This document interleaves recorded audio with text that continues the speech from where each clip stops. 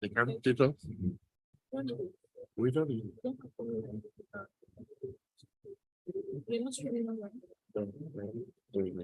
We're having a conversation. Online We're done. The commentator?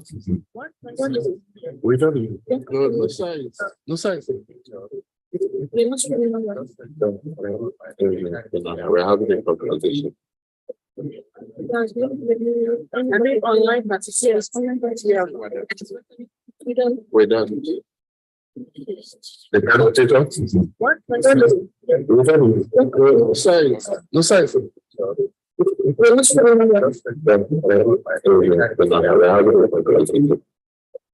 a conversation. We're done.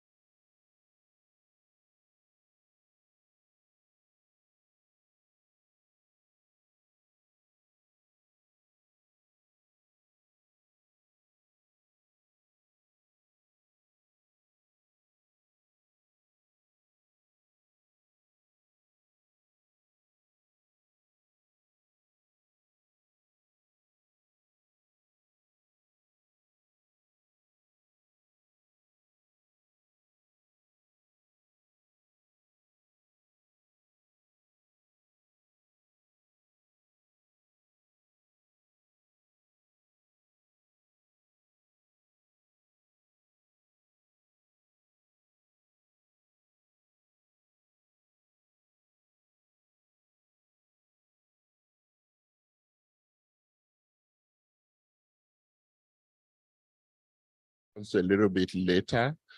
The logistics been a bit challenging. We're supposed to have some explanation of what we're doing here from a colleague who is in DC, Washington, DC, but the technology is not being great. So I think that underscores the need for us a little bit later conversations. The logistics been a bit challenging. We're supposed to have some explanation of what we're doing here from a colleague who is in DC, Washington, DC, but the technology is not being great. So I think that underscores the need for us to later conversations. I think we're logistics been a bit challenging. We're supposed to have some.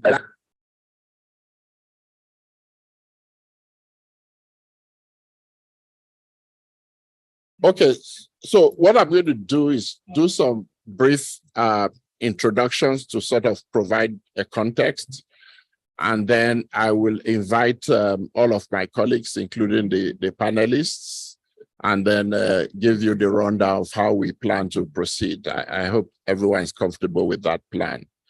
So many of you would remember that in 2021, we had a joint statement that was issued by a group of UN special rapporteurs and other UN experts who issued a joint call for the imposition of a global moratorium on the sale and transfer of surveillance technology. The issue was that adequate safeguards had not been put in place for the use of such technologies consistent with international human rights norms and standards. And in March of this year, the Freedom Online Coalition, which is hosting this session, issued what is called the Guiding Principles on Government's Use of Surveillance Technologies. The principles obviously are not binding, they are not legally binding, they are voluntary principles, but they set out how governments can maintain their commitment to respect and protect democratic principles, human rights and fundamental freedoms in accordance with their international obligations and commitments in their responsible use of surveillance technologies. So that's sort of the issue. So while there's obviously concerns about the misuse of surveillance technologies, there are also ongoing efforts to respond to these concerns and counter such misuse of technology. And the FOC is seeking to use this session to advance those efforts as part of concerted efforts by a variety of stakeholders in different contexts. So our intention here in this session is to provide a platform where stakeholders from different sectors, including government and regulators, from civil society, the business and technical community, as well as others from the African region, can also contribute to elaborating steps that can be taken to mitigate the challenges concerning misuse of digital tools for surveillance. We would also like to explore the role that the Freedom Online Coalition can play in addressing the trends that we are seeing, which obviously a lot of us are concerned about. So to sort of explain how we'll proceed, we'll take some opening remarks from Andre Brahimian, who is a political officer at the US State Department, but recently moved to Abuja. So Andre is here with us. And then it's my honor to introduce to you our panelists. So let me just say that for those who may not be familiar with the Freedom Online Coalition, the US government is currently chairing the Freedom Online Coalition. So it's driving many of the initiatives of the coalition, which is why we're having the US take the lead in organizing this session and sharing with us now. But of course, the US obviously is also a global leader in the discussion and technology issue. Now, my panelists, and I will name them in no particular order. We have Mr. Adeboye Adegoke, who is a senior manager at Parallel Initiative. He's had an emergency this morning, but he sorted it out and is on his way to us. He should be here in a few minutes, hopefully in less than 5 minutes. We have Ms. Emanuela Adakwa, who is a senior manager for international cooperation at the Cybersecurity Authority of Ghana. Emanuela represents the government of Ghana, which, as I mentioned earlier, is a co-chair of the Digital Equality Task Force of the Freedom Online Coalition. So, Emanuela, you're welcome. We also have Ms. Elizabeth Orembo, who is a research fellow at Research ICT Africa.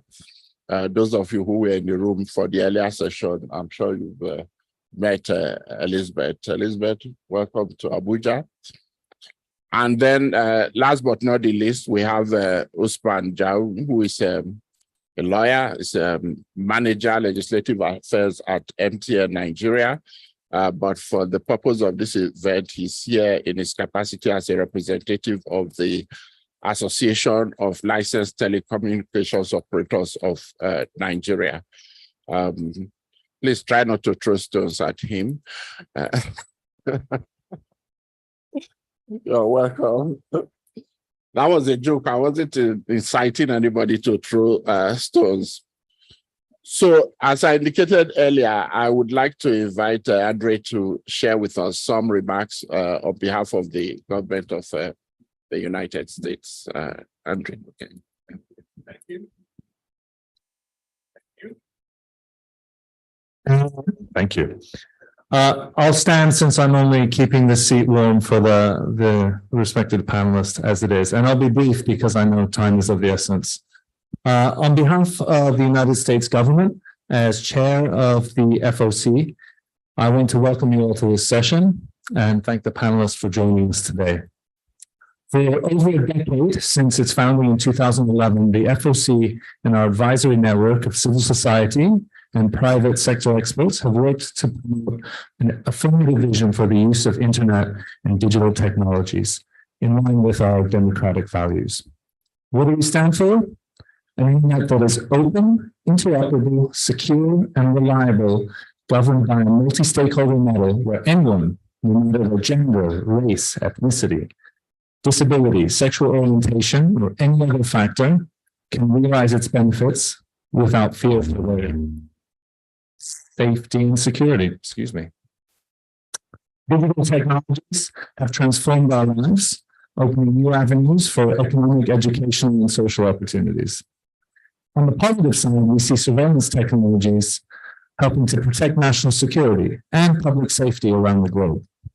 When used responsibly and consistent with international laws, these technologies can help law enforcement to combat corruption, counter transnational crime, and protect their populations. Yet, these technologies, including internet controls, AI-enabled video surveillance, and commercial spyware, have also been misused for domestic and transnational repression, decreasing online civic space, trampling privacy, and arbitrarily tracking activists, journalists, and perceived critics. To address these risks, the Freedom Online Coalition is acting to shape global norms and to outline responsible practices that allow for a thriving digital ecosystem. The FOC released the guiding principles on government use of surveillance technologies earlier this year, and is developing a set of donor principles that calls on governments to adopt a rights-respecting approach to digital technologies and data collection. FOC's task forces are also strategizing on responsible approaches for AI.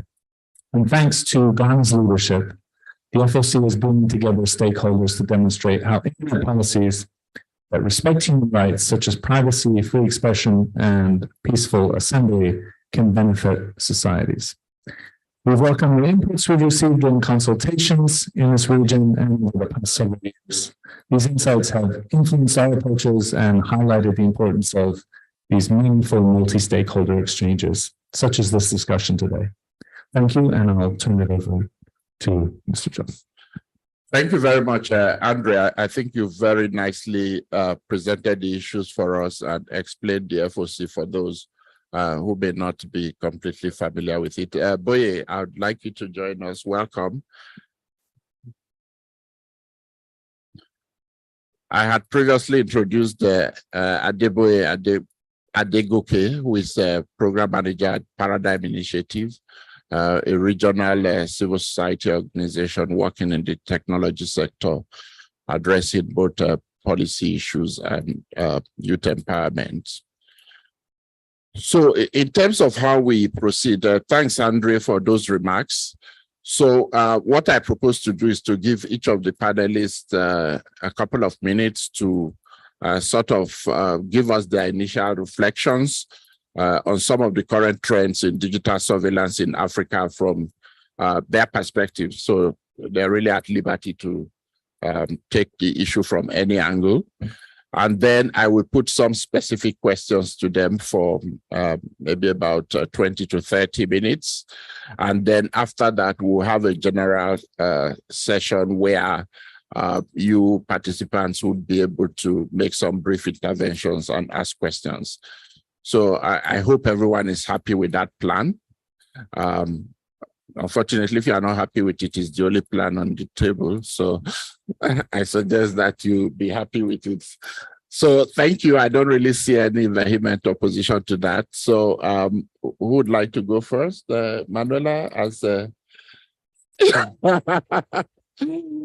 okay. So Boya, I'll leave you to catch your breath. So let's go to our business and technical community for their reflections, because I think in many of the policy conversations that we are engaged in, they're often not participating as well as they should. And we are really privileged to have them join us at this session, and let us take full advantage of that. So just a couple of minutes, give us your initial reflections on the issue. All right. Thank you very much. Good morning, everyone. So it's difficult to start and to set the ball rolling. But I think to begin with, as telecommunication companies, members of Alton are very interested in ensuring that we provide internet access to our subscribers, to citizens of our countries that we operating, particularly in Nigeria. And so we're not only concerned about providing internet access as enablers of communication, but we're also concerned with issues of privacy. We're concerned with issues of legislations, hate speech, and what have you. But then in whatever we do, we're also guided by both regional, international, and of course, local legislations.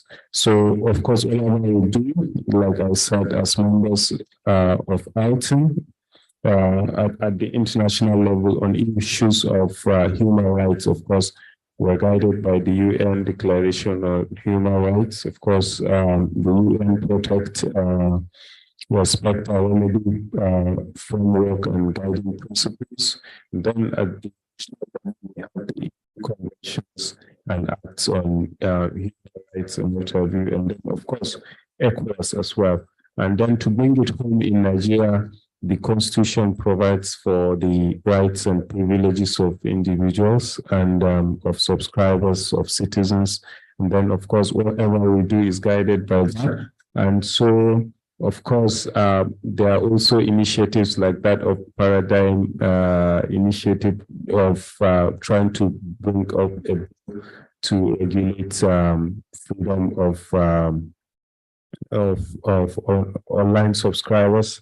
And then, of course, all these are efforts towards providing enabling environment. And then I believe that we recently have the Data Protection Act signed into law, which is also an enabling law that provides for a guiding principles of how we manage data and then how we do all this thing. But then at the end of it as well is we, as members, as companies, we try to ensure that all this is done to also have a balance whereby in trying to maintain this data, keep this data, we don't allow it to also be taken away by hackers and also unscrupulous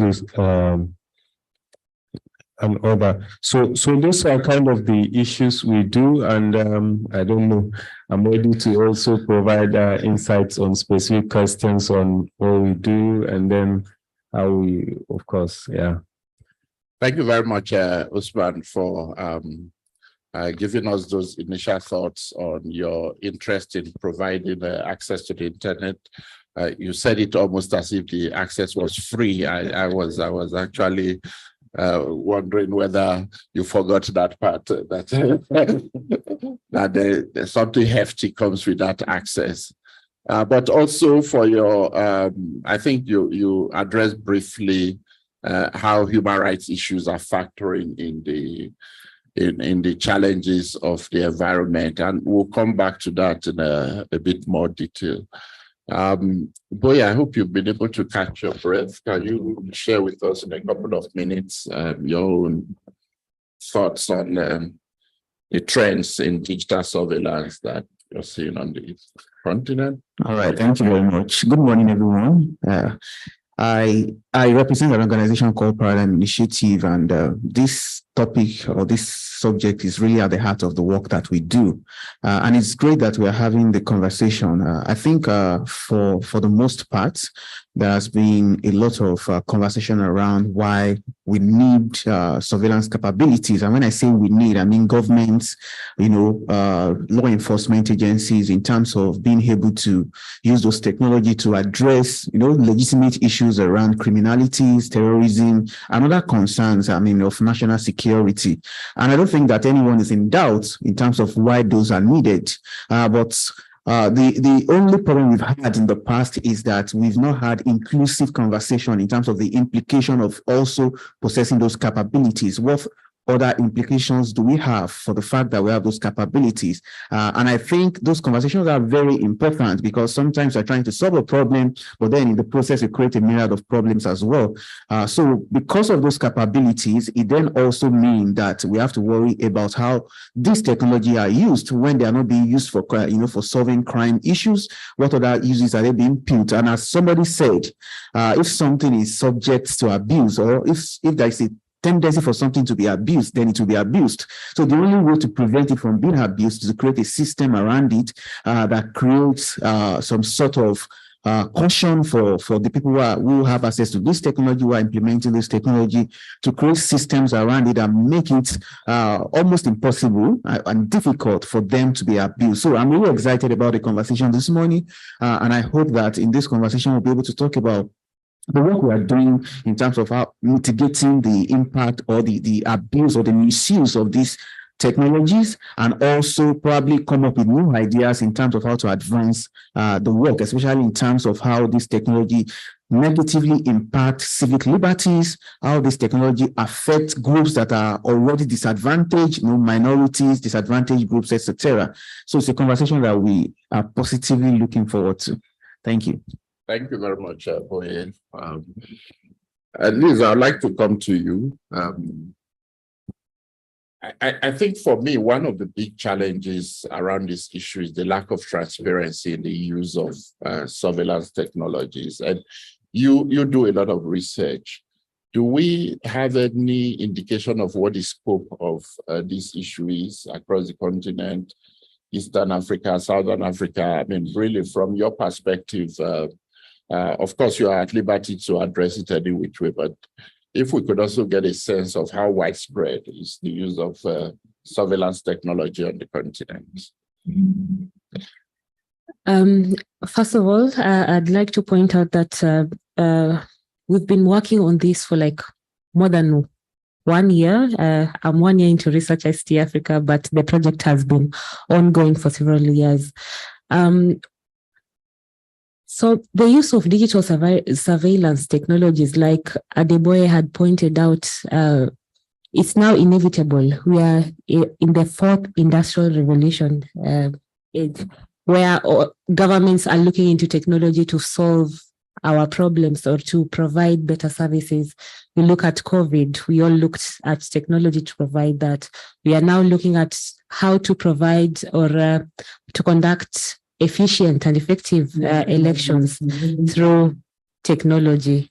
And we are looking at how to deliver health services through technology. So we can say it's inevitable. Look at how we are trying to solve crimes also. It's also through technology.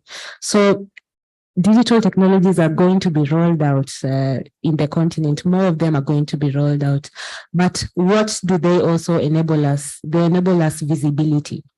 And they give power to those who produce them and those who own them to see what things are happening behind the scenes.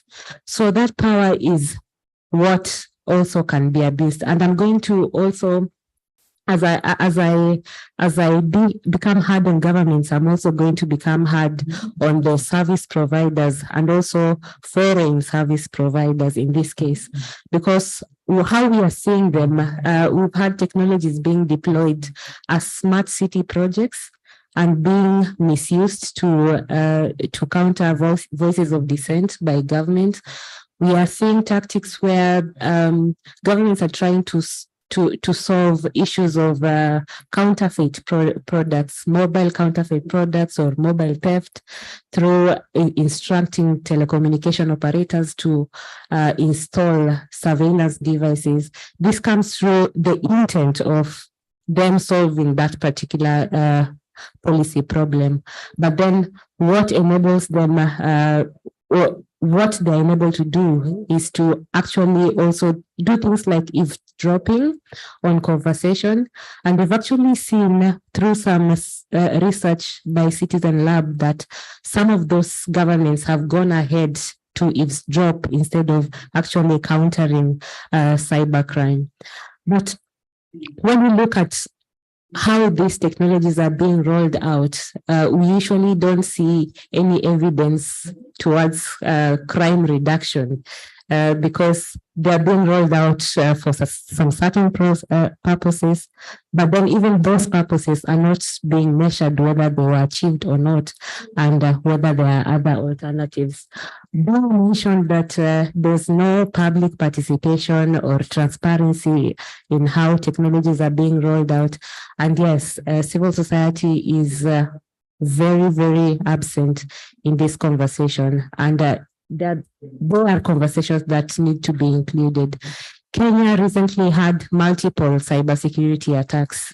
And when assessment came out that they need more the government needs more coordination into tackling some of those attacks and preventing future ones, civil society was visibly missing. And it's something that we had to advocate for again and again, saying that some of these problems are so multifaceted that if you don't involve every stakeholder, then the solutions are not going to be robust. I'm going to leave it there for now. Thank you very much, Liz. Emanuela, I think I would like to finally come to you. So for those who may not be familiar with Ghana's system, the Cybersecurity Authority of Ghana is a regulatory body. So I'm not sure whether you are plant or animal. Are you government or are you? But so it would be interesting to hear your take on these issues, because on the one hand, we're talking about governments for the most part using surveillance technologies, and I imagine you are primarily interested in cybersecurity. But at the same time, you must have concerns about human rights, and given the role you play on the Digital Equality Task Force, things like surveillance, it's also something that can discourage people from getting online or drive people from the online environment. How do you balance all of these things? How do you do your work and ensure that people have confidence to operate online? Thank you very much. That's a very great and complex question. So I think we must backtrack a bit in terms of the process that brought us to the Cybersecurity Authority. It started as a secretariat, then we transitioned into a center, and now we have the CSA. And this began because the president wanted to roll out the Ghana Beyond Aid program and then have almost all platforms transition digitally. So this had to be done concurrently with regulating a very robust cybersecurity environment.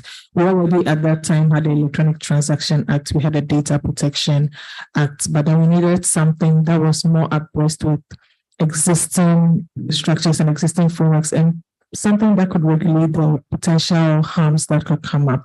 This then led to the passing of the Cybersecurity Act, Act 1038, giving us the Cybersecurity Authority to allow us to regulate cybersecurity infrastructure.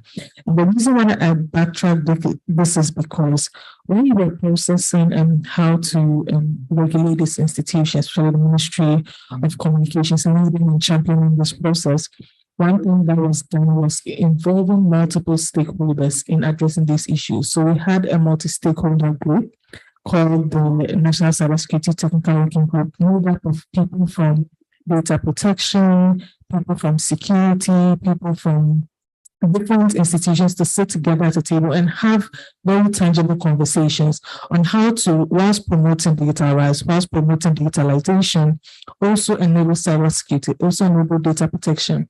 So what the government of Ghana has done, which I think is a very positive thing, has been moving everything concurrently, not sort of advancing in digitalization and then coming back to say, okay, now we need cybersecurity, but then ensuring that this process is done together. That is why for us earlier on, we became part of the Freedom Online Coalition. So once we're doing all this, we're having conversations on Freedom Online, we're having conversations on digital rights, and then we're doing all at the same time, moving together concurrently so that we don't get to the end of the road and realize, okay, we've missed a step, and then we'll be back.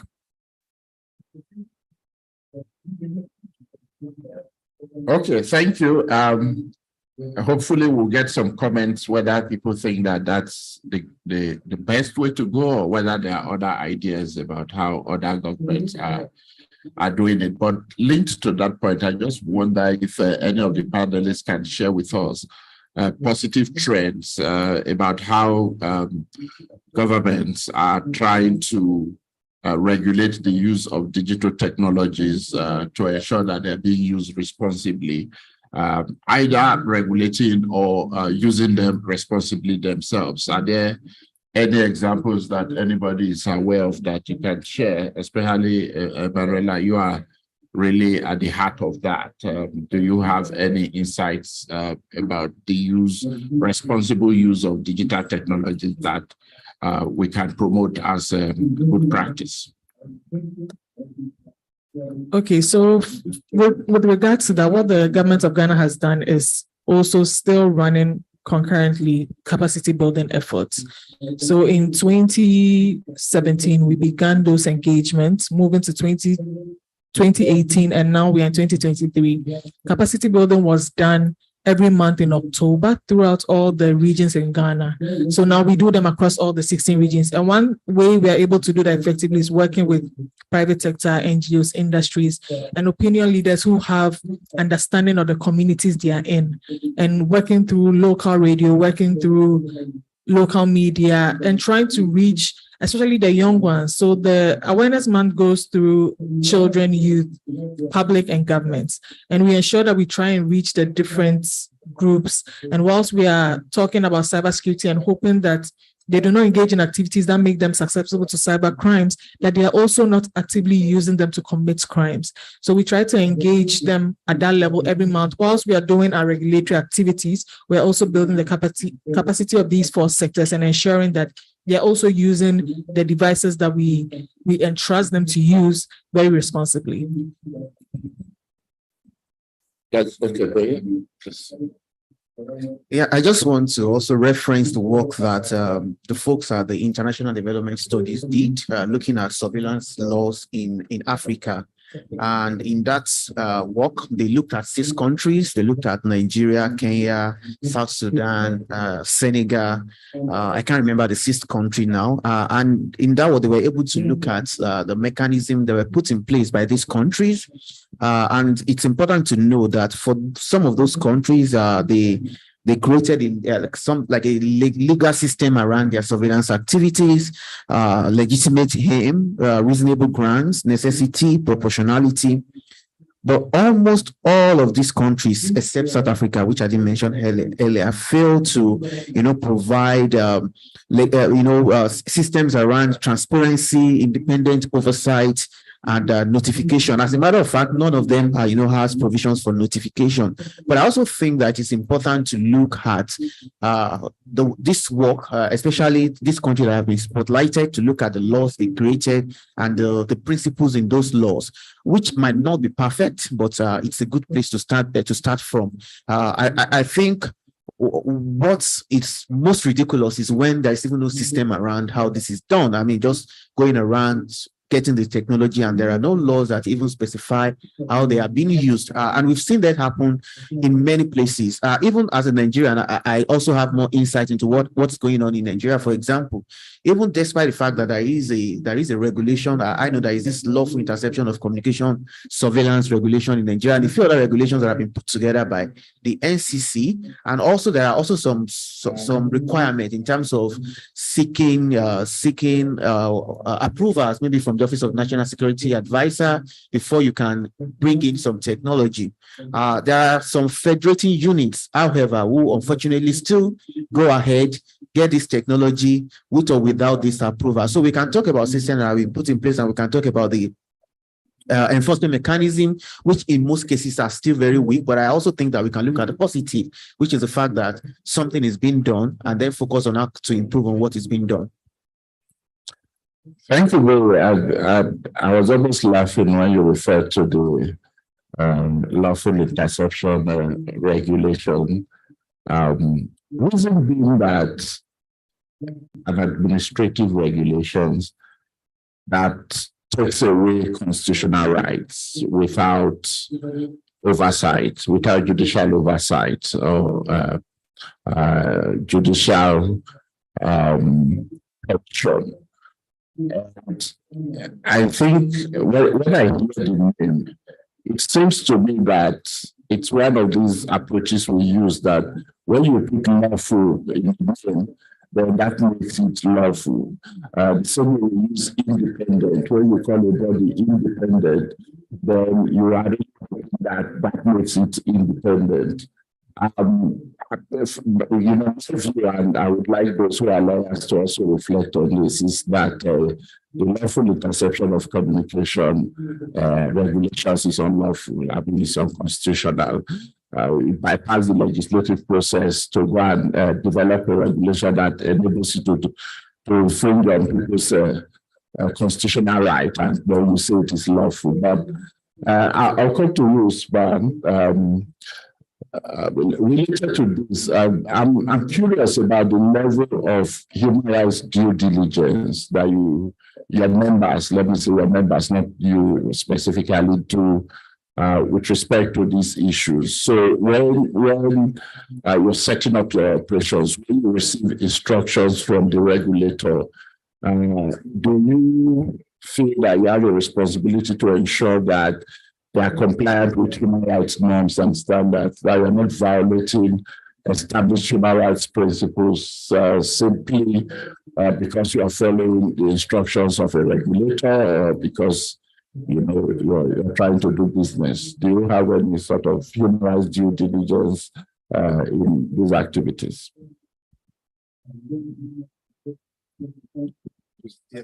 Thank you. I think it's working now.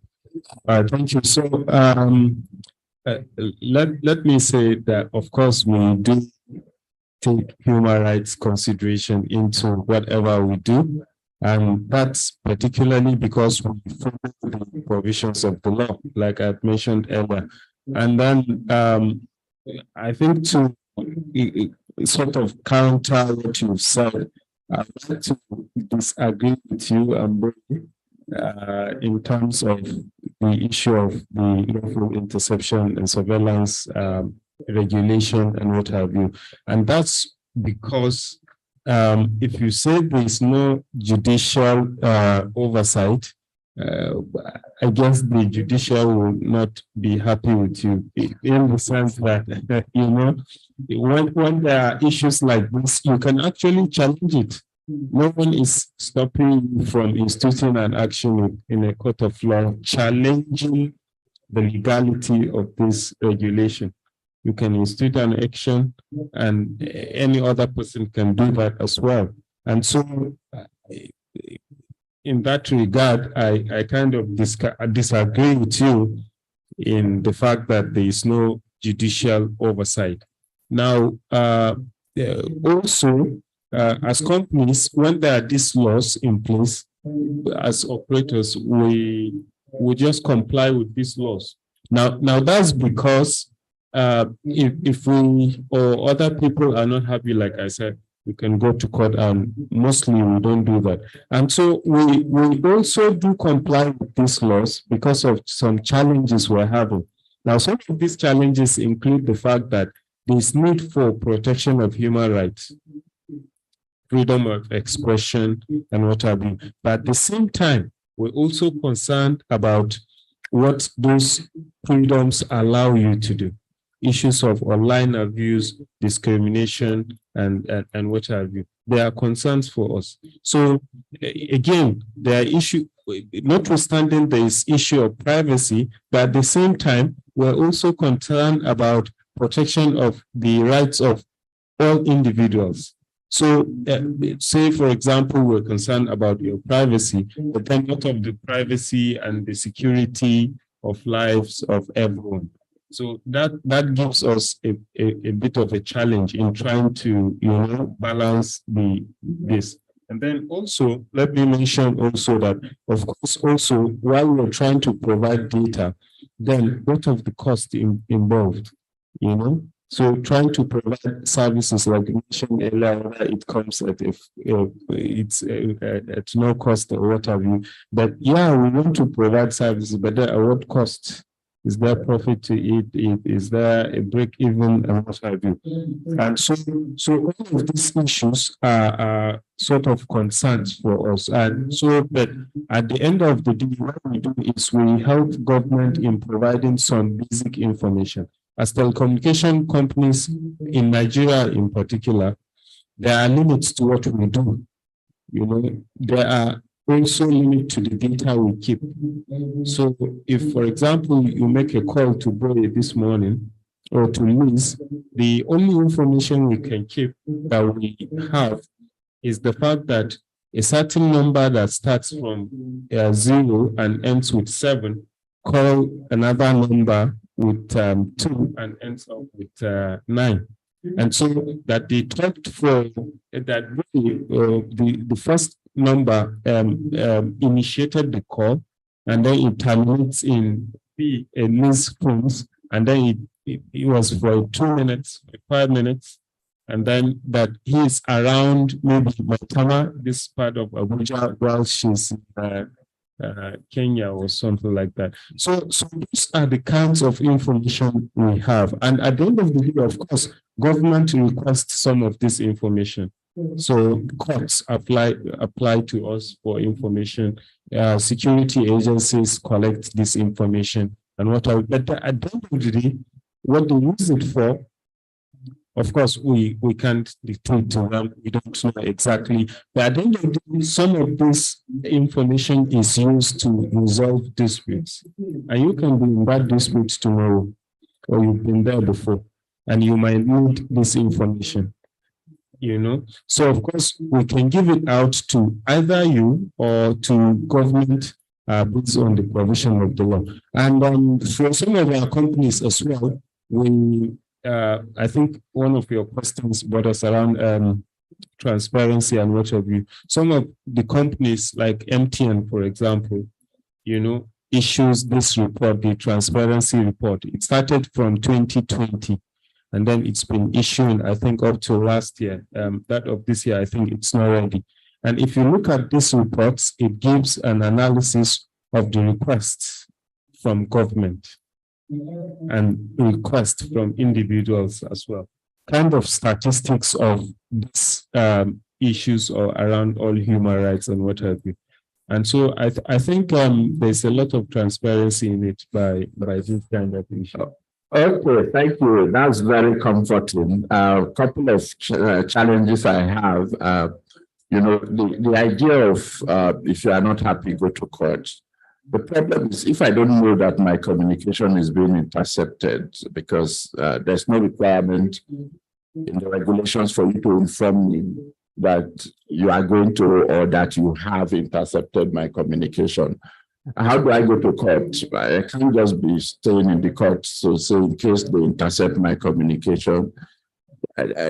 So that's one of the issues. The other issue is that you're under a legal obligation to give access to any government agency for them to monitor communication. It's part of the law. So to say that the only data that anybody has access to is that a course starting with zero with this code, that is not quite true. In general, that may be the practice, but once you receive a request that you give access, you're under a legal obligation to do that. But Liz, I don't know whether you have any insight into these issues we're talking about. Unfortunately, we have very little time. I mean, these are complex issues that cover a lot of ground, and we haven't even scratched the surface. But I think I want to speak to the issue that we have data protection laws, but we don't have strong institutions.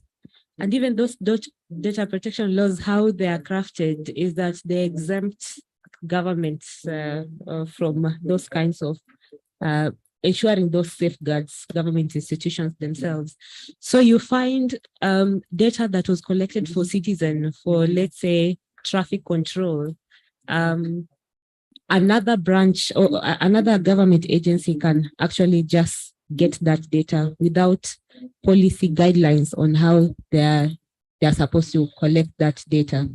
And when you look at most data governance policy, they don't speak to that. So there's a lot of abuse between state agency, how data is collected and how they come to access personal data from other government institutions.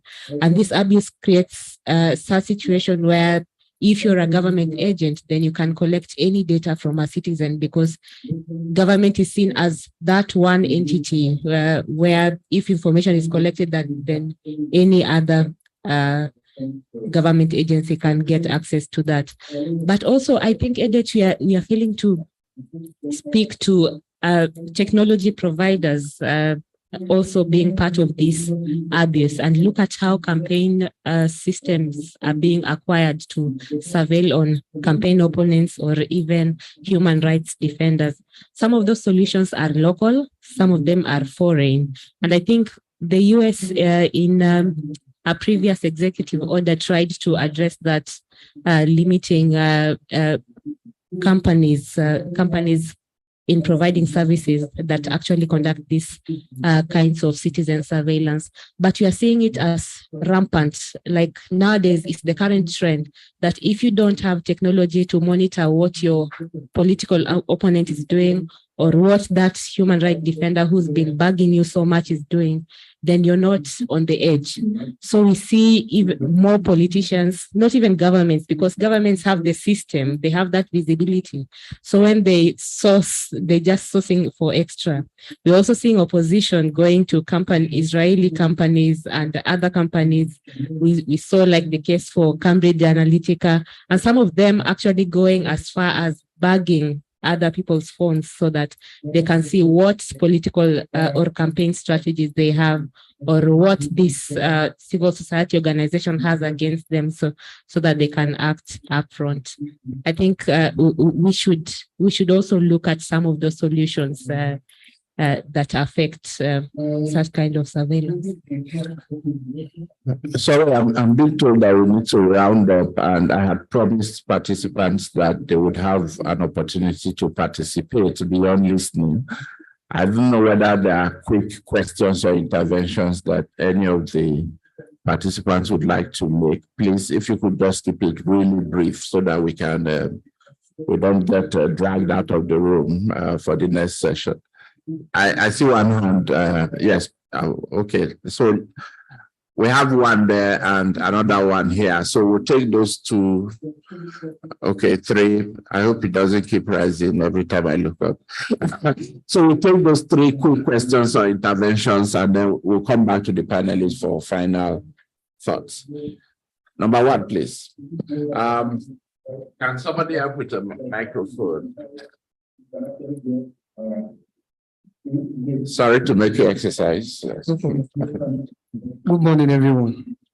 That language sometimes is always get me to be funny. If you are not happy with the situation, go to the court. And I always say that when you see a man telling you go to the court, especially in African context, okay, let me say in my Nigerian context, that means maybe the elder brother is a judge. That's what the elder brother will do. Yes. It is only in our own country that you see people are very, very, very proud of saying it. But in a sense, society, you see someone will even tell, no, let's take this matter a one-on-one affair. Now, my question directly is this now. I'm this kind of person that I'm in, should I call it a less disadvantaged place? Or now, how can this, what we are talking about, a man in a local community, how can he be able for his voice to be heard? Then another question I want to ask, I always say this, that communication has to be two-way. You giving somebody 0 and stop at 2. If I should give you a canoe and I don't give you a paddler, can you be able to make your journey? So how can you be balanced with this in a less developed or the less disadvantaged place? Thank you, sir. Thank you very much. So I hope we got the questions. So let's move to them. Let's take the 3 so that we just come back to the panelists. Number 2, please.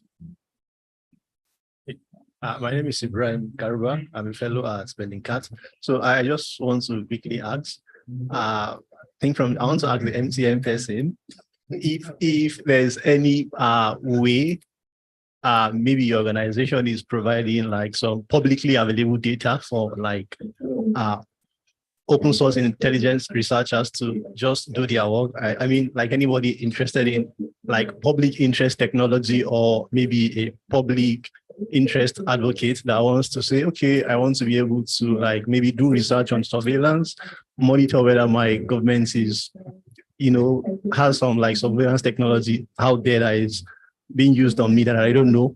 Of course, you need data to like do this research. Like, what kind of publicly available data do you have, and how can a researcher request for those data? I know you only get to give like 100% information to the people in government, but I know there's a limit to how much information you can give researchers. So I just want to know. Thank you. Okay. Let me just enter a caveat. He represents the Association of Licensed Telecommunications Operators of Nigeria.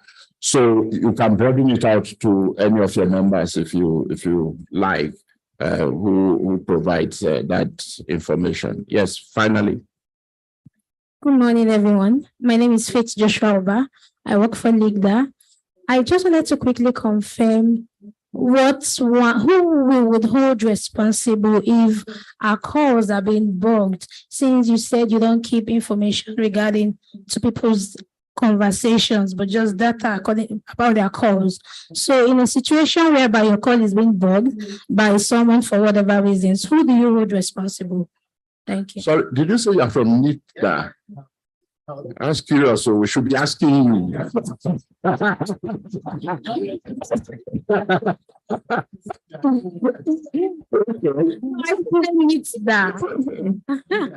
NITDA.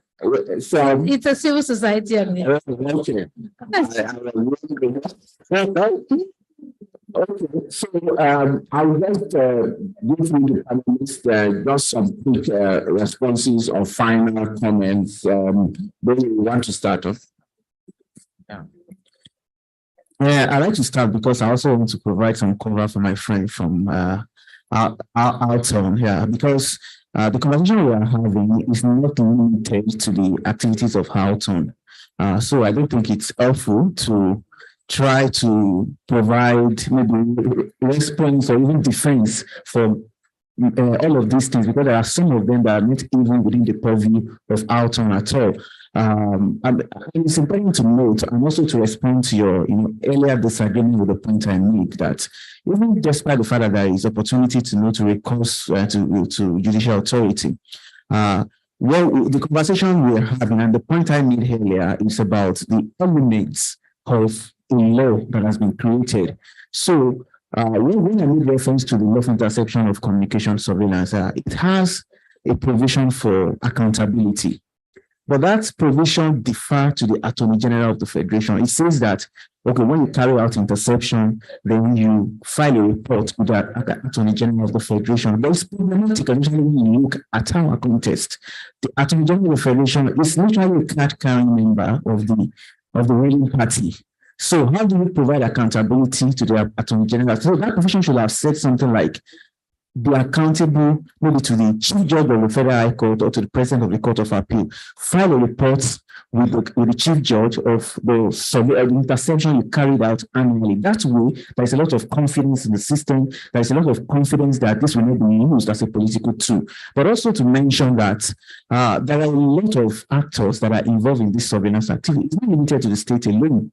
And when you don't have a strong system of protection, it also allows proliferation of surveillance capabilities.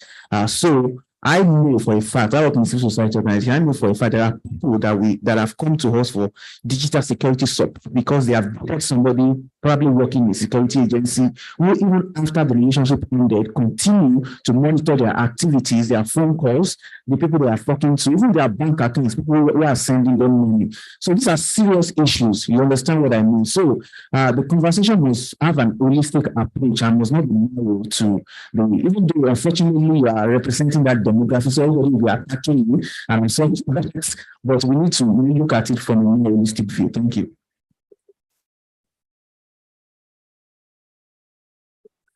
Final comments. I'm glad that most states and most governments are now having conversations around digitalization and cybersecurity and data protection. And what I would say is that it's very important to make it as inclusive as possible, engaging all stakeholders who have an interest in these conversations, engage different government institutions who have an interest in these conversations, so that you don't have conflicting thoughts and ideas, but all sectors of the economy, all sectors of the country are working together for a goal that will be beneficial to everyone. Thank you.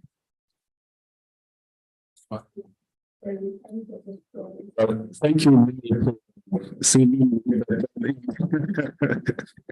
In addition to that, when I was referring to the issue of the court, I was talking from the lawyer and the legal point of view. Of course, we can challenge anything in court to test it. And then this was, I recall there was a time that someone from the NCC even told me the same thing. We were in a forum like this and then discussing, and then I made mention of a challenge we have with one of the regulations, and then he made mention that the challenge they are facing or we're having is that we don't challenge these things in court. That as operators, whatever we have, if we have a challenge with a policy, with a regulation, whatever, we can seek for a court's interpretation. I mean, the court has the interest of everyone. They can interpret it and they said, of course. We might disagree with it. I agree with you, we can disagree with it.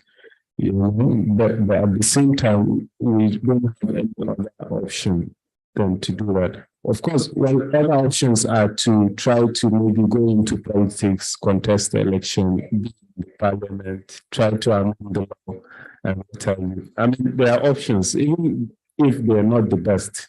I mean, there are options we can explore. So on the issue or the question of free data, unfortunately, we don't do that as far as I know. I mean, where businesses organized to make profit, even though we do CSR or CSI. And then an example is during the COVID-19 pandemic, information or research on COVID issues are free of charge. I think they're still not charged. You can browse on anything COVID-19 and it's free. Even if you don't have data, you can do that. And so, but then we do a couple of other things in CSR also across the industry in many of the telecommunication companies. But the last question on who can be, held responsible for calls that are being backed. I think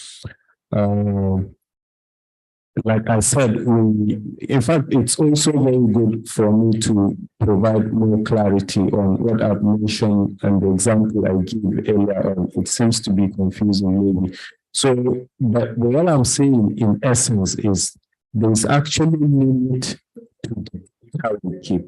So the conversation between Mr. E and Mr. B, for example, we don't listen to it.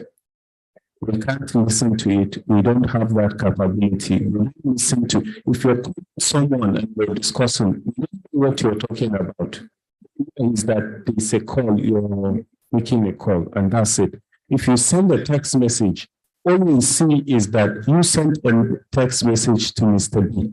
But we don't know the content that you're telling me, call, let's meet in Hilton. No, we don't have that information. We don't have that record. So that's the kind of example, the kind of limit I'm trying to paint of the information we have and the way we keep. I think that's, yeah. Yeah, well, let's have final reflection from please.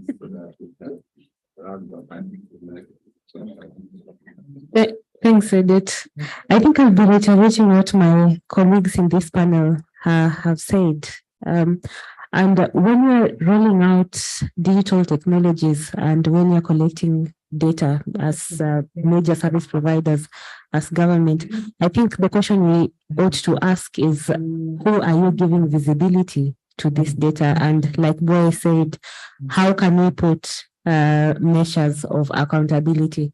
And I think one way to put measures of accountability is also involving civil society, which don't have any particular interest, like for cases of elections. They're not participating in elections, but they can participate as observers, as neutral parties. So they can come in to ensure that data there's no data breach during campaigning periods where we've seen people being micro-targeted because someone has accessed some certain kind of data, maybe from government or telecom service providers. So that kind of inclusive multi-stakeholderism is needed for creating checks and balances. The other one is policy evaluation, and especially when we have we need to strike a balance between two different sets of rights, let's say security and privacy or freedom of expression. We ought to have measures or policy evaluation where we after some certain period of time, we kind of check, has this technology kind of helped us reduce that crime, or has it created other unintended directions where it's being abused, and what can be done about that? I think that kind of policy evaluation is usually missing to inform other policy directions towards minimizing the harms of policies while amplifying its positive effects. Thank you very much. Unfortunately, we have to bring this to a close. Time was very short to start with, but the issues are multifaceted and very deep in different respects. But the objective was really to raise awareness about the importance of this, encourage a conversation among different stakeholders for the variety of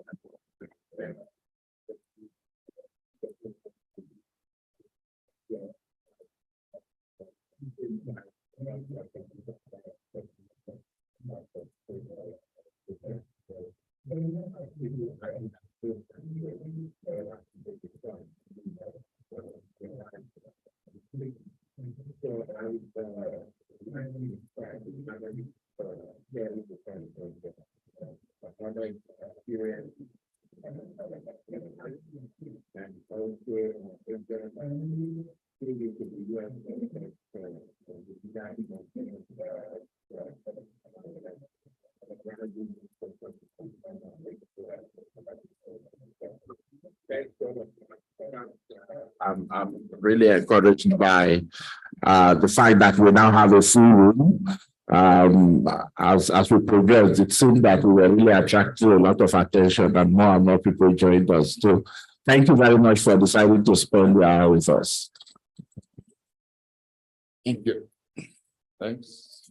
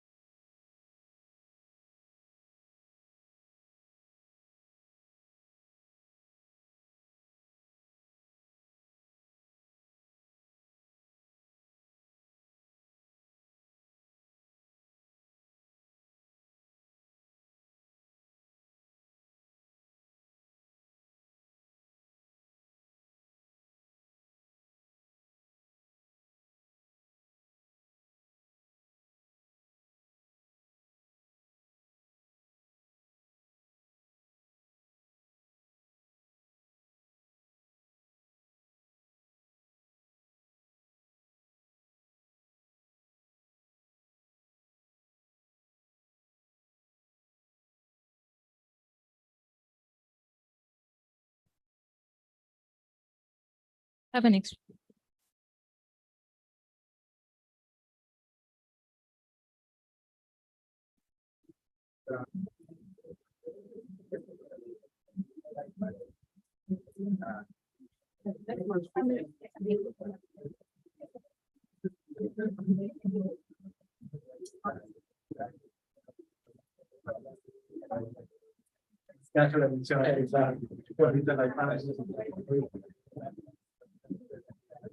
Thank you. Thank you so much. Hello. Good morning, everyone. Check. I'd like us to request us to settle down. We'd like to start the next session. Thank you for coming. And thank you for those who stayed over from the previous session.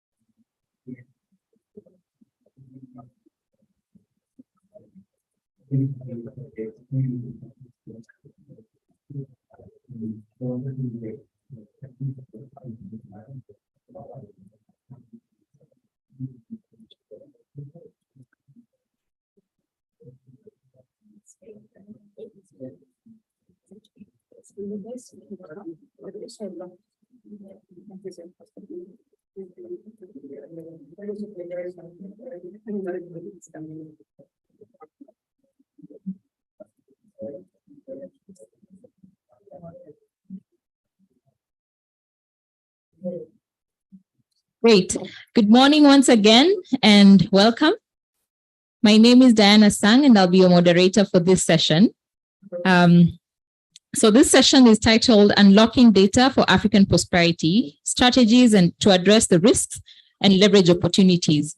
So we've been seeing a lot of conversation and a lot of interest around data sharing, both at national and then also at a regional perspective. Of course, a lot of conversation around cross-border data sharing, the growth of the AFCFTA, and the increased urgency and momentum has really brought forth a lot of questions around data sharing, how to set up, how to prepare, and how to really position Africa to be ready and to take advantage of this opportunity on leveraging data as a strategic asset.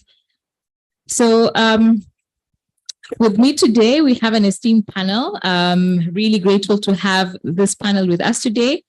We have Professor Alison Gildwald, who is the Executive Director for Research ICT Africa, joining us. She's based in Cape Town, South Africa. We have Jacqueline Suma, who's a digital ecosystem specialist and country support lead with the UNDP Chief Digital Office. And she is based in Lagos, but supporting also at a regional perspective. Welcome, Jacqueline. We have Dr. Jimson Olufuye, who's the CEO of Contemporary Consulting. He's been a key voice bringing the private sector conversations in many both public and public conversations, government conversations, and also worked with the regional organizations. So thank you very much and welcome, Dr. Gilson. So as we start this session, I'd just like to give a brief background on why we're having this conversation around safely enabling the free flow of data. This year, we've seen a lot of conversation around the G20 and the G7 summit, which has really brought data exchange and digital public infrastructure to the fore. It has highlighted the importance of harmonizing data sharing, to address transnational challenges such as the pandemics, climate change, and then also to take advantage of trade and opportunities that come with globalization, and then also global development at large. There's a growing recognition that foundational digital public infrastructure, including identity, payments, and data exchange, can really boost economic participation and improve critical service delivery, such as social protection systems, which are critical enablers to meeting regional, national, and sustainable development goals. Quite recently, in the Africa Climate Summit that was held in Nairobi, I believe 2 weeks ago, it also highlighted the key role that data has to play in the climate agenda as well. There are a lot of discussions around how to handle and manage the massive volumes of data that is being generated and handled through digital public infrastructure and through other global digital systems. But we need to see how can we really position ourselves and address issues around data strategically, and looking at data also from the digital footprint of digital acceleration, and then also how do we enable and support establishment of green data centers, which was quite a highlight from that perspective. So the urgency of this conversation cannot really be understated. As the world becomes more interconnected, it really puts Africa at crossroads. The choices we make right now regarding data accessibility, openness, and collaboration will really lay the foundation for the continent. And we've seen the rise of tech hubs like in Nairobi, in Lagos, and Cape Town, which really shows the continent's potential, drive, and momentum around digital transformation. But we need to be careful so that we make sure that effective data sharing is part of this conversation and part of this movement, so that we do not miss out on a host of other transformative opportunities. The adoption of the AU Digital Transformation Strategy for Africa, and very recently also the AU Data Policy Framework, really create an enabling environment and a basis for Africa to move this conversation forward. And that will be the objective and the focus of our conversation today. Through this panel, we hope to identify opportunities and challenges around data sharing in Africa, looking at it from perspective of ecosystem engagement, regional integration, and then also national positioning, and how to implement the frameworks and the strategies that have been set by the AU. We will have 1 hour for this session, and I will set aside 10 minutes at the end for questions. So please, if you have questions, I request you just to jot them down, including who you'll be targeting the question to, and then we'll make sure at the end of the session, we'll leave time to address those. This session is being co-hosted by the Digital Impact Alliance. I work with the Digital Impact Alliance. I'm the Regional Director for Africa, and then also the Data Sphere Initiative. And we have the Executive Director, Lorraine, who'll be joining us online for part of this session. So to begin, I'd like us to start at home from the AU perspective and the regional perspective. And I'd like to direct this first question to Professor Allison.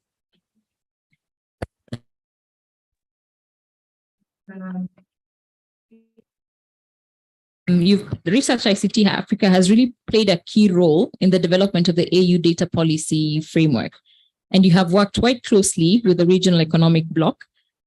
Considering the diversity of nations within Africa, what factors would you recommend that the AU and its member states put into consideration in the adoption and implementation of the policy framework? Thank you so much, Diana. This is just such an important topic, and we've been moving extremely fast on it at a time that these larger data governance issues are emerging globally. I think even in our own engagements now, we often default just into data protection discussions because that's what we're familiar with. And of course, we finally have the Malabo Convention in force after over 10 years or something. So I think what's really significant about this data policy framework, and you've spoken about its context of the digital transformation strategy, and of course Agenda 63, but digital transformation strategy that acknowledges the digital underpinnings of this continental free trade area. There is going to be no continental free trade area. There's going to be no common market without a digital single market. And the digital single market can only happen with this enabling framework at the kind of infrastructural level, the harmonization at the regulatory level, at the institutional level, and at the data infrastructure level as well, and data economy level as well. So the context of this is really important because, for a long period of time, firstly, globally, we had kind of GDPR, and that became the kind of common, and that's why we all default into data protection, because that's what we all became familiar with. But in fact, this issue is so much broader. There is so much potential for data value creation on the continent if we get these enabling environments right. And if we can harmonize sufficiently for the kind of scale and scope you need to run a data economy, you simply can't run, you can't compete with big digital players or even local digital players. So I think the important thing about this is we've had lots of pressure for free data flows and letting everybody get in. But the truth of the matter is at the moment there enormous asymmetry in data flows. Over 75% of the data is going off the continent still. So we need to look at ways of harnessing that data. And it's no use just sitting on it locally, because unless you have the capacity to create value from it, data has no value on its own. So we really want to open up those flows. And there's an opportunity of preferentially opening up these flows in Africa. And we can do those right now. There's very low-hanging fruit around non-personal data, which is a big part of the data policy framework. And I wanted to emphasize that it's not only about privacy and data protection. That's obviously critical, and we have to have that in place. But there's already lots of non-personal data that could immediately provide value, that could support the flow of trade, customs information, financial information flows across the continent that could really support this. But it doesn't happen without a enabling environment and the harmonization of that across the continent. And I think this is what is significant about the data policy framework, because unlike the Malabo Convention or something, it's not a treatise. It's a high-level guideline and framework, which allowed us to move much more quickly than having to get, being in a legal convention where everybody would have to agree and we'd have to be up to the same point before we could do anything. And now we've done nothing because it's 10 years later. So what the data policy framework does, it's very high level principles and commitments to some very important policy and regulatory pegs that we need to get into the ground. And I think what's also really important compared to other, by the way, only kind of emerging now, broader data governance frameworks and data protection in other areas, the Digital Services Act and these kinds of things that are really around data, or many aspects of them are around data governance, is the acknowledgement of the preconditions, if I may call them, although we don't call them that, particularly in the Act, because we're not saying you've got to get to this point before you can do something else. But there are certain foundational infrastructure that we refer to in the data policy framework that are absolutely critical, that you will not be able to get the benefits of a data economy unless you get those in place. Now, of course, I'm talking about basic digital infrastructure, broadband infrastructure access. And of course, the data infrastructure, cloud, and all these things, we need to big bandwidth to operate on that, data centers and warehouses. We don't all need one in our backyard. We can share them on the continent where there's best place to have them and get fair access to them and those kinds of things. We can set up those regimes. And then, of course, critically digital ID in order to, use that data and manipulate it and transact with it, etc. So these are all things that are in place that are absolutely critical to the expression of rights, of people's right to information and access to information, and not only addressing in this digital data framework the uneven distribution of harms that we currently see with data around people without the ability to defend their rights, people without the frameworks to defend their rights, and people, quite honestly, without the rights offline to expect them online. We've got to get a lot of stuff right there. But very importantly, in terms of the data policy framework, the uneven distribution of opportunities. So Africans need to not to just be, minimal utilizers of data, tiny little bits of data that we access intermittently, etc. We really need to have the kind of opportunities to transact, to create businesses, to contribute. And there are mechanisms that now we've got these high-level principles in place that we can begin to create an enabling environment that preferences local entrepreneurs, that provides government data for better data planning, etc., and for opportunities for local entrepreneurs to startups to run those kinds of businesses. And so I think this is just a really critical part of it. A lot of other data governance frameworks don't acknowledge this unevenness and the importance of redress in getting this right. In actually creating digital equality is not going to come with just having a very expensive device that you can't use very often, that you can't afford the data. It's going to be about creating getting the demand side right, the human development challenges so that people can participate with this while we attend to the infrastructural and those kinds of aspects of it. But just last thing, to speak about the sharing of data, we first need to speak about data value creation. And I think that's an important part of this framework, which is not offered in others because these are all assumed to be in place and understood. But I think which even goes further than some of the kind of UN type publications in this area is that the assumption has been around it defaults to commercial value, creating commercial value out of data. And of course, we do want to create those conditions for commercial data value creation. But in Africa, everywhere, and I think a lot of people are writing on this, Professor Diane Coyle and these kinds of people, all over the world, there's enormous potential for public value creation that is very untapped in many of our countries. And in Africa, the main people who are collecting data, the biggest repositories of data, etc., in the public sector. So we need to make sure that that data is open, that it's accessible, that it's anonymized, of course, and everything else, so that people can get that value. And that value might be monetarily, so a startup or whatever, but it might also just be in creating more efficient policy and government services with better planning, better delivery and exploitation of this data. So thank you so much. That was a long introduction. Perfect. Thank you so much, Professor. I think before I move to Jacqueline, I would really want to understand a bit more from the research perspective, from the research angle. I think many times we realize Africa, what we struggle with sometimes, it's not lack of adequate policies or strategies. We have fantastic documents that sometimes, unfortunately, end up lining the shelves in our government offices. And we rarely see a really good model of the collaboration between research and policy implementation. I think when it comes to policy design and frameworks, we've seen a lot of research engagement, but when the rubber meets the road and it's time to implement, we normally falter in Africa. Could you give some perspectives on how research can support or drive implementation? Diana, this is such an important subject, and we actually just had a previous session on the after access surveys, which is just the public data, the basic public digital data that we need. And I think a lot of what we're speaking about today is about the governance and the global governance of these digital public goods. And in many ways, public statistics, public data is the foundational public good of all of this.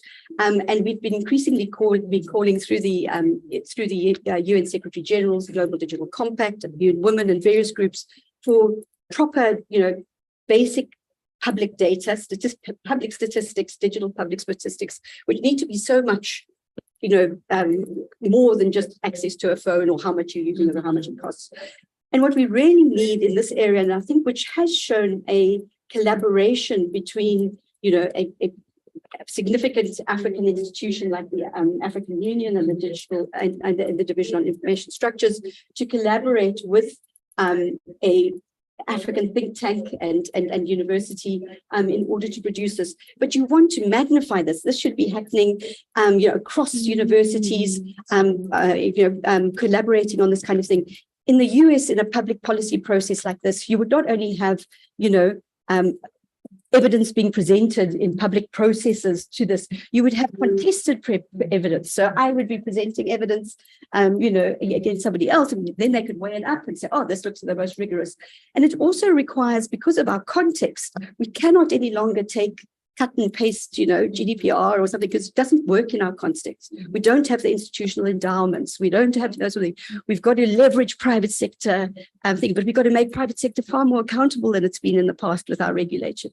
We've got to use the enormous expertise that is emerging in civil society around data science and those kinds of things, and at universities. But it's really around the kind of policy experimentation and innovation that you require, foundational research. And we want it to be organic, indigenous, kind of research that's happening on the continent.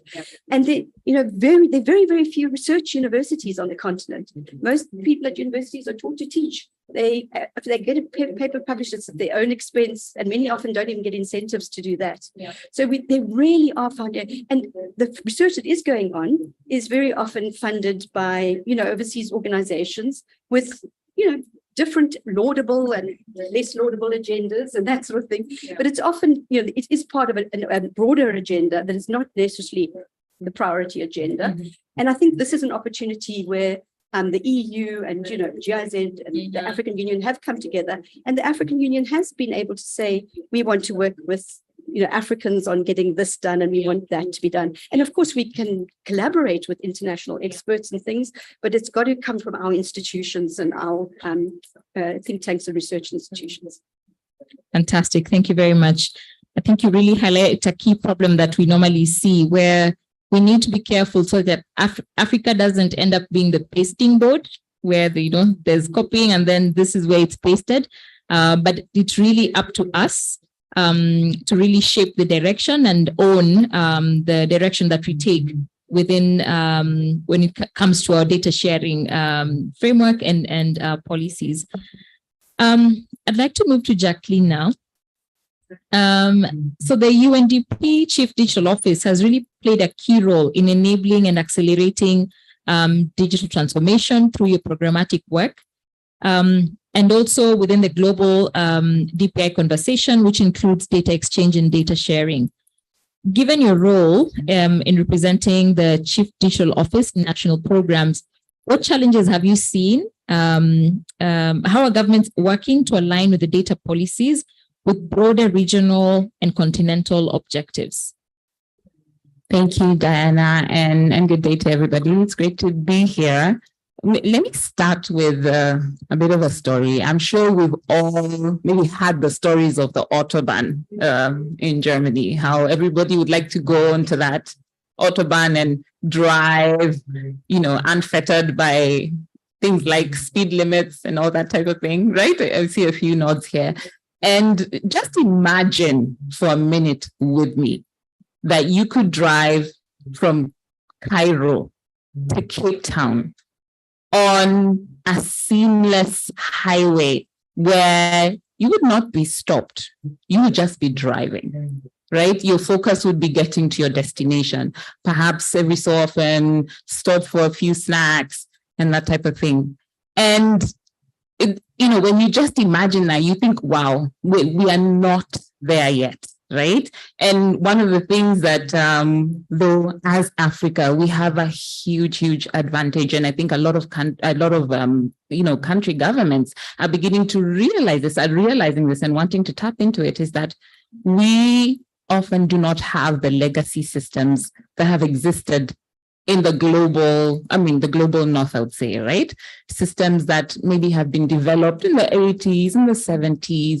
We don't even have that infrastructure that, you'd call that road, right? We have the capacity and the capability to build digital superhighways with, ease of exchange. I mean, when you drive on the Autobahn, you could drive from one part of Europe to the other part. You would be stopped because everything is digital, isn't it?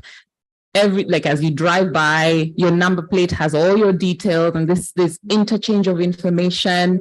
So, and really, for the person on the highway, there's a lot of benefits that you experience just because of that. Now, imagine Africa in that place regionally when it comes to data, when it comes to digital, right? Statistics are quite alarming in the sense of not alarming, but when we speak to the growth of the population in the African continent, right? It's not matching up with our economic growth, but half the population of the world, half of the young population of the world by 2100 will actually be living in Africa. Half of the youth population by 2100. This is a growing population. It's a young population, and economically as well, seeing the same type of growth, right?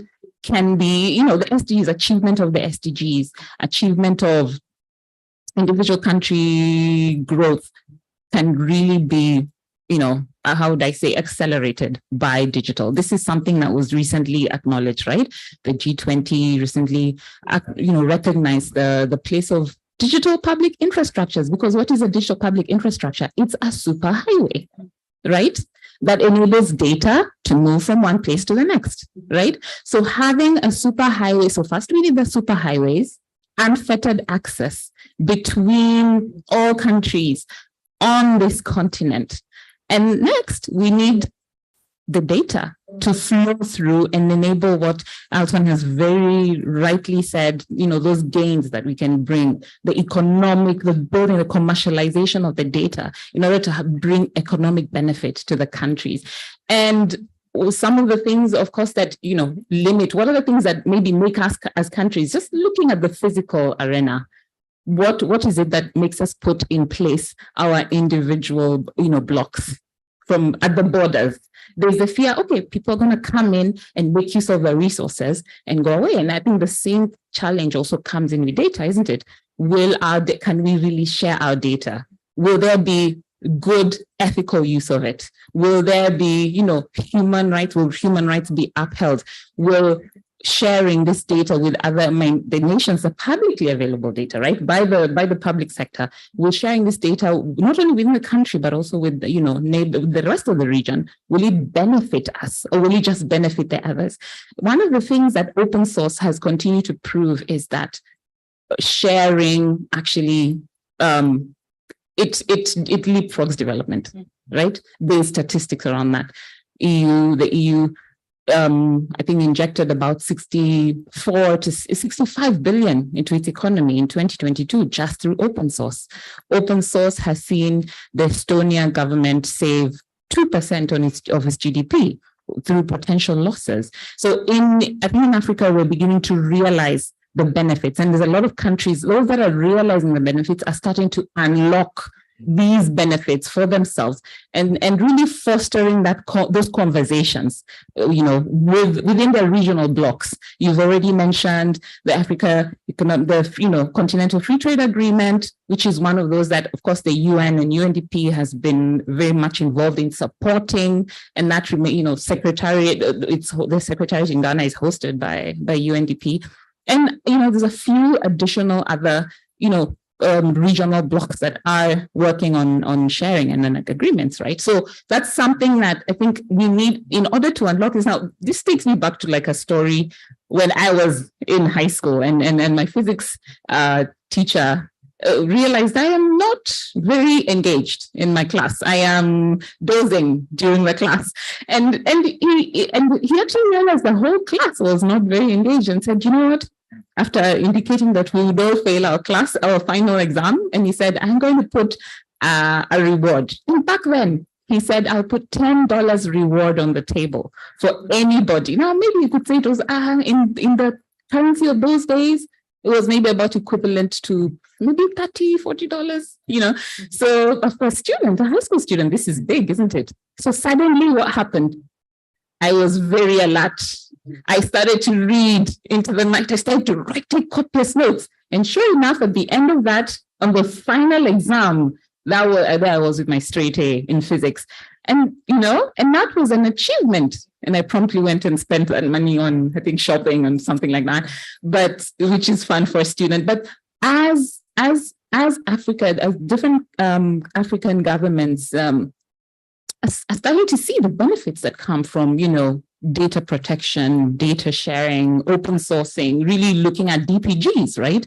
In order to really foster innovation within their economies. And this is enabling them to move ahead to proactively seek agreement. You know, there's a Smart Africa, which was launched recently. Well, it's been a few years, and just really to bring together, I think, more. And then there's 30 nations under this coalition in order to foster digital growth within the region and really cooperate, right, towards really big benefits.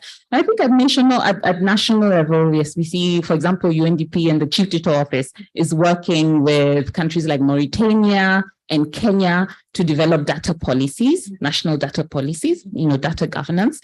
And just, I think the interest continues to grow. And this is something that we are here and available to help as needed.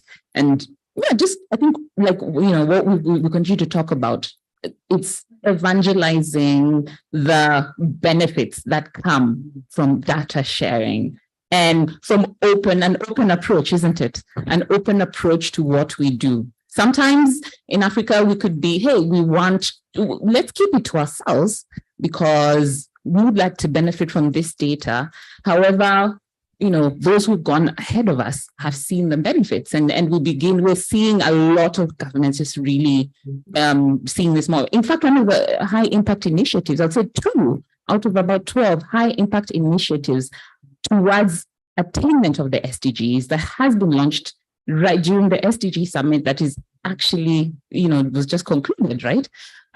Include data, right? And also DPI. So these are 2 very key initiatives which are seeking to promote, you know, these gains.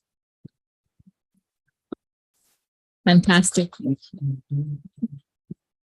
Just trying to think whether if our teachers could offer us $40 not to sleep in class. I'm trying to avoid to ask Jacqueline which school she went to, where there would be bankrupt teachers in Africa. Jacqueline, I really liked your example about the superhighway. And I think that's a really good analogy to think about how public-private partnerships can work. We have seen it work when it comes to, you know, core infrastructure, when you're building highways and bridges and, you know, schools. But we are somehow missing the mark when it comes to these softer issues like data. How do we engage with private sector? How do we build those partnerships? Could you give us just 1 or 2 ideas on what type of mechanisms that the government should put in place to really support public and private collaborations when it comes to leveraging cross-border data with the highway at the back of our minds?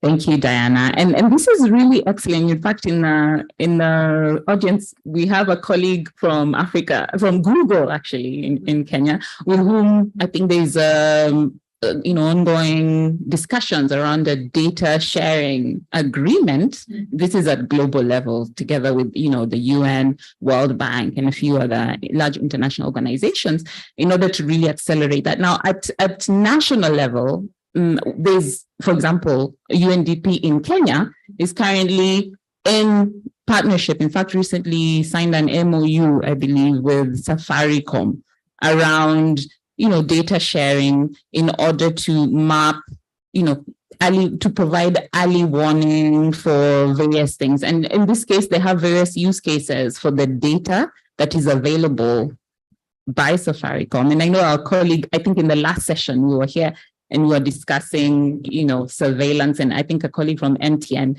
was here and everyone was like, they don't want to put him on the spot. But, you know, private sector is really, really stepping up in terms of also social responsibility and, you know, the desire to see as well the attainment of the SDGs, to partner to other public-private partnership and really enable the interactions where, you know, they'll see the benefit, the greater good, right? So this agreement would enable Safaricom to share its data with Nairobi County in order to facilitate, and the actual use cases are varied. And at this point, I don't have the specifics. However, this is something that's been ongoing in order to, just facilitate some of these, provide the data that they need for policy making. Now, a few other examples, for example, we're in partnership, UNDP, in partnership with GIZ, right? I think, Alison mentioned GIZ, have the data to policy navigator, right, as one of their data to policy project implementations. And this, what it does is bring data that's out there, whether it's from private sector, it could also be from public sector, but it's bringing all the data around specific issues that, practitioners, policymakers, those in public sector, those in industry, and in the nonprofit, in academic sector as well, can come and research, okay, what's the data that's supporting specific policies? So when you go to the website, you just search data to policy navigator, you can go and find actual use cases where, it's shown this particular, data is supporting, for example, early warning for drought. And actually, I think I was just also speaking, and not to preempt any of the sessions that are coming up, but one of the really excellent examples as well, and speaking to our colleague from Google, Alex Nyingi, earlier, was they have a Ghana center that is a research on AI, and they're building out some of those use cases of early warning using the mapping data. So being able to see early warning for drought, or maybe it could be we do use also a lot of data sharing when it comes to the misinformation DPGs, which are online as well. So I don't think that answers the question. Yeah. Great, excellent. Covered it excellently. So I think I'll just tie in that private sector angle with Dr. Jimson. We have seen how Professor Allison talked about data value creation, like we need to start from there, really creating and raising the demand and awareness of the value of data. And we've seen private sector thrive on data. We've seen examples of the Ubers and the Airbnbs, and a lot of this is riding on data. So you've brought in, the private sector voice in many of your engagements, both consulting with national governments and then also within international NGOs. I think through the Africa ICT Alliance, which you have founded with over 35, representation across 35 African countries, we really want to get your perspectives from a business and technology viewpoint. How is the private sector adapting to cross-border data sharing regulations, those that exist and those that are non-existent for now, but may be critical? Could you please shed some light on that? Thank you very much, Diana, and greetings, colleagues on the panel, and greetings to you in the room and online. My name is Jameson Odufuye. I wear many caps. As you say rightly, I've been into advocacy in Nigeria and outside Nigeria. I used to be the president of the IT Association of Nigeria. That's 2007 to 2011. And earlier before then, we did a lot to advocate for policy framework for IT in Nigeria. And it kind of brought good fruit, because today we have a very vibrant agency responsible for IT regulation and this kind of initiating laws for data protection and what have you. That's National Information Technology Development Agency. After my tenure as the president, I saw a big gap in Africa, for the private sector and the public sector to come together. And that was when we founded the Africa ICT Alliance with 6 countries. And today we are over 40 countries in Africa. So we have kind of cross-border rapprochement with our stakeholders across Africa. And what we do is to kind of handshake with the government. And we do this through many frameworks, like summits. Every year we have a summit where we look at many issues. And then quarterly, we also have a program called e-conferences every quarter, where we pick general issues and we discuss it. We bring speakers from Southern Africa, North Africa, East Africa. So we've been open mind. And that has yielded some good results in the sense that we have a number of solutions right now, payment solutions across Africa. We know about FreeZaway, we have about PayStart. Of course, we also know about the very successful M-Pesa that is sharing data across East Africa, so even beyond Africa, Afghanistan, is also using that solution. So we do a lot of training in the process. Okay, we do a lot of training and we take responsibility. Technology usually go, before the policy. So policies try to catch up, right? So we try to self-administer, self-govern. In the private sector, we do a lot of self-governance. And we also do our best to get the government to be involved. As I told you earlier, I mentioned earlier, the government responded, and they've been very proactive in Nigeria for that matter. And even this administration in particular is talking about digitalization. And that lines up with the EU digital transformation agenda, the African data policy framework, and the African continental free trade area. So those towards single market, those are key things we've been pushing. And we're seeing the government at the top level, responding positively. Personally, our firm, we've been involved with some digitalization. We have a deluge of data in analog form, really. So there is a kind of digitization. We're involved in that and digitalization. And I've seen where it's worked incredibly. Okay, it has eased businesses. It has increased productivity for many people. A situation whereby people have to travel thousands of kilometers to come and get the service. They do it at the convenience of their homes, and they save risk, kind of removes risk of travel, of accident, of what have you. And there's accountability.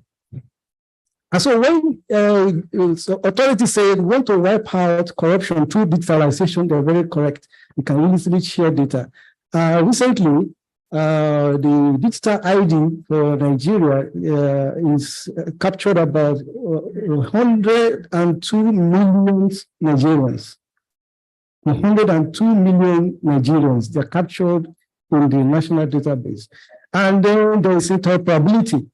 Okay, so the sharing of this data is very important. So, and it's been shared across a number of critical government agencies, even in Nigeria. So the concern now is that kind of data across, Africa. Okay, and that's where the EU, the data policy framework, comes in. I think to really have success in that regard, we need to have more of this discussion. We need to encourage even sub-regional groups like ECOWAS to be involved, because actually there is something that saddens my heart that I wish we could really do more is getting a single African network. I think they got some success in East Africa, but how about North Africa, South Africa, West Africa, like the corporation like MTN, Airtel, all those things. We don't need to be talking about roaming charges or this tariff. You go to Ghana, you be able to use the same network, interoperability. So those are the things we need to be discussing. Because recently I talked to an MTN person, but what are you doing about this one network stuff? He said he has not heard about it, and I said, wow. So that talk spoke to me that in AFIGF, we need to really engage more. Okay, we will do a lot of facilitation, but we need to continue the process.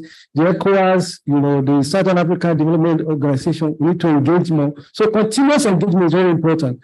And we have a lot of legal experts in our midst. Like even our last session, the moderator is a IT legal expert, so we got a lot of advice with him. So we encourage even private sector to join with us, so that together we achieve more. And then the other stakeholders are there. We believe in multi-stakeholder, engagement. Getting the government, the private sector, the civil society, technical community, and all other communities to be together, okay, to make it work. And finally, I want to let you know that a lot is already happening in terms of data exchange. We build data center as well, okay, and we have policy, internal policy. Now that other regulations are coming on board, we see that they are fitting in because we are also involved in the process of coming up with those frameworks. Okay, so it underscores the fact that we can expand. We need to just expand, the process as we keep engaging. It's not everything that requires a lot of money, but there are low-hanging fruits. Awareness like this goes a long way. So I will stop here. Fantastic. Thank you very much, Dr. Jameson. I think I'll stick true to my promise. We have 10 minutes to the top of the hour. I'd like to give a chance if we have any questions from the audience.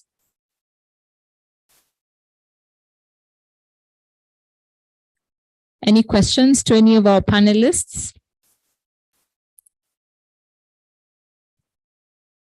Yes, please.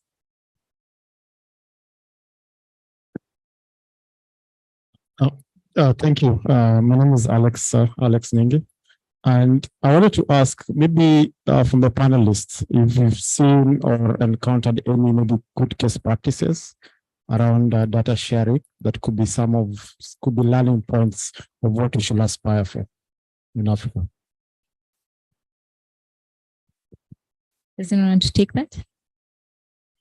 Okay, I'll get the second question while my panelists figure out who's going to answer it. Thank you. Good morning. My name is Ikechukwu Haka. I'm from Media Awareness and Justice Initiative based in Niger Delta.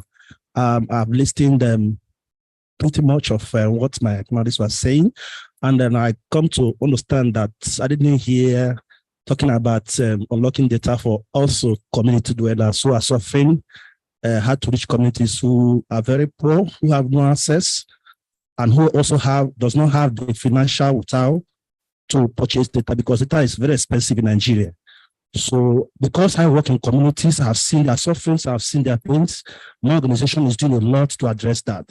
So I would like the panelists to do or talk about that as well in this discussion. Thank you.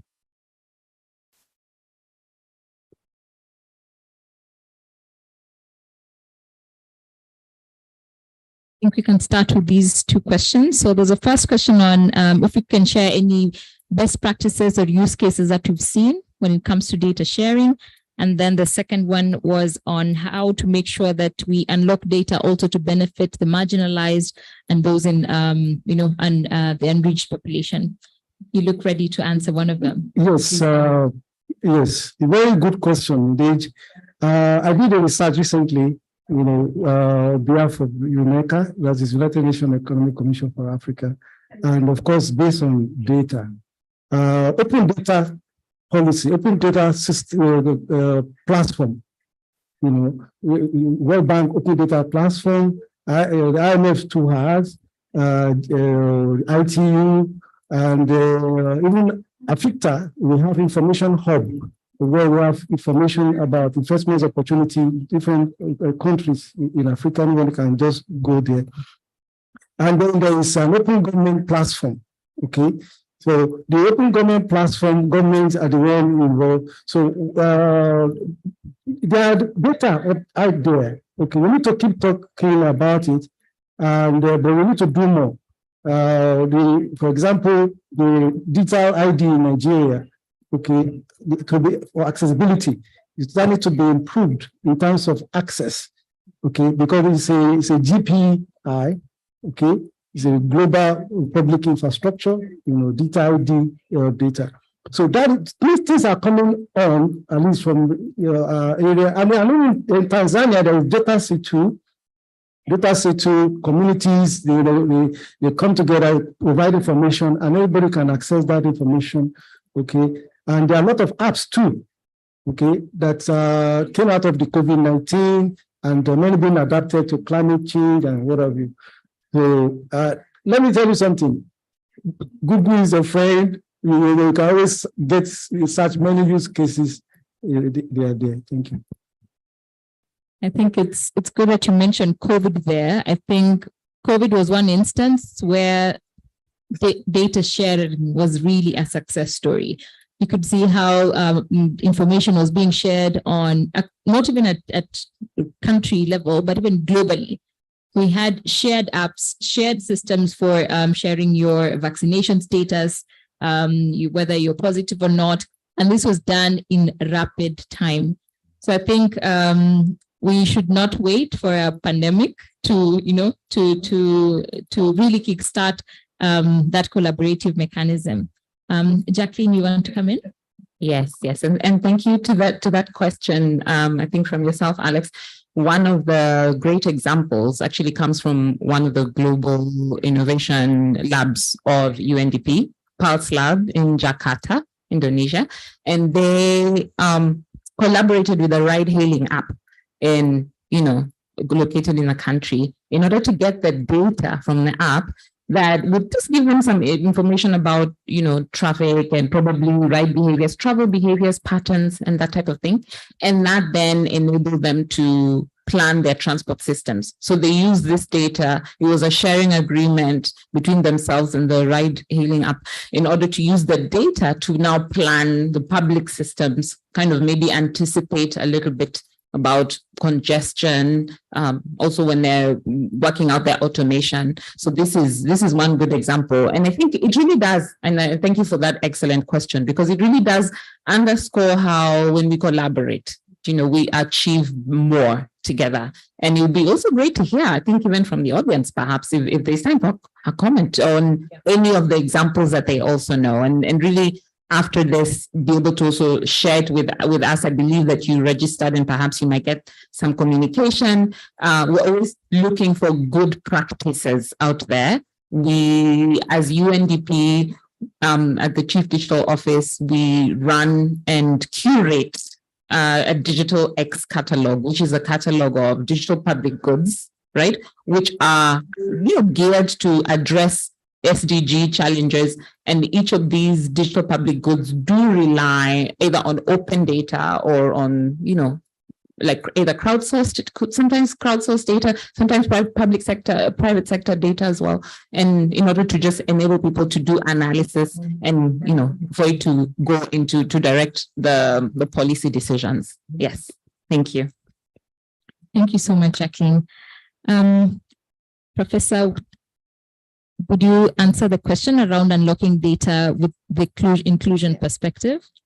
Thanks very much, Diana, because I also just wanted to emphasize the point made by Dr. Jamison that, we can look at a lot of use cases and there are wonderful exceptions. I think, or not, I say exceptions because they are still relatively limited. And I think the importance about getting these open data frameworks, these, protected, regulated open data frameworks that actually enable people's participation. Because at the moment, if you just open things with the status quo, those with the resources and ability are able to access these data lakes, put it away, get what they want out of them, etc. So you also need to create this enabling environment to include those communities that were spoken about. Otherwise, it's just like all these things we're speaking about, all the apps during COVID, etc. It was a very small proportion of Africans who were able to digitally substitute during COVID to mitigate the risks. We did telephone surveys and follow-up after access surveys now in Nigeria and South Africa. People were worse off after COVID. Despite the enormous e-commerce growth in South Africa, it was those who online who did more online. No extra people were brought online. In fact, in Nigeria, connectivity is flattening out and plateauing because there's not enough innovation around bringing those people online. So it's really about getting more systemic opening up so that we can get these innovations, we can get these applications.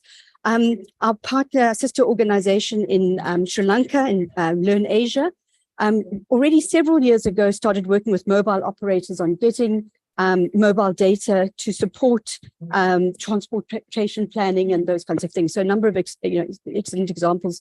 And then they also managed to get data for content regulation, miraculously from Meta, at the time of the Myanmar genocide. And they were able to develop language because Burmese is written in a script that is not neither sort of Sanskrit or script. And they managed to generate that. And with meta support, they were able to get that programming up and done in a ridiculously short period of time, 6 weeks or something, which one imagine will take months or years to do. And because there was the willingness to share that very confidential information and private information. So yeah, I just wanted to make the point that it's really about, not sponsoring a little micro project here and begging, Google for some data there. It's about creating these open systems, these managed systems. On the COVID data, there was some sharing of data. There was great, but there was also a lot of data wasn't shared, and you actually got some companies with big, data holdings using like the GDPR and stuff to say, oh no, we can't do that. Whereas in fact, the public interest, the collective interest, at that point needed to override it. And where we were able to, there was very good use of that data. Yeah. And so maybe the data's benefits are not coming immediately to those communities, and we need to make sure that they are, but until they are, and so that they can be, we need to unlock government, public sector, public value to ensure that people living in those areas also get the benefits of COVID apps or data management too. Yeah. Definitely. Thank you very much, Alison. Do we still have time? I think we can take one last question, and then I'm going to hand over to Lorraine, who's joining us online, our co-host, who's going to give closing remarks and talk a bit about their support. Thank you. Thank you. I'll be very brief. My question is, data is important and is also expensive. Else the top players will keep occupying leveraging the data. I once attempted aggregating data of open markets in my community. We tried it, but we could not even get up to 2% of it. And at the time, we could not continue again as an individual. Are there policies, are there like UNDP organization, are there opportunities or any way that organizations are making the efforts to aggregate data, which can help in decision-making, investment opportunities? Because in my state, I come from Abia State, right? At the time, an investor will tell you, I can't invest in Abia because I can't see the data of what they produce. But they really produce data. They exploit a lot of what, but there's no data to prove it. So are there any processes, any structure in place to really help some communities, just like he has said, to aggregate this data so that it can really portray them the way or the businesses or economic value they're already providing? Thank you. Thank you. Jimson? Yeah, very briefly. It's a very serious concern, and we need to think out of the box, in order to get what you need. Like there's a general, for example, in Nigeria, population census coming up. Okay, are you liaising with them? Okay, you can say, okay, maybe they need to get this information. So you need to reach out to those major data gathering organizations. And apart from that, your organization might need to join an association. Okay, we collaborate together and share information. Okay, you can't be in a silo. You need to reach out maybe to Chamber of Commerce in the Abia State, okay? Because there's a network. There's already a network, so you need to feed into it. So don't go silo, okay? Those are some of the measures. Okay, and thank you for that excellent question. And also what my colleague has already referred to, one recent initiative, I'd say, of the African Continental Free Trade Agreement Secretariat is actually mapping the, let me say, in cross-border interactions for SMEs in Africa. And this is something that they started doing recently with an aim to launch this in Cairo during I believe there's an international conference this November on, trade. And so what it is crowdsourcing. At this point, it's actually going out to community. It's crowdsourcing from the SMEs but also, I suppose, surveying them and crowdsourcing. I believe that's a very good way to aggregate the data we look for. And this is what a lot of also private sector have done in order to just map out initially. And then, of course, you do have to go through the process of validating it and verifying it, but as a start. So this is a great, I mean, just to hear that this is something that also, of course, at community level is an interest, does point to the need to, I think once this, cross-border trade is mapped, right, regionally, to also, I think, also let it trickle down also to maybe the national, and this is really with regards to the digital flows, right, and how, when you engage in cross-border trade, what are the kind of interactions that are happening? So yeah, thank you for that question. And I believe that it's something that, also takes to my colleagues to think about as well, like at each country office level for them. I believe that work has been done at the individual country offices. I suppose now it's also to map out or make available what has been done as well. Thank you. Thank you so much, Jack. I'm happy you mentioned the mapping because we normally say there is no data. There is data, but where is it? Like everyone is wondering, where is this data? Because I'm sure in your state or in your district where you are, you've registered somewhere, you're purchasing somewhere. There's some government, licenses that you may be acquiring to some degree at some point. All that is data in the back end, but who is collecting it? Who is organizing it? What is the quality?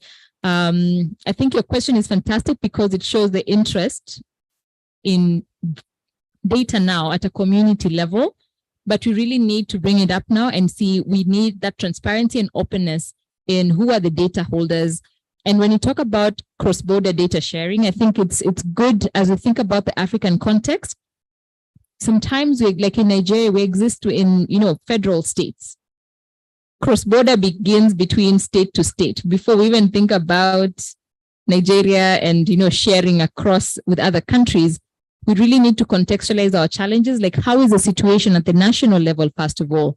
Are we able to share internally as within the country? And then are we poised and positioned enough to now share across countries? So thank you so much to my esteemed panelists and to a fantastic audience. I will now turn over to Lorraine. Lorraine, just checking whether you can hear us. I can. Can you hear me? Yes, we can hear you. Please go ahead and give the closing remarks. Thank you. Well, thank you so much, Diana, and thank you for doing the moderation of a wonderful panel. I wish I was there. I had to cancel travel because I was sick. COVID is still going around, and my colleague Justin, who was supposed to be there, also fell ill. So it's interesting that we're having conversations about COVID, but it's still a reality going around the globe. I thought the conversation was fascinating, really, and I thought it was very interesting how we started with a conversation around frameworks and shared principles around the region, and then went down to very concrete and exciting examples in the region too. And I think it's important that we actually do a bridge between how to operationalize some of those principles and frameworks into reality, making sure that they are also just not lost within just anecdotes of good practices that then won't scale or won't really serve as a good practice in different contexts. And the work that we do in the DataSphere initiative, our mission is to build agile frameworks to responsibly unlock the value of data for all. And what we are doing in collaboration with several partners in the region, in Africa, is to try to operationalize that notion of responsibly unlocking the value of data in a way which is more agile and more iterative. We're doing this through the Africa Sandboxes Forum for Data, where the goal is indeed to take some of those challenges that are very specific around certain sectors, like data around sustainability, data around health, around financial services, mobility, AI, and really try to stress test them within a sandbox, within a test bed, with different stakeholders to see what are the issues that we need to address in order to scale them and ensure that those solutions can be applicable across border. I love the image that was shared of a highway going across countries, and it makes me think about what are the barriers that we need to overcome for this to become a reality. What are the issues around interoperability, around trust, around really cost, and how to ensure that we have the necessary investment in those solutions, but also in the very sticky dimension, which is governance, which is usually where a lot of those solutions end up falling short.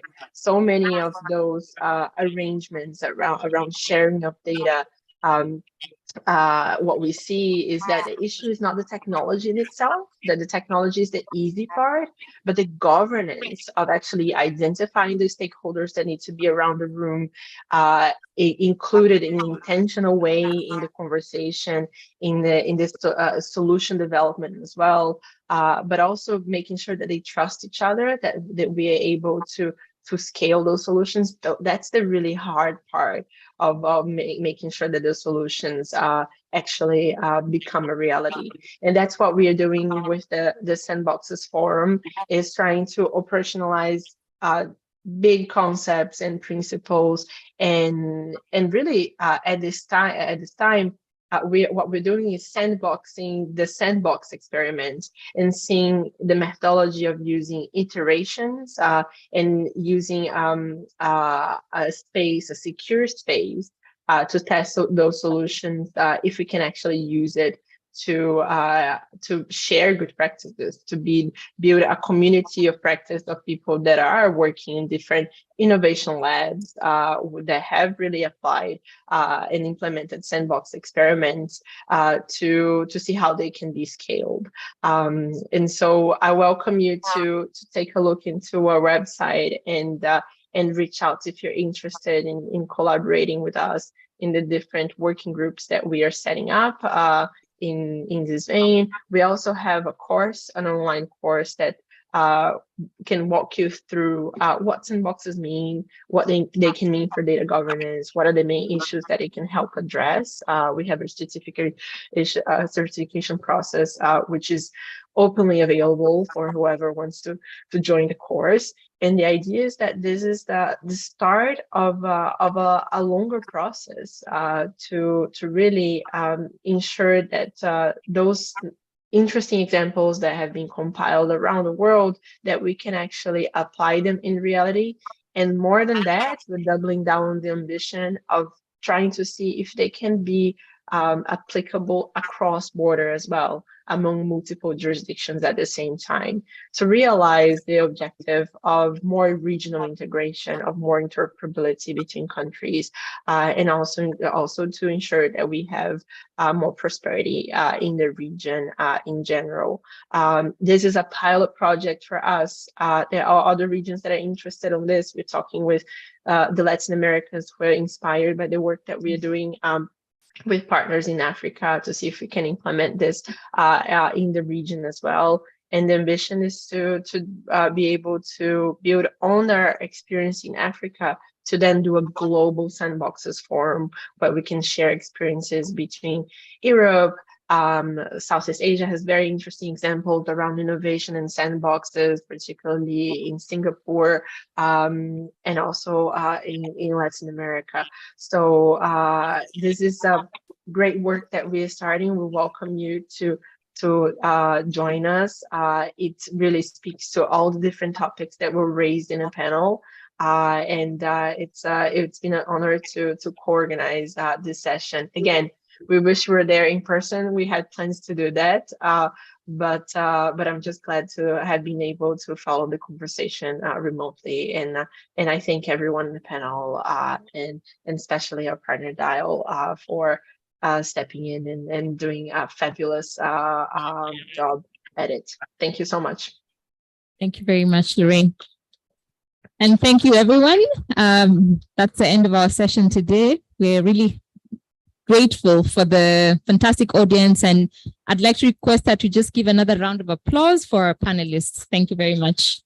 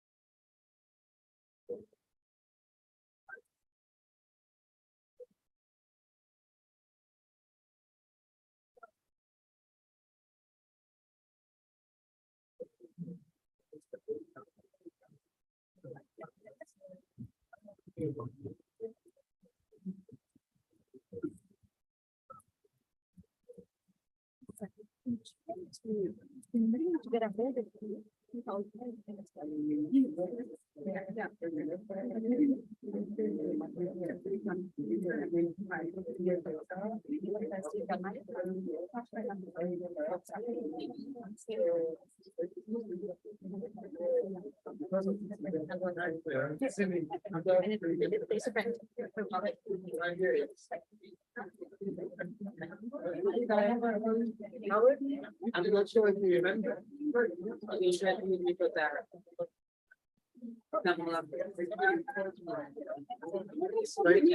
Only good. I have to double say hi to her. How did you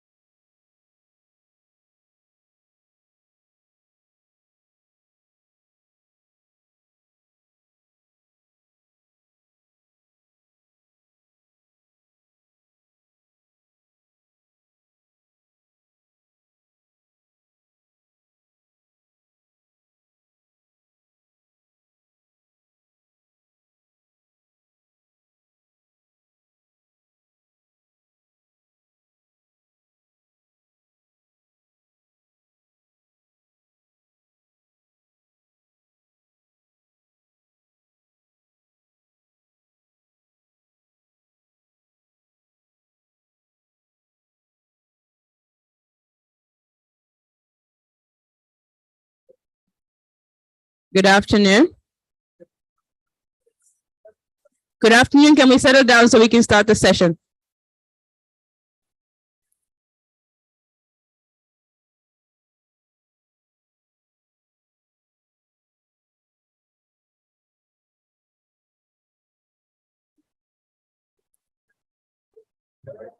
Okay.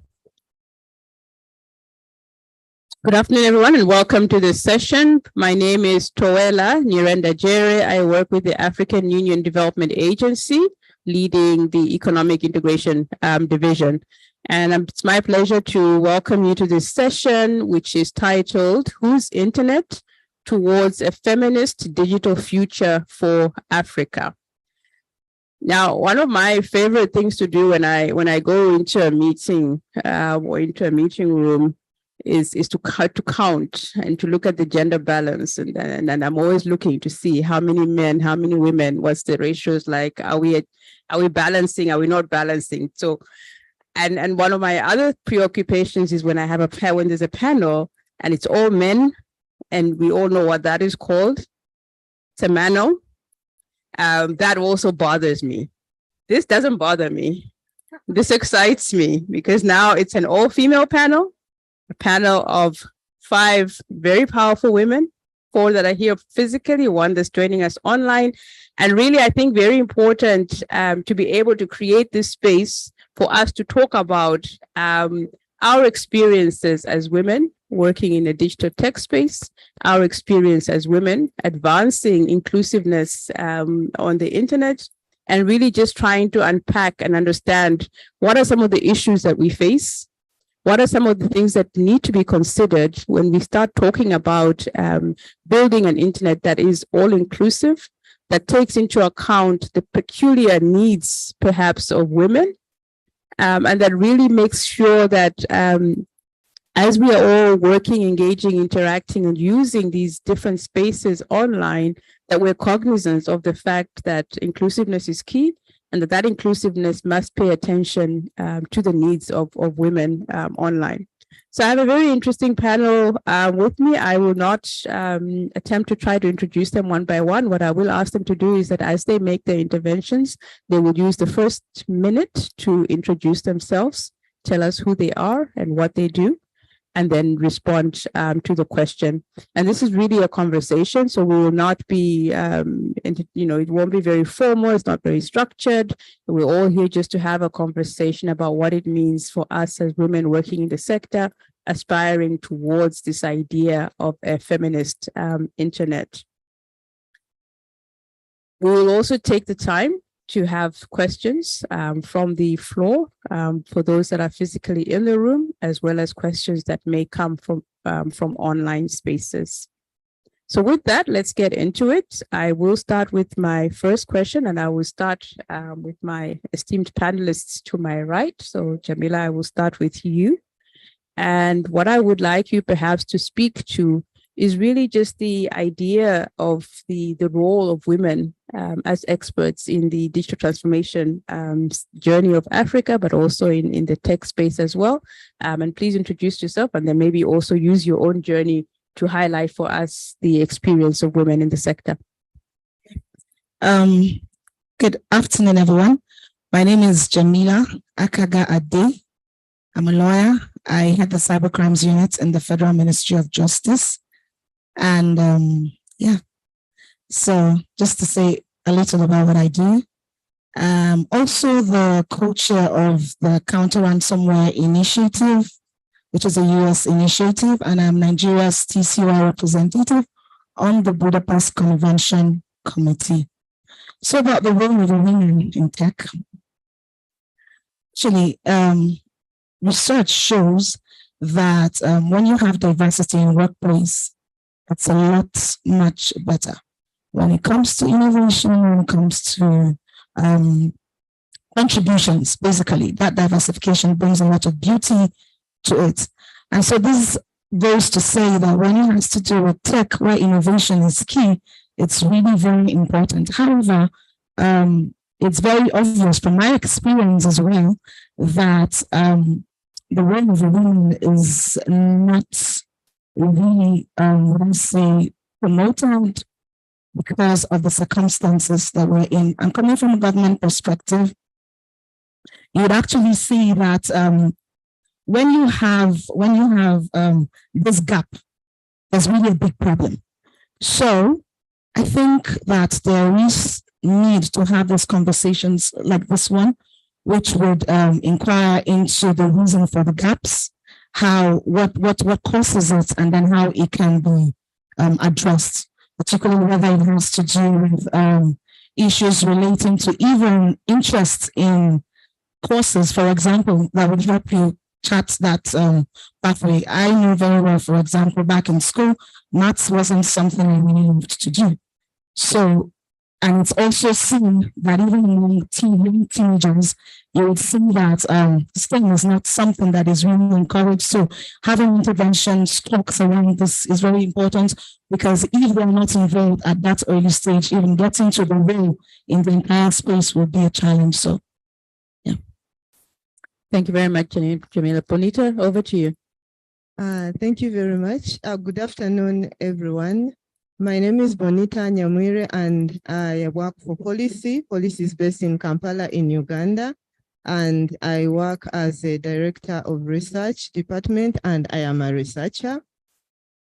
And I am happy to be on this panel to speak about issues that concern us as women in the digital space. So to respond to the question that we are looking at right now, our role as women in the digital transformation, just like my colleague here has talked about innovation. Women are involved in innovations, in creativity. Women are involved in research, sharing information, gathering information about what other women are doing in digital transformation, but also highlighting the gaps, like she was talking about, highlighting the gap in STEM, highlighting the gap in policy making, and involvement of women in different areas in digital transformation. Women are also involved in the academia, in skilling, in training, in mentorship of fellow women and girls, but also other people in digital technology space. And then they are also involved in advocacy and awareness raising. You know, we are experts, as we are here on this panel. We are doing awareness raising, we are doing advocacy, you know, and we deserve actually a very big clap that we are doing this work, you know, today.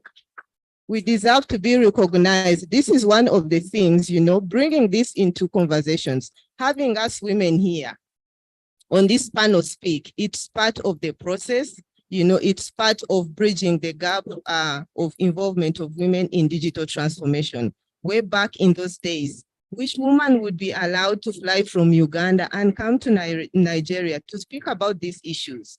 But having us here come from different places, talk about these issues, raise awareness, you know, it's part of the conversation of having women participate and take part in digital transformation. I can stop there for now. Thank you very much, Bonita. So, Gan, I'm going to turn to you, and I'm going to switch up the question just a little bit and just ask you, in your opinion, do you think enough is being done to include women meaningfully in digital transformation processes, and why or why not, and perhaps what else needs to be done?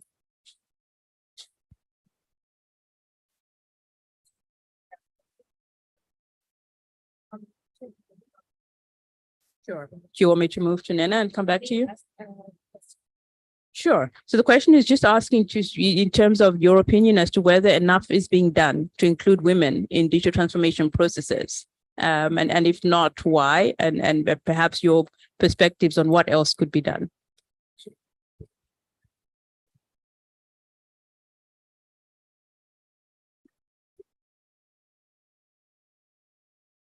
Hello, everyone.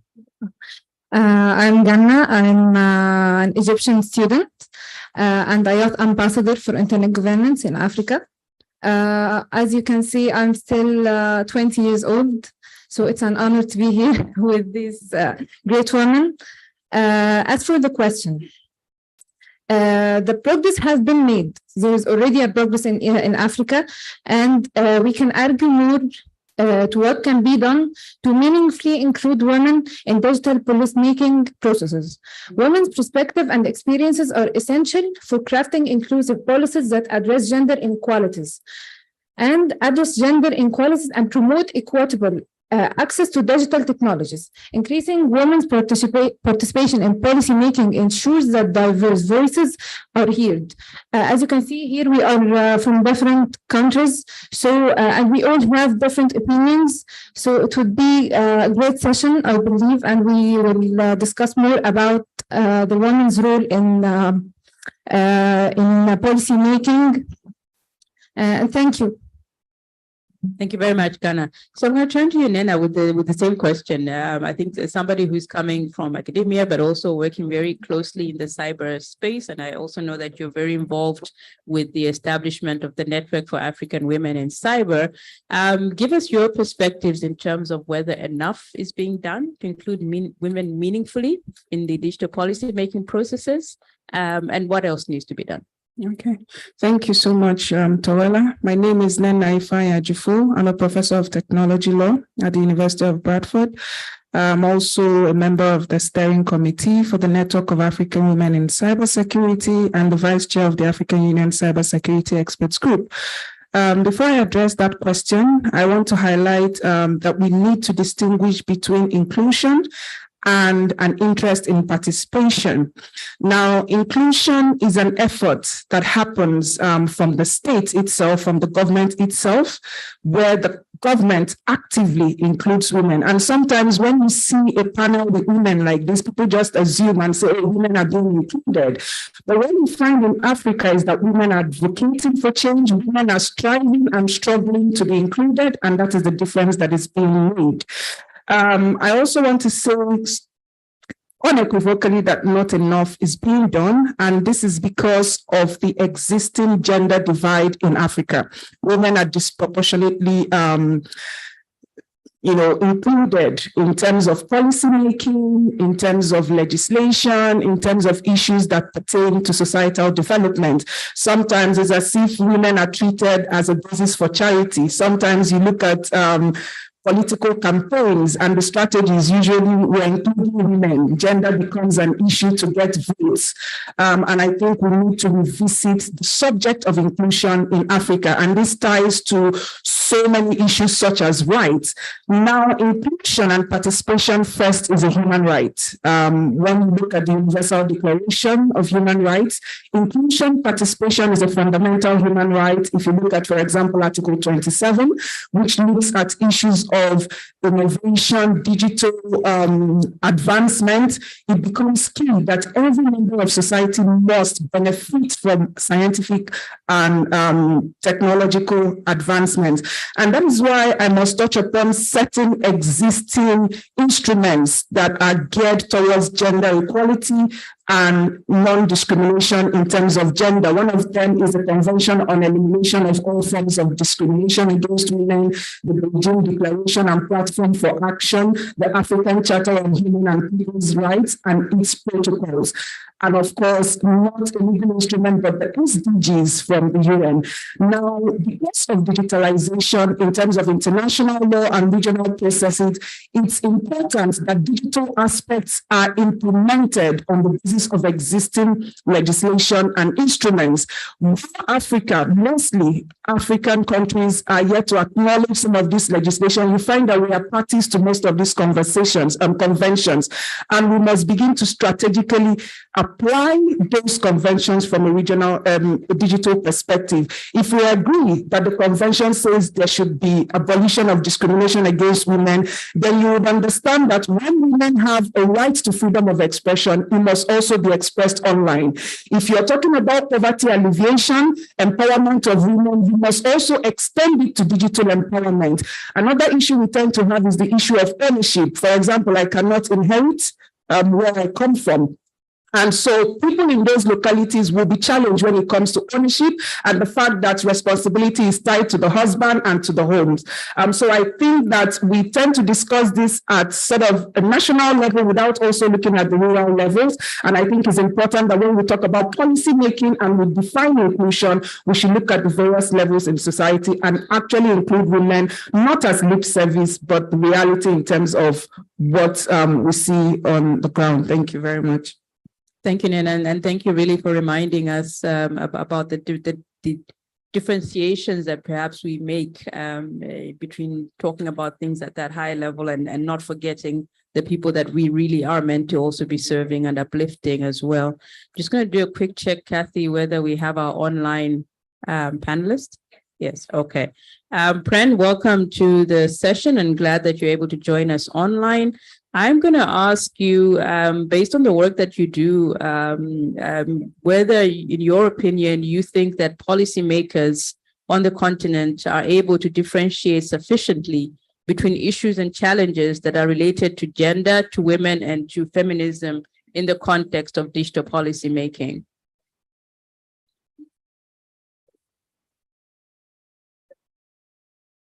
Is she there? Can you hear and see me? We can hear you now.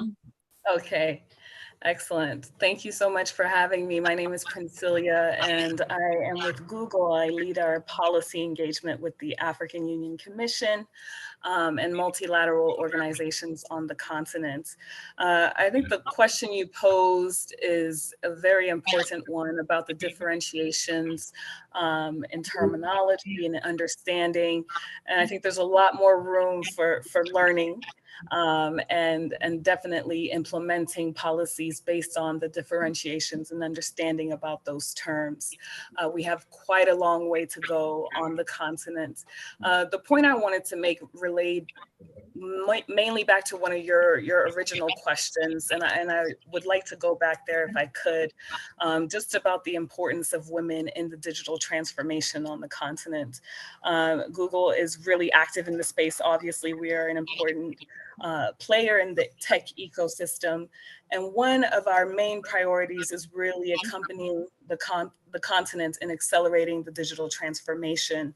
And when we look at accelerating digital transformation, we look at who is doing the digital trade, who are the entrepreneurs, and who is the backbone of the African economies.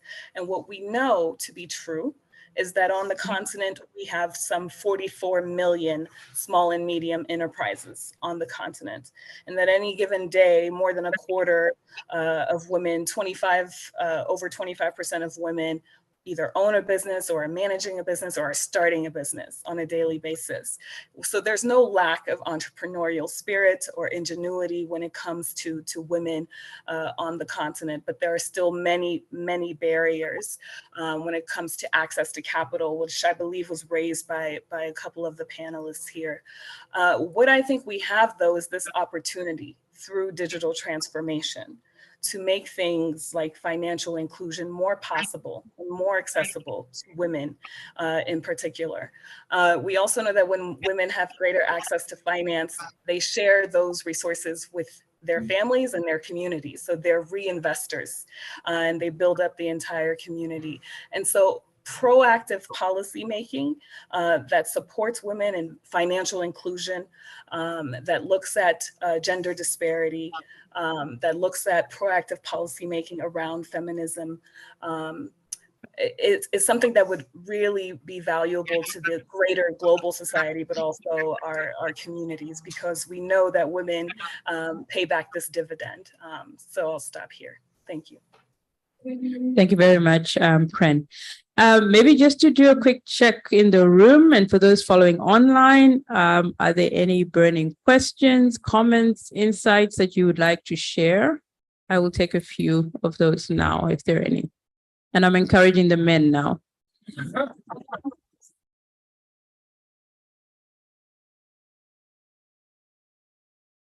I see you. Like it, do you have a microphone?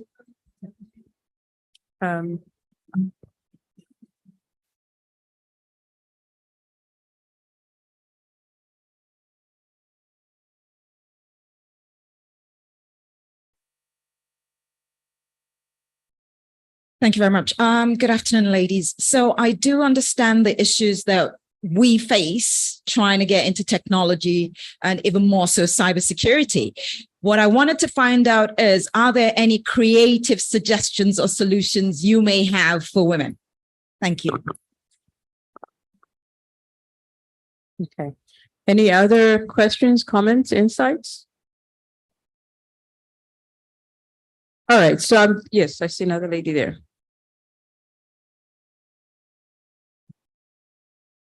Good afternoon, everyone.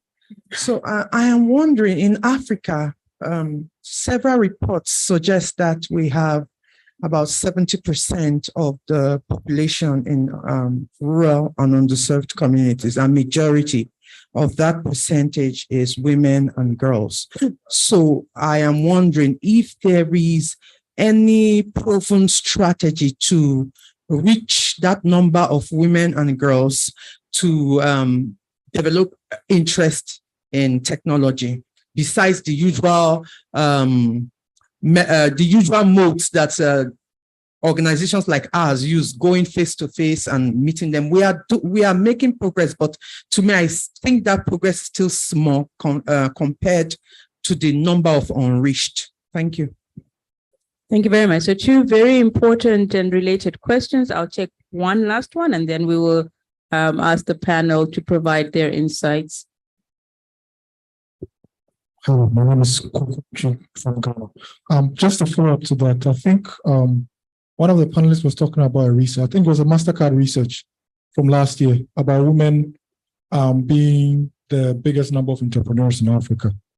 And I think one of the things that, just to follow up on the lady who just spoke, I think in time of being solution-oriented in the tech space, women are very entrepreneurial and looking at the way in which they are involved in terms of businesses and leveraging on that aspect. I think that can be a next space we can look at in trying to advance the technology and also move it in that space. So those are my thoughts. Thank you. Thank you very much. I see you, but I'm going to allow the panel maybe to reflect a little bit on what has been said. So number one, we are asking about creative solutions. So we know the problems. The question is, what are the creative solutions? How do we meaningfully engage our rural women and young girls in terms of being able to participate in the tech sector? And of course, that ties into what you're saying about the fact that we know that women are entrepreneurial and do well as entrepreneurs. And the question is, how do we bring technology into that and help to uplift the women in that regard? I'm going to look at my panel here and see who wants to take the first stab at this. Nena? I think because I'm holding the mic. Okay. First of all, I think, we focus so much on what the government can do. And importantly, the government is primary here because they are the main duty holders when you talk about issues like this. And interestingly, I was going to talk about Ghana. I tend to talk about Ghana all the time. I know that every year in October, Ghana has a cybersecurity week, for example, where they sort of educate Ghanaians, but mostly there's a target on the gender aspects of that. Now, in terms of creative solutions, I think we've talked about the fact what government can do, but I also come to women, and I speak because I know everyone in this panel. Well, I just met her. I'm working on a paper with Anita, for example. I've worked with other people. There is this interest. I would say women should also make an effort to want to be in the space. And I'm not saying women themselves should take responsibility for what I'm saying, but in terms of practical aspects, I think focusing on the young women, we have to revamp our curriculum in the universities. Traditionally, STEM has been focused on boys. When I went to school, most students are sort of told to do intro talk and some of these subjects, you're told to do them economics, and I'm not so old. I can still remember these experiences, and I live outside, I see the kind of subjects, my kids are introduced to, and when I have conversations with my nephews here, I find that there is still that sort of, so you have to look at the university curriculum, let it begin from home. What are we exposing the women to? the traditional gender roles is still a challenge for Ake. We know this, how women themselves and women are culprits. Women tend to enable the boys and give them the impression that these are your roles. But then when it comes to our daughters, we introduce the traditional gender roles. You're supposed to cook, you're supposed to do all of this. And so I think that's one practical example in terms of how we educate ourselves, how we educate our girls. The interest we push, and a lot also goes to civil society organization. I know Bonita works so well with policy. The civil society organizations are there, they are doing so much. One of them, just to answer your question, ma'am, the UNCA is they support a coding camp, for example. It focuses on young girls between 12 and 25 years in collaboration with UN Women and ITU. There is also Cyber Girls Project, which Constance Lovely, for example, is in charge of. There are so many other projects. I know the UK was funding a youth project recently. There's also PRIDA focused on young people. So, but of course, there's a question of capacity gap, which still exists. And so reaching people in the rural areas, because one of the things we talked about earlier was internet fragmentation. So sometimes there is that opportunity for capacity building, but then you can't even reach people in the rural areas because of internet access, internet fragmentation. So while policies are there, civil society organizations are doing so much. I think an aspect that we have to think about creatively is bringing in private sector, the tech companies, to prioritize this sort of conversations, focusing on women and girls. Right now, it seems the tech sectors are still focused on businesses, companies, governments, but then we can extend to that. Sorry.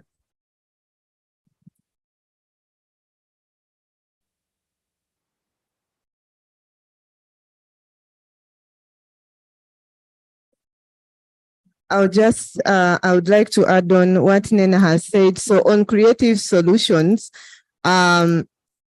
as policy, we have several creative solutions we've come up for women and girls in terms of sharing knowledge on cybersecurity, on how they can be safe while using digital platforms. So one, we have a game that we created from our research findings. So we did a research in 2019, 2020, among women who use the internet in 5 countries on the African continent, that is Uganda, Kenya, South Africa, Ethiopia, and Senegal. So we found out that there was a gap in digital literacy and also how women can navigate safely the digital platforms. So from our recommendations, we creatively developed a game. There's a game on our website. If you visit our website, also if you come to our session this afternoon, we'll be talking about that game. The game is called Digital Safety. T as in the T you sieve. So why we called it Digital Safety? It is a game that you can play while you're sipping your coffee, your tea. So it's available on our website, and it teaches women and girls. There are different characters in that game. They are also in different languages. We try to be inclusive in terms of language. It is in Luswahili. There's also Luganda, and then there's also English. So you can play any of those characters, and then you'll be able to get knowledge on how to safely navigate the digital spaces. We also have had a program for women and girls, but especially girls in universities. It's called the Digital Ambassadors Program. We've had this program run in Tanzania and in Uganda in different universities, where we are also doing the same with girls in universities to be safe online. We've had a program with women in politics. It's called Vote Women Project. We have had one cohort of 40 women that already graduated from this project. They were also doing the same, trying to skill them on how to be resilient online. We had this program run in Uganda. We trained 20 women. We also trained 20 women in Tanzania, women in political leadership. And now we have a cohort 2 of the same program running in 3 countries, in Uganda, 30 women, Tanzania, 30 women, and we've added a 3rd country, Senegal, where we are also training 30 women. We've had several similar programs with women in the media. And these are women categories that we looked at in our several studies we've done on cybersecurity and online gender-based violence, who are significantly affected by online violence. So they are the ones that we have picked on to work with in these different programs. So those are some of the creative solutions that we have come up with as policy. And we are not working alone. We are working with also other partners in the civil society ecosystem. Thank you very much. Thank you very much. So I think what from listening to the different interventions, and I'm using moderator's privilege now, clearly there are a number of initiatives and a number of things that are happening. Maybe what we need is a compendium. We need to collect these things somewhere so that we can have a reference point, but then we need to use that reference point to scale and to replicate. Because I think there's a lot of good work happening.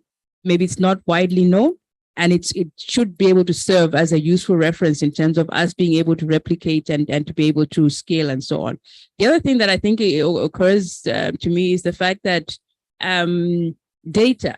Are we collecting enough data about the status and the situation of women in terms of the cyber security, cyber awareness, cyber, etc., and how are we using that data? And I'm going to come to you, Jamila, with the question in terms of how policymakers perhaps might need to better understand the context and situation of women. The last thing, I think, to the point about how we are now going to be able to reach the 70% that we know are in the rural areas, I think Bonita has alluded to the issue of language and content. If the content is not in my language, it might be very difficult for me to appropriate and understand it and to be able to then see how that translates into my reality of how I can actually use digital technology and digital tools. So we need to really think about that issue of in what form are we making these technologies and content available to women. Second thing is the relevance.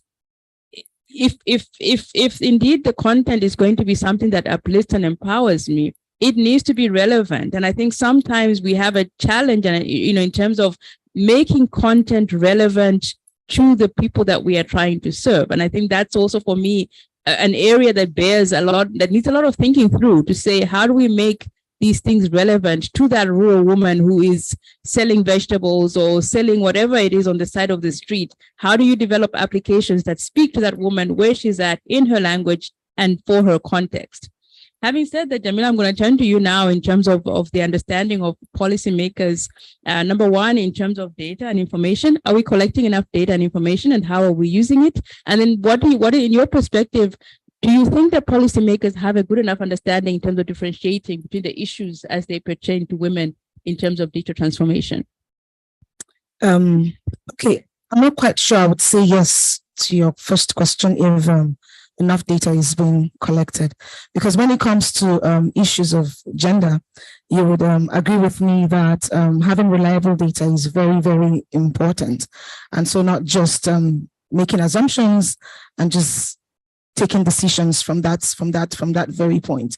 I think there was a session earlier this morning that focused on that.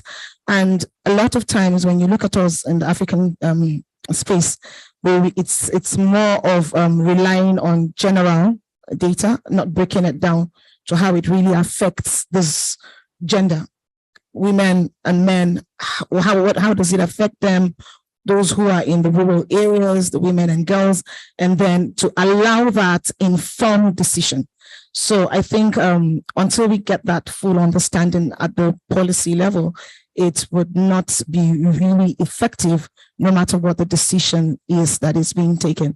So I just think that importance needs to be really emphasized.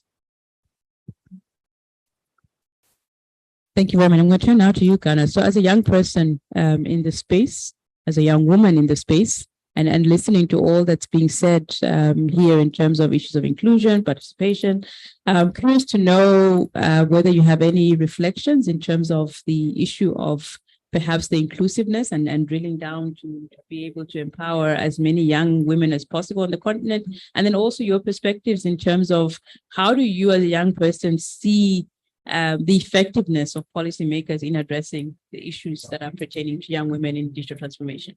Firstly, I came here by travel support that was directed to women. If I didn't receive this travel support, I would I would have attended online as a panelist online, but because of this travel support I am here, that was directed to women, especially women. The percentage of women who receive travel support for this conference is more than 50 or 60%.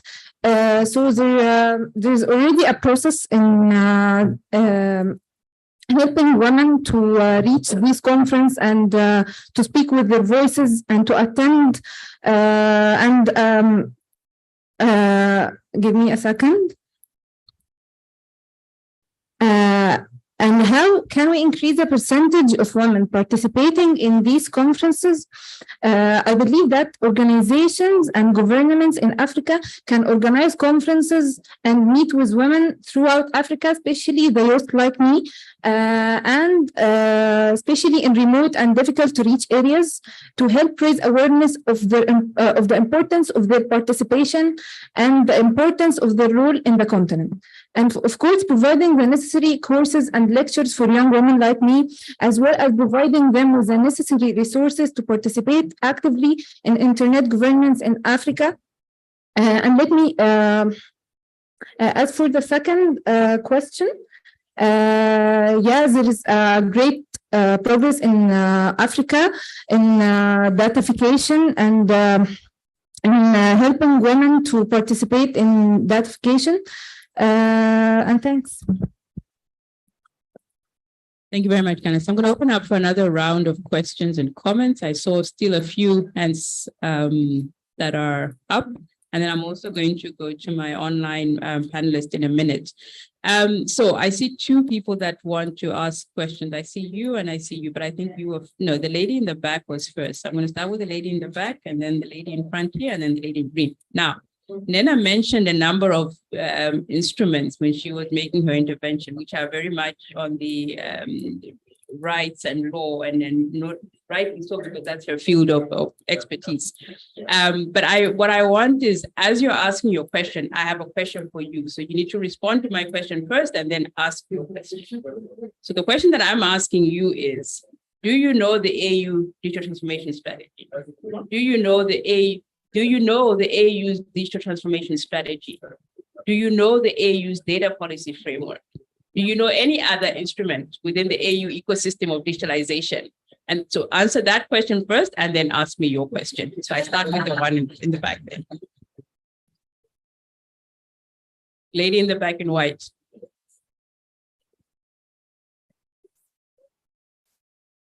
I will get it. I have 1, 2, 3, and maybe 4 and 5.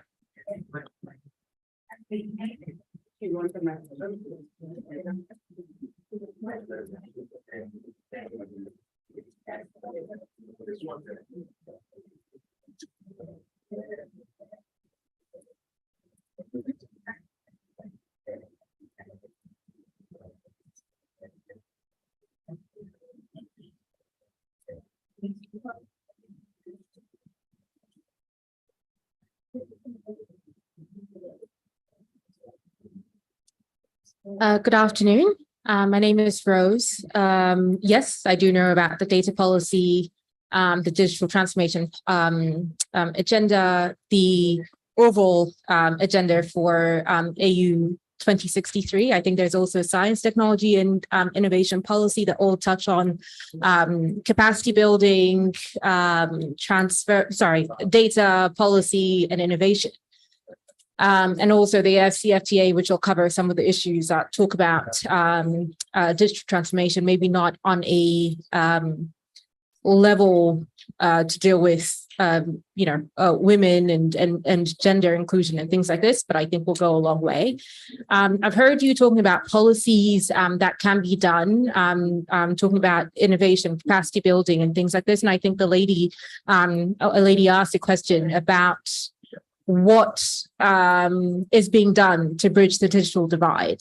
On a practical level, I know some conversations have been had, which I'm strongly an advocate for, about cheaper technology. So mobile phones and mobile phone penetration, which is an agenda that has been in existence. I think Rwanda is doing it with creation of phones. In Rwanda, Kenya has started looking at it so as to bridge that digital divide, so that instead of having basic phones, people can have access to smartphones. I think my question then would be, in both a civil society angle as well as a policy angle, what needs to be done, not just for capacity building, because it's great to have those things, but if you don't have the devices to actually utilize at home, then it makes absolutely no difference. So what can be done on a practical level to push for development, for the bridging of the digital divide, for bringing mobile devices that are usable, so that if there is cybersecurity training or if there's apps and things like this, they're usable by the people in rural areas as well. Thank you for that. Next one. Lady in front here. Thank you very much. My name is Faith from New Cloud Technologies. Okay, yes, I know about the EU strategy.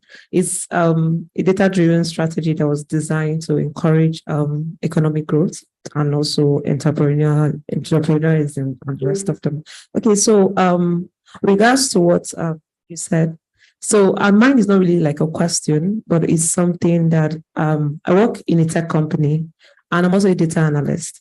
So sometimes I facilitate, and I did this a general statistic in regards to the students that come in, and I realized that we had more fewer ladies, and then we had more men coming in, especially from I will have internship opportunities from universities and the likes of them. So I decided to engage them and trying to get data to be able to see how we can have more women in this field. And then I realized that most of them, they have issues not even understanding why they need to be in technology.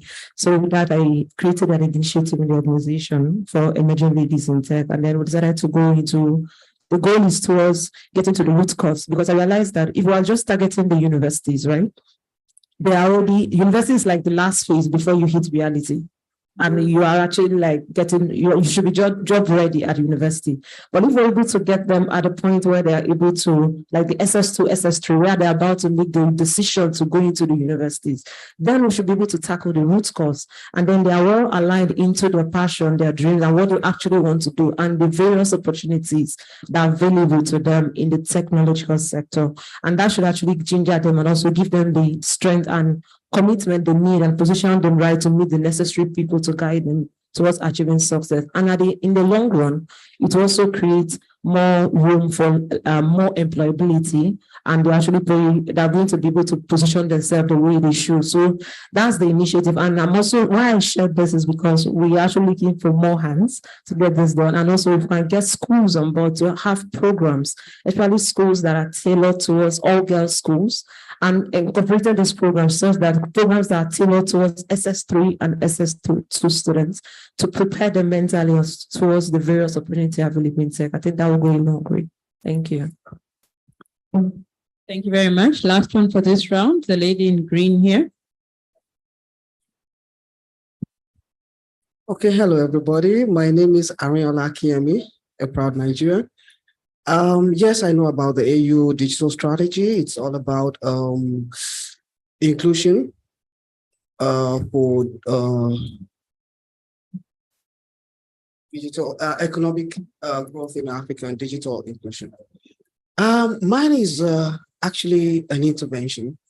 It's not really a question. It's something that bothers me.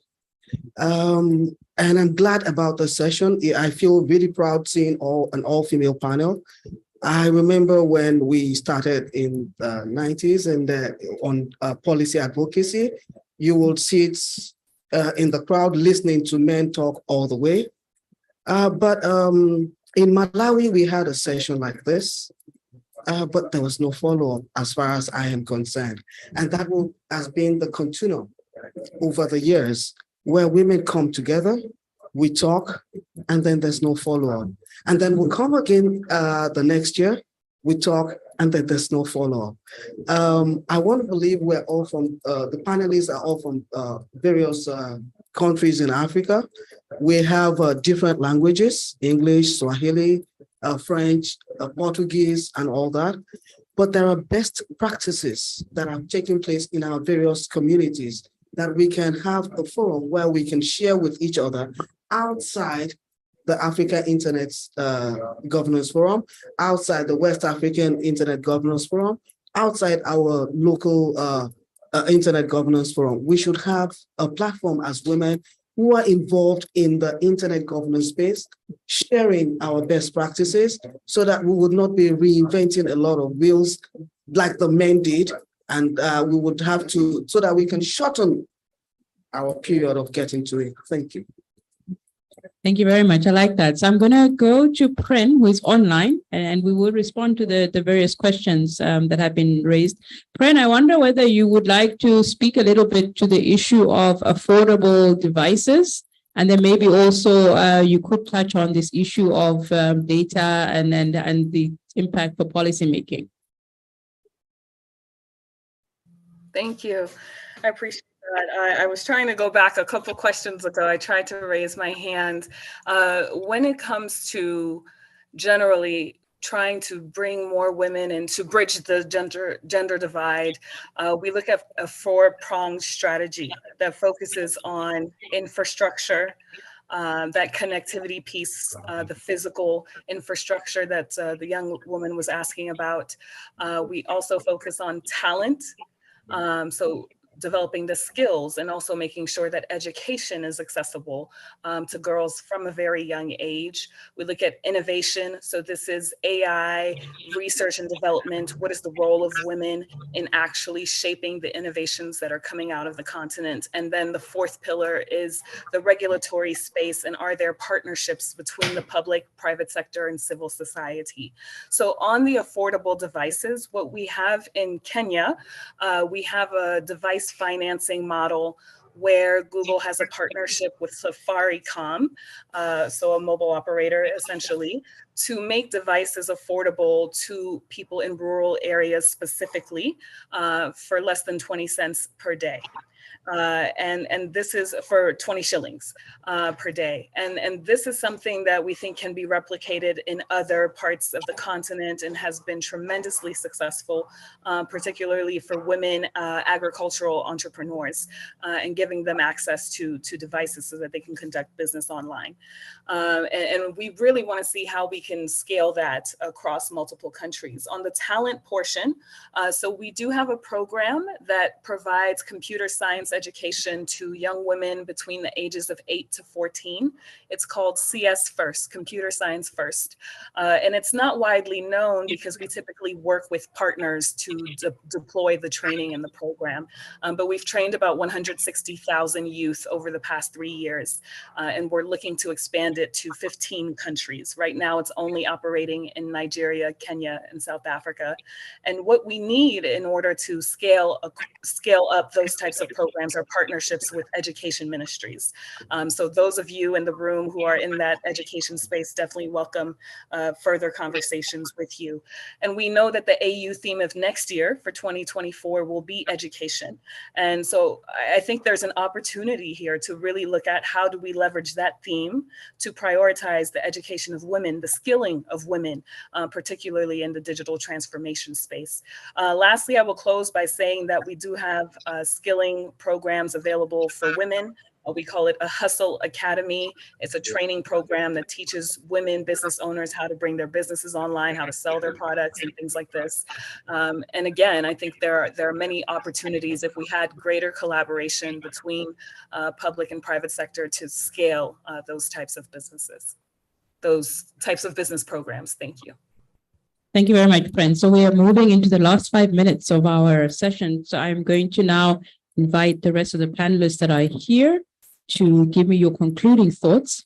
But as you give me your concluding thoughts, please address one of the questions that has been addressed around the affordable devices and technologies, around the issue of catching young women early, around the issues of follow-up and follow-through and the sharing of good practice. So I invite you to pick one of those and speak to it, but then also just give me your concluding statement regarding the session and your perspectives on a feminist internet. So 1 minute, and I will start with you, Gan. As to encourage women to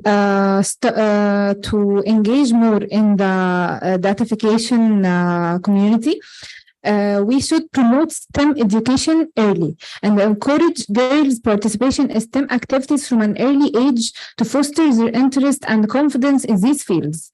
And this can include organizing workshops, science fairs, coding clubs, and mentorship programs specifically targeted towards girls.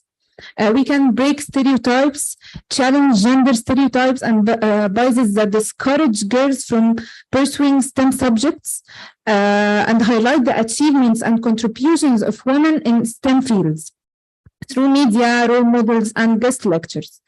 We can create supportive learning environments, create inclusive and supportive learning environments that encourage girls to participate actively in STEM-related activities. As for my conclusion for this session, the process of datification and digitalization present a significant opportunity for gender mainstreaming and gender transformation in Africa.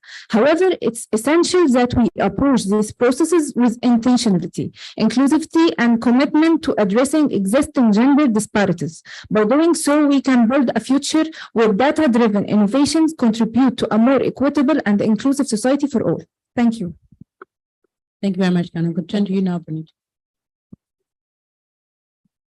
Thank you very much. I think I'll just on follow up. I like what the participant talked about on following up each other. And I believe that as we come to platforms like this, it is an opportunity that we have as women to look out for each other, you know, get to know. I have been here speaking, she has spoken, various women have spoken. Identify, you know, who is working in the area that you are working in, you know, who can support your program which you are implementing in another country. I attended a conference with Nena in Ghana, and that was the first time we met. We are meeting today, the second time, but she identified me, you know, and involved me in writing a paper with her on cybersecurity, you know, on the African continent. So let's do that, you know, as women identified, you know, each other. We are doing several programs in different countries and then call upon each other, including the young girls, you know, who are attending these conferences in these spaces. And that is how we will encourage each other and support each other to bridge these gaps. Then the other one about affordable devices, I can say that I think we need to learn from countries that have moved a step on this in this area on providing affordable devices, but also trying to bridge the digital gender gap. What have they done? What are the best practices? And then we benchmark on those ones. And then my concluding remarks for this session, this has been an opportunity, you know, to raise our voices as women on issues concerning us and digital transformation. And we've really talked a lot. So I would like to conclude by saying that in everything that we've talked about, let's provide more data. Data helps us to uncover, you know, to show us the unseen things. And at this, it should be disaggregated data, you know. Let's look at the different intersectional dimensions, you know. Let's not share the data and say women are 70% of women or 30% of women, but which women can we also disaggregate and say women of this age group, women in the rural, women in the urban, women in school, women outside of school, you know. That is how we'll be able to see where the different inequalities are in, you know, in digital technology, in digital transformation. And it will also help the policymakers to be able to direct their resources where they are most needed, which category of women, you know, something like that. And then we'll be able to move forward in bridging these gaps. Thank you very much. Okay. There's a quote by the Girl Scout CEO which says the world is written in algorithms and codes, and we need to have girls and women to have the skills to create that future. You know, in view of this and looking at all we've been discussing, and I think one of the participants that mentioned that I think there's a lot of talking going on. So how do we go from here? And I'll take a lead from what Bonita also said. Networking is really key for us as women. It's high importance, because it's networking that brought me here. Because I networked with someone who's been in the space. So as people who have attained that place of expertise and leadership as women, it's important to look behind and see those coming. Hold their hands and get them on board, because that's where you would give them that, you help them build the confidence that is needed. And then in that case, they will also be able to pass on what they've received from you to others coming after them. And then also speaking about education, I think is really key. It's really important. So as women that we are, creative as we are, it's also important that we look out to see what are those ways we can come up with something innovative, something creative, to be able to also get to these young girls that are in the rural areas. Because a lot of times when you talk about, for example, the use of internet and all of that, it's not for those who are living in the cities. Certainly, I'm living in Lugbe, somebody else is living in Karu. We all have internet. So access to this and the smartphones is not about those of us who are within reach. It's about those of them who are in these areas that are unreached. So how can we just come up with some ideas on how to get across to them, and then be able to get them have access to education. And then also lastly, the issue of guidance and counseling, because I love teenagers. And I know that that's one key area in which we can actually have impact. If you're able to build interest, if I had that interest at a young age, I'm sure I would have been in tech a lot earlier. But I ran from mathematics, anything science, keep me out of it. But when you're able to have someone guide you through it, I think you can do well here. You can do well. I told myself that I was a lot better in research. So just leave me when it comes to reading, when it comes to history, and I'm just fine there. So what are those things that we can do to get interventions in those areas? Thank you very much. And it's been a pleasure being here. Thank you. Thank you, Tawela. I want to address the question on access to devices, not just affordability, but from the perspective of access and how technologies tend to be discriminatory in terms of gender. And, I absolutely agree with you in the sense that capacity building is important, but how about devices? And one of the issues you see even at the UN level is human rights by design for technology, security by design. And I think tech companies should start thinking about gender equality by design as well. For example, the social media platforms, it's easy to use AI to detect disinformation, propaganda, and we're also deploying AI to identify sexual discrimination or sexual harassment online. Is it possible that we can design these technologies in a way that are more accessible for women, particularly when we think about illiteracy? And I just wanted to say that at the UN level, there is now a multi-stakeholder group being developed, for example, AI, emerging technologies, and one of the key issues there is not just gender, but geographical representation in terms of gender. And as a final thought, I want to say that I think the AU's digital transformation strategy should be more transparent. Let's know what the goal of the digital transformation strategy is. We want to see digital transformation by 2030. This is 2023. We have 7 more years. It's so rhetorical when we talk of the digital transformation strategy. What is the plan? What is really the agenda? What in the digital transformation strategy? What sort of technologies are we looking at? And how can they actually be implemented to ensure the gender equality and gender inclusion all across the region, not just for Kenya, Nigeria, the big countries, but Lesotho, Eswatini, all of the countries, even the smaller countries, as we go on. Thank you. Thank you very much, Nena. So in a previous life, I used to teach, and to my question about the strategies, only one of you convinced me. The rest of you were sort of fumbling.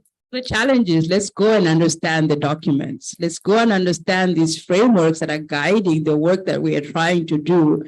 As to Nena's point, we need to know what's in that strategy. We need to know what it's speaking to. We need to know what it means for us in our countries, in our spaces where we're working. If we don't know what the strategy is saying, then how do we know whether it's taking us in the right direction or not? How do we know what kinds of interventions will actually work in the context? Or maybe how will we know the things that maybe are missing in the strategy? So we need to know these strategy documents, whether at the level of the AU, whether at the level of the regional economic communities, and even in our own countries, but understanding that these things trickle down. So if we don't know what the overarching framework is, then it becomes very difficult for us to understand how we inform those processes, even from a gender perspective. Number one. Number two, the issue about data, I think very important, and the issue about disaggregation of the data. Let's be very deliberate about really unpacking the status of women beyond 52% of women people in Africa are women, beyond, only 30% have access to a device. Let us really understand what the data is saying so that we can actually make informed interventions. The other thing I think that has been said is really about the different kinds of solutions and innovations that exist out there. I'm advocating for a compendium. I'm advocating for a way in which we can take what exists and replicate and scale up as a way of trying to achieve some of our objectives around the issue of being more inclusive, but also getting more participation from women. And then the issue of follow up and follow through. I think that's in our hands now. And I think we need to think through how will we do that. I spoke about the Network of African Women in Cyber, of which Nena is a founding member. We have Folake in the room as well. I am also very guilty of that. The issue is, how do we make these things real? And how do we make them happen? And how do we make them work for us? So for the women that are in the room, you automatically signed up as members of NAUSI. Kindly get in touch with us. And then we together start creating and co-creating and building this thing that we want to be the platform that's going to serve our needs and our interests. It's been my pleasure being your moderator today. Thank you very much for all the insightful comments. I have one more task that I have been asked to make sure that nobody misses.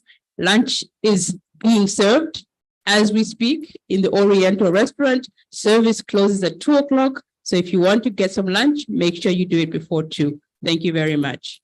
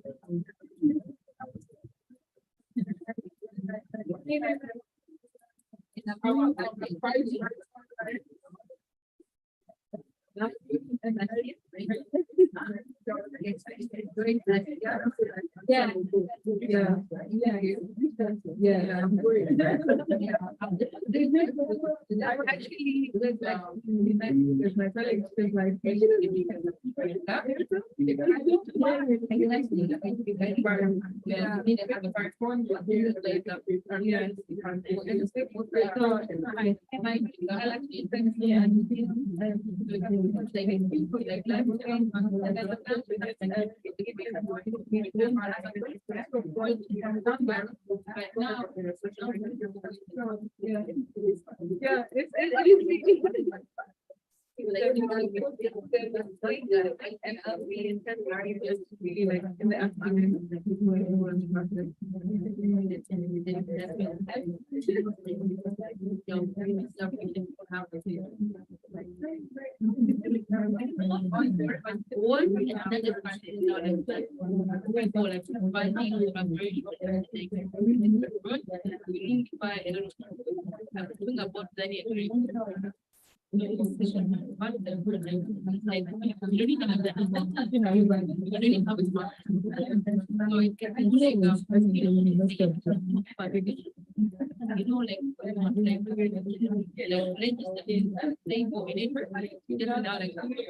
that way, you don't need the body. Can even have like can even have the but yeah, like yeah, so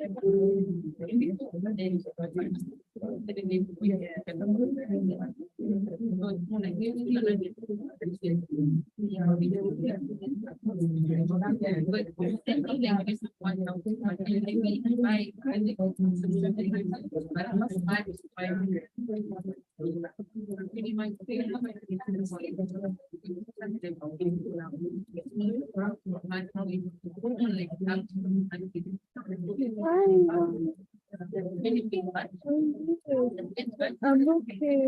Watch my contact. Yes.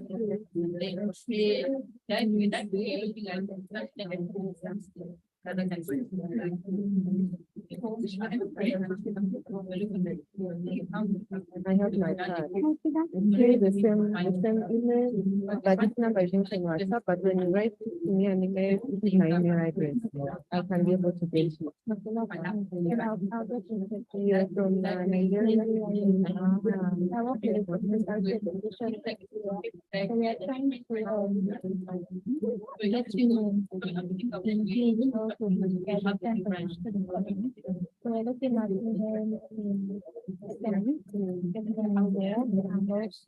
I think trying to get engaged.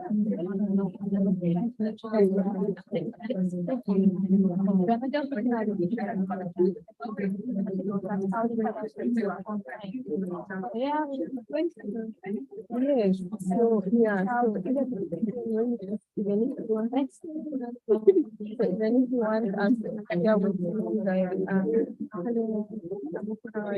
like what, how we have handled the different programs with women, you know, I think that is the first step that you can do.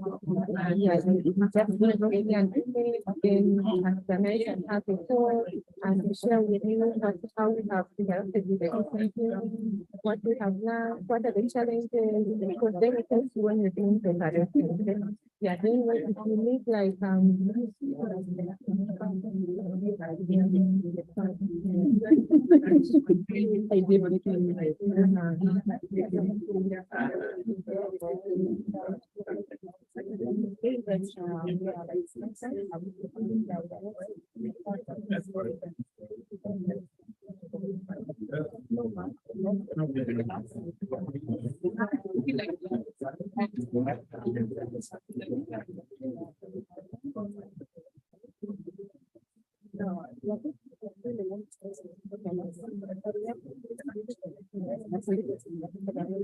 I know.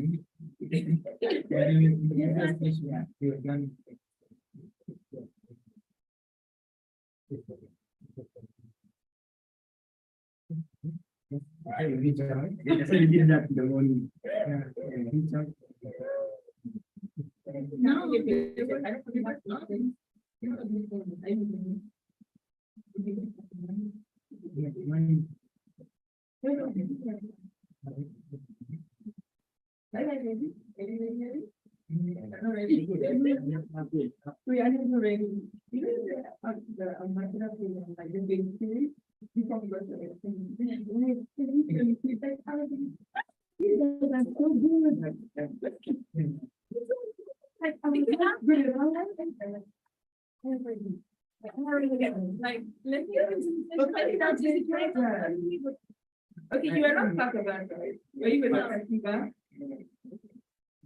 My Dutch word content is.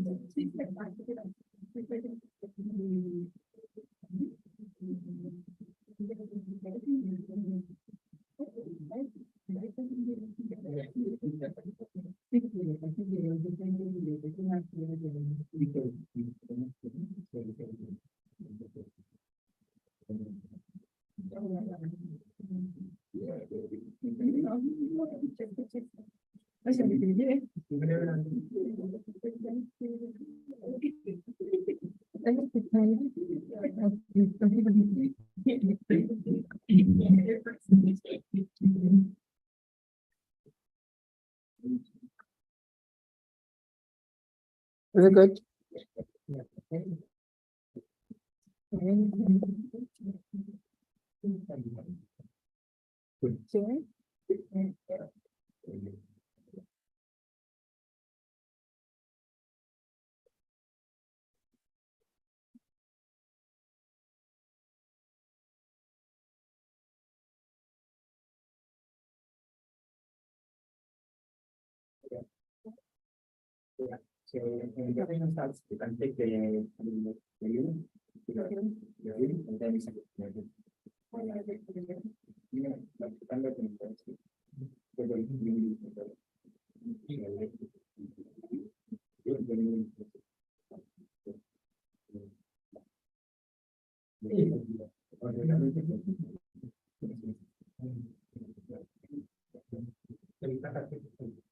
Yes.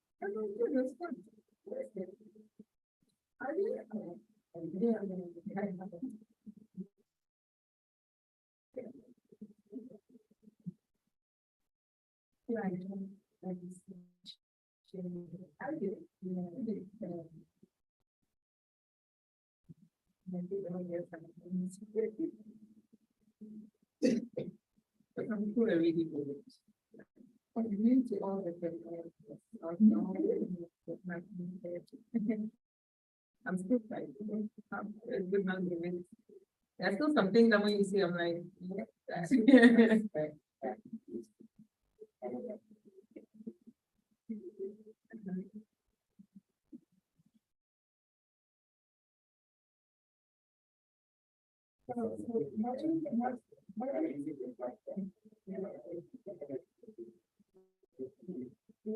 okay, I was commenting about that. I was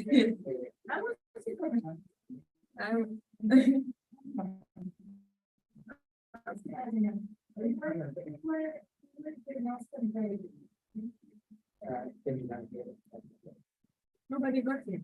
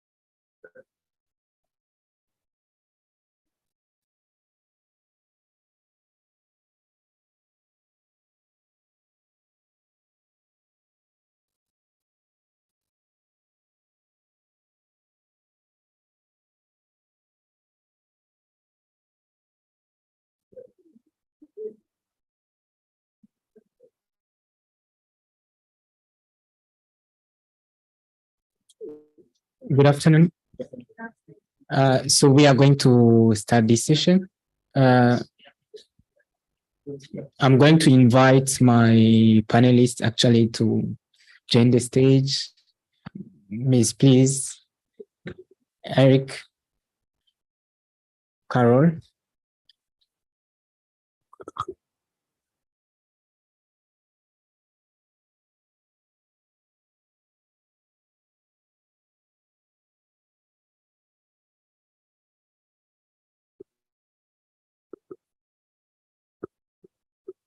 Thank you so much. In this session, we are going to explore how we can empower people with disability, actually, digital platforms. So the title of the session is Empowering People with Disability promoting accessibility in designing African digital platforms. We are in the era of the digital. Sorry.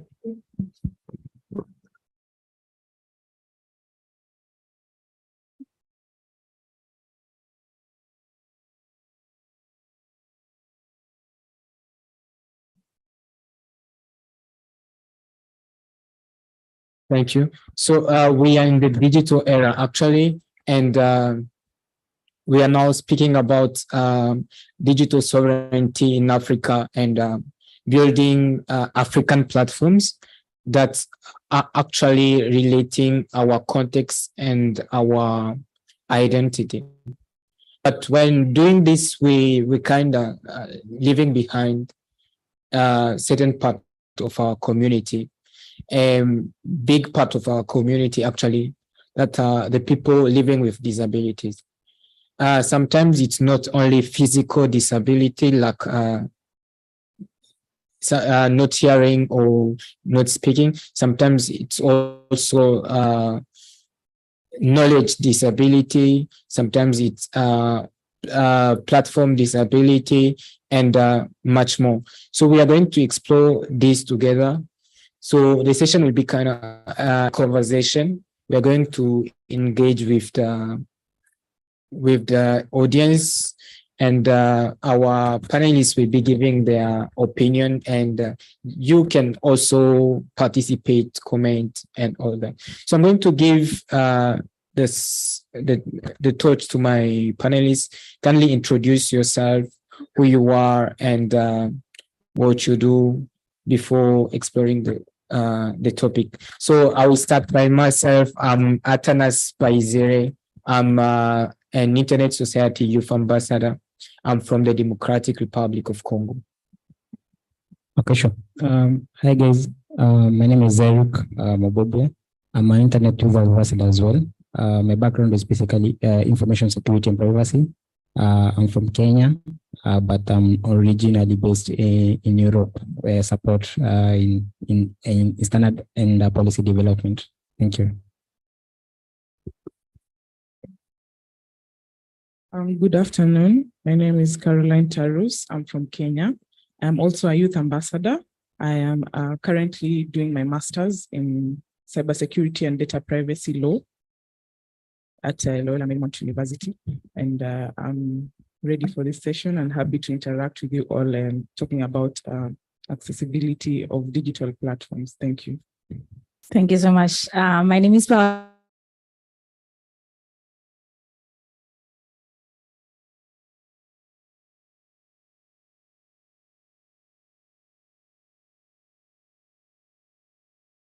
With disabilities. Thank you so much. Good. So we are just giving a presentation, who you are and your affiliation before we get into the matter. Absolutely, absolutely. I feel so embarrassed walking in late, but my apologies. I was actually just in the parliamentarian session. My name is Keith Andere. I work with the African Youth Commission. African Youth Commission is a Pan-African youth network that aims to do like 4 things. 1, build capacity of young people in decision-making process, ensure that we have knowledge transfer, create a movement building for young people so that we can consolidate their voice. And lastly, ensure that, youth engagement and representation on the continent policy aspects are in line with what we want as young people. So I work with them as the head of the secretariat. Happy to be here to talk about this topic, even though I feel so embarrassed that we don't have the actual people living in disability to talk from the front. But nonetheless, we hope that we'll do a good job in representing their interest. Thank you so much. Thank you. Thank you so much. That was a quick introduction. So now we are going to get into the matter actually. And as just Kate has mentioned, the people with disabilities sometimes are not heard, like they're not represented.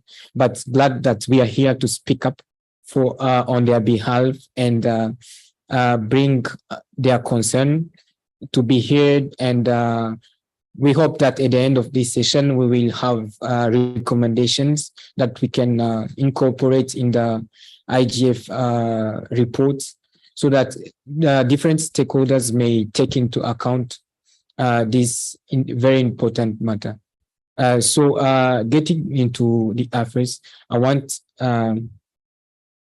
starting by you, Eric, I want you to give us a quick overview of how you think we can tackle this serious problem of people living with disability accessing platform and African platforms, actually, like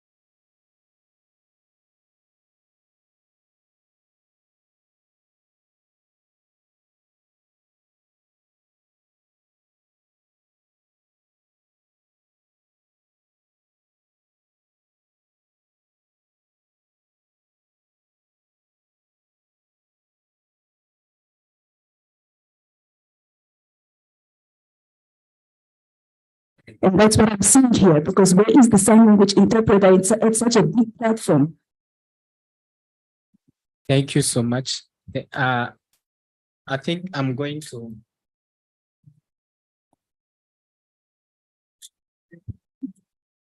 Yeah, so that's a good question. Thank you so much. So as you're looking at that, so I'll share my perspective from my experience, how we work with them. So I'm from the technical community. So we have a group called W3C. So it's more of like, so for the guys who use the internet, there's something called www, and then you enter like facebook.com.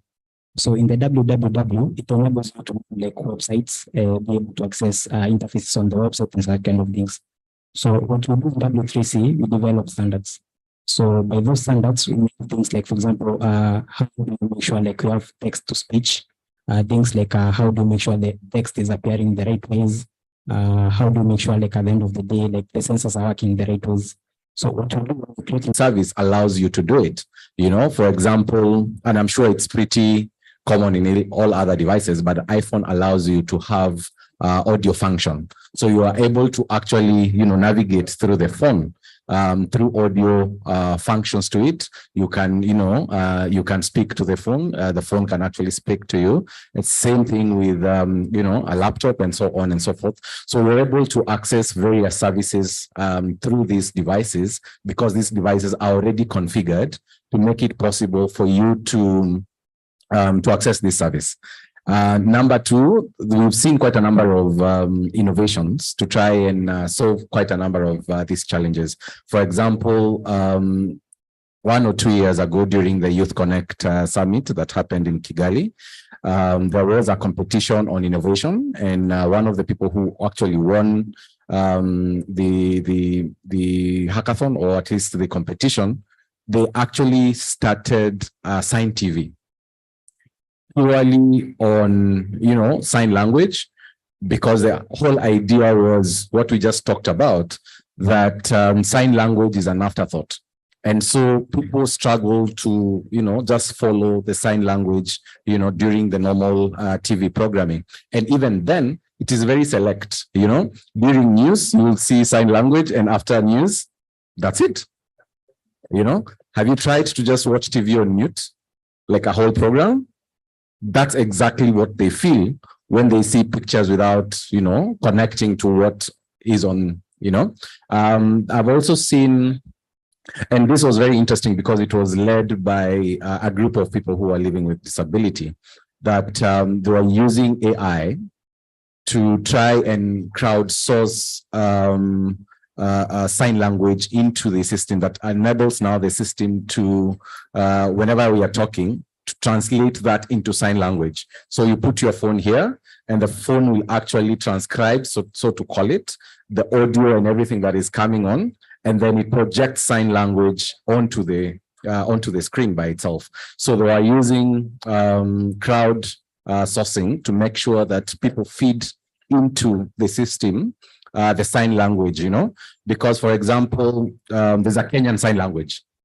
Then you go to another jurisdiction, there's another Brazilian sign language, so to speak. So how are you able to find a sort of unified sign language, for example? So those are some of the conversations that we should be taking this forward in terms of what interventions, what innovations are we able to take forward to ensure that such provisions are also technologically led and not human-centered, because at the end of the day, we will not have enough human resources all around us to make sure that these provisions are actually there. I mean, we've also seen the smart walking sticks, that guide and say, look, there's a car coming, or this or that. So you're not just relying on tapping, but it's also looking smart enough to actually tell you the environment where you are and so on and so forth. The other aspect was on AU and what the AU is actually doing. I think AU is, first of all, AU of the member states. So most of the interventions that they will take, I think, is policy and frameworks development, which should be taken up by member states.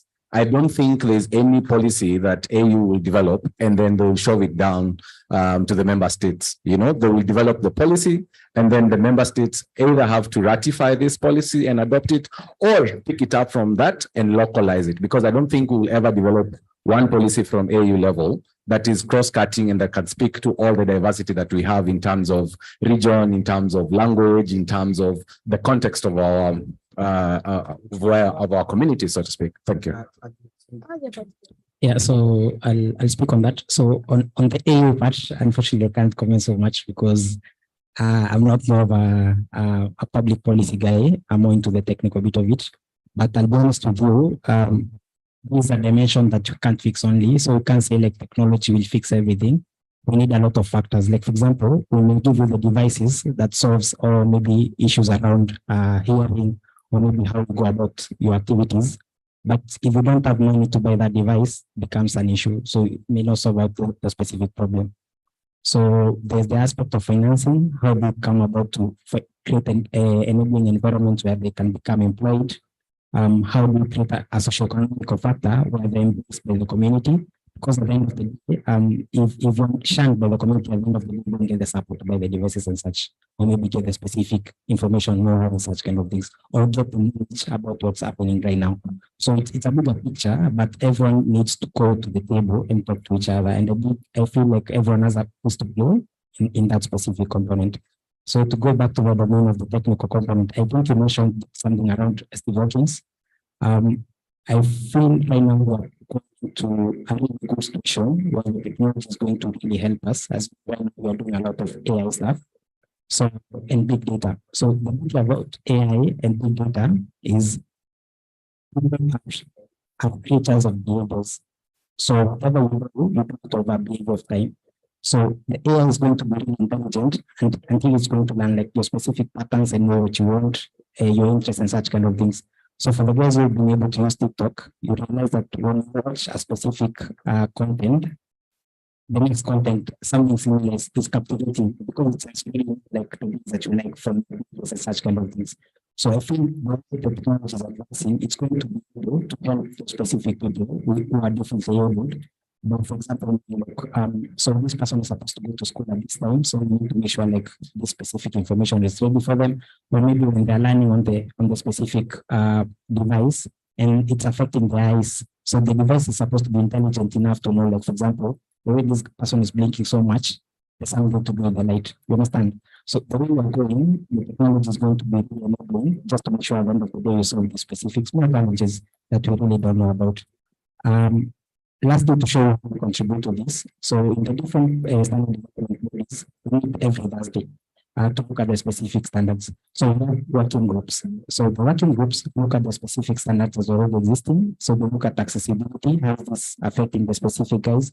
We remember I mentioned something around a request for comments, where we get a standard request for comments. So people comment on that, and then we meet on Thursday again, just to go through the comments and see how we can improve. So the beauty about this is these sessions have people from Microsoft, people from Intel, because we are developing the technologies that you're using. So seeing for different on that specific session. So the comments that you provide, we have to address those specific comments in the next release. So that's how we run. So everyone, it's a framework that everyone needs to give their voice. So if you don't get the feedback from the ground, you can move on if you're solving your problems on it. I hope that answers your question. I would also like to add that the virtual reality can't be inclusive if the reality itself isn't inclusive. Like we can't imagine internet inclusive for everybody if our reality isn't inclusive. So people with disability that are now in decision-making positions should remain there, should advocate to continue occupying those spaces, for them to advocate for those people who aren't raising their voices in those platforms, in the Congress, in the government, because people in the government that doesn't have disabilities are not interested in that. They have their main interest. So we need the people with disability, we need to give them opportunities to occupy those spaces. And also, once in the government, create educational programs. Like I think that education is the base of every transformational things that happen in our era. So maybe giving or promoting more programs to teach them how to code, how to use internet, promoting more social policies for them to access the internet, because most of the people with disability, they doesn't have even resources to get to that kind of information, to learn how to implement AI. So it's important to have an educational perspective in that. Thank you.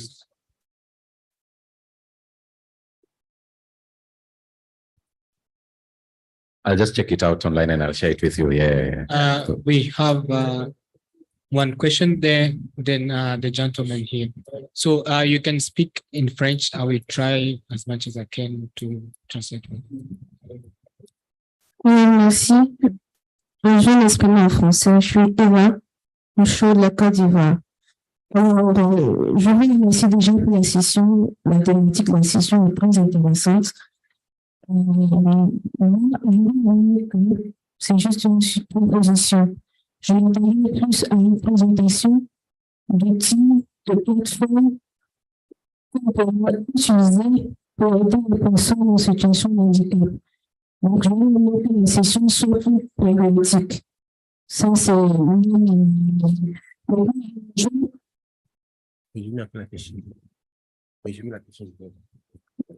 je réponds. Je ne sais pas comment résumer. Je ne sais pas. Ok. C'est ça.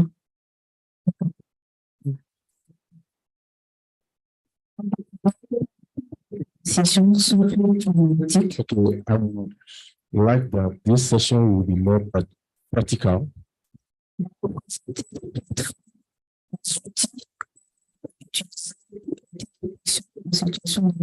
In sense that we can have presentation of things we can use to help people with disabilities. I would like to join my colleague from Namibia. Talk about sign interpreter, the lack of sign interpreter on the panel.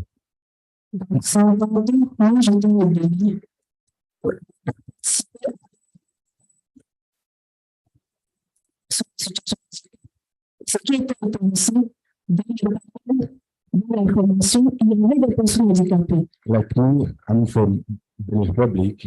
We held a meeting like this, a session like this, and during that session, we invited a sign interpreter to really address the issue. So I was expecting something like this, but it didn't happen. So as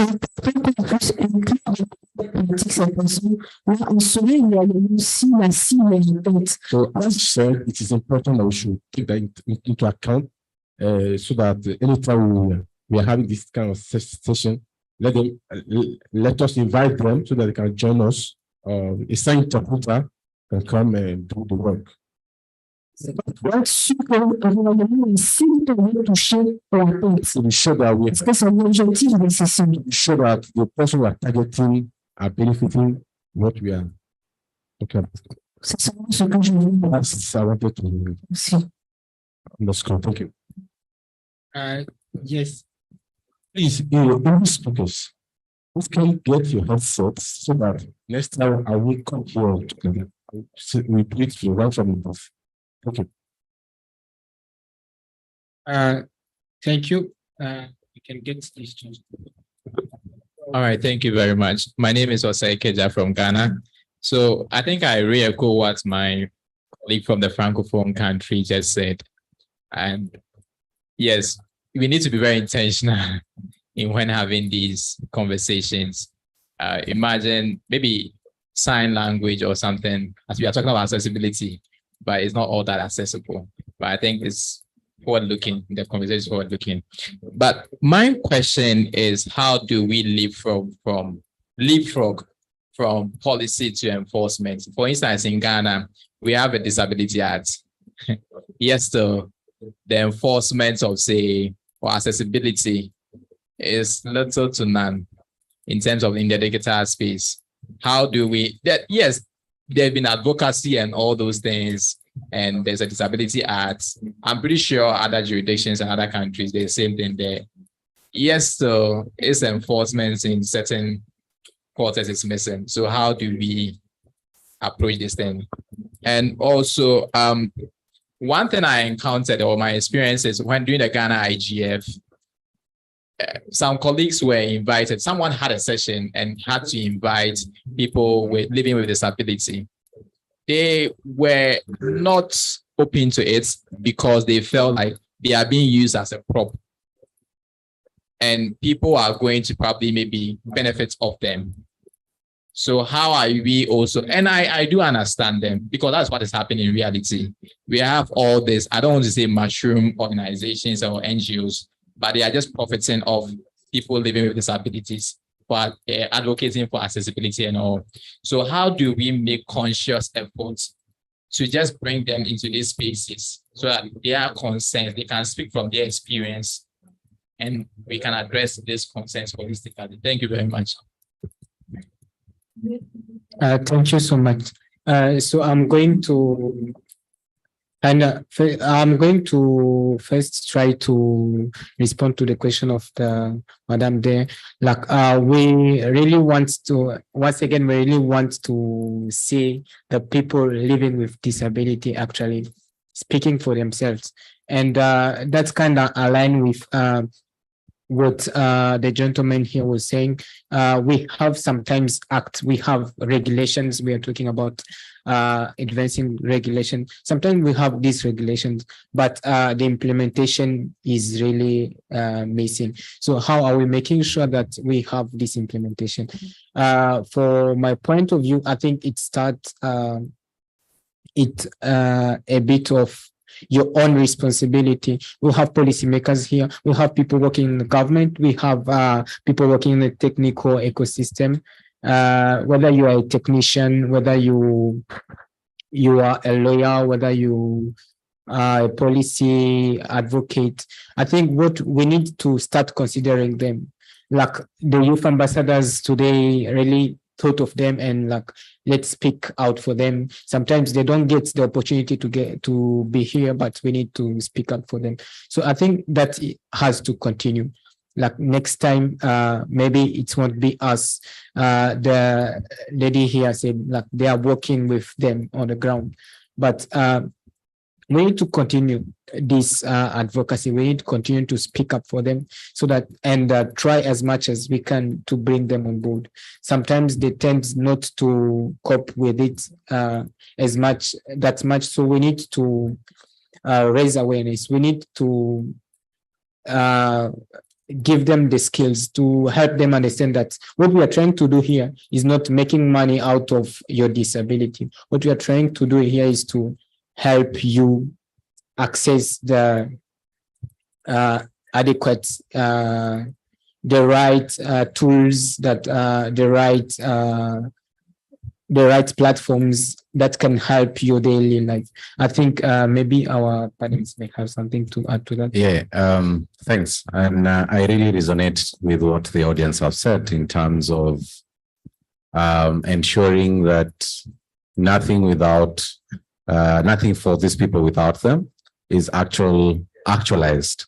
And for me, it's not just about this session, but in the larger grand scheme of things, that we are not going to have a sign interpreter on a digital inclusion session, but as a matter of, principle into the IGF process, So for me, it's not just this session, but maybe just one of the key recommendations that we should actually take to the larger outcome of this meeting is that this is something that should be implemented going forward. I mean, traveling is already too expensive. We would rather cut down on the number of people who are traveling and ensure that such service is provided. There's no point of bringing 100 people from all over the continent if we can cut that to half and ensure that those half or the cost of this half go to such services, so that these services are actually in all these sessions that are running across, and this is not just even sign language, for example. How do we ensure that we give priority funding to people living with disability? Because they need to be part and parcel of this digital rights conversation that we are having. So that for me is paramount, and that is my very strong recommendation to the Africa IGF and this IGF process going forward, not just at the regional level, but also something to take home about, at the national IGFs. Thank you. Thank you so much. Thank you so much, Kate. If there is any other comments in the room. I just really want to thank the panel. I don't want us to sit here and just be bashing the session and how it's been formulated. I think sometimes we try to do these things, but circumstances also don't allow us to. So I just really want to thank you all for your insights and your expertise and really coming to the floor and making this an open discussion for all of us to engage in. However, I don't think my question on the strategies and what we can do collectively to ensure that these persons are included was answered. So I then propose, I propose that we start using technology to empower persons with disabilities and ensure their voices are heard, right? Just like the gentleman said, have a sign language interpreter for the larger platform in itself, because it's a platform of high magnitude. I think an inclusive information sharing platform tailored for persons with disabilities can provide accessible information, enabling their engagement as informed citizens. Most African countries have elections coming up. Some already had elections. But how then do those persons with disabilities make informed decisions if they don't have access to certain information, either due to cost of not being able to afford the devices, or because of a lack of sign language interpreters, where they can't really understand what is being done in mainstream? Sorry, I wrote this down, so I'll just finish my sentences.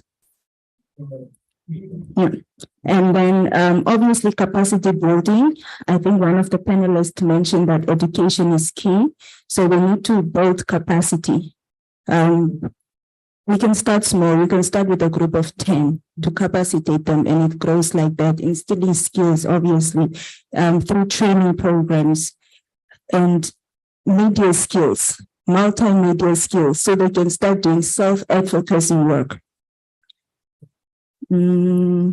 Because when we start instilling these skills into persons that live with disabilities, they then start making news for them. So it's a thing of we empower them so that they're able to produce news for them, by them. Many things such as terminologies, the terms that we use in mainstream media, as not terms that persons with disability are related with. You just said now differently abled people. In Namibia, we're not allowed to call them differently abled people. Things like that, you understand? Like, just even as people, what are we really doing to include them? It's not just about the internet in itself and having fancy devices and smart sticks and stuff like that. Also just the human aspect of it. How do we really include them? Do we take them into consideration? Do we accept that they don't want to be called a certain way? They don't want to be called hard of hearing. They don't want to be called deaf. Things like that. Like, what are we doing? Also in mainstream media, do we then learn how to make things accessible to them? And what is the skill sharing nature of things when we speak about persons with disabilities? So those are the nitty-gritty things that we need to work on as a region collectively, and maybe just start implementing things from grassroots level, and then work our way up and work as a continent to see how we can include those people. This gentleman put it correctly to say that sign language is different in many sectors of the region, and maybe that's why the IGF doesn't have a sign language interpreter, because if we got one, then the interpretation would only be understood by people within Nigeria, not in Nigeria or Kenya and stuff like that. So that could be one of the barriers why we don't have one there. But as a region, how do we consolidate that? How do we ensure that there's a fine line that runs across the continent that creates harmonization, like what can we do? This panel is very youthful and they say youth are very creative people. So let's speak about really how we can put into place things that can help persons with disability. How can we empower them? What are we doing? Let's not complain and say there's no sign language interpreter, we're doing ABC and they're like, what are the solutions? Because with a complaint, there should be a solution. So what are we going to do about it now that after we've complained about it, after we spoke about the gaps, what are we going to do to fill that gap? Thank you so much. Before I give the floor to my panelists, I want to bring it to the audience. So her question, what can we do maybe in a collective manner or in our own parcel of responsibility to make sure that they are getting the tools, they are getting meaningful access actually. So if anyone has a comment, please.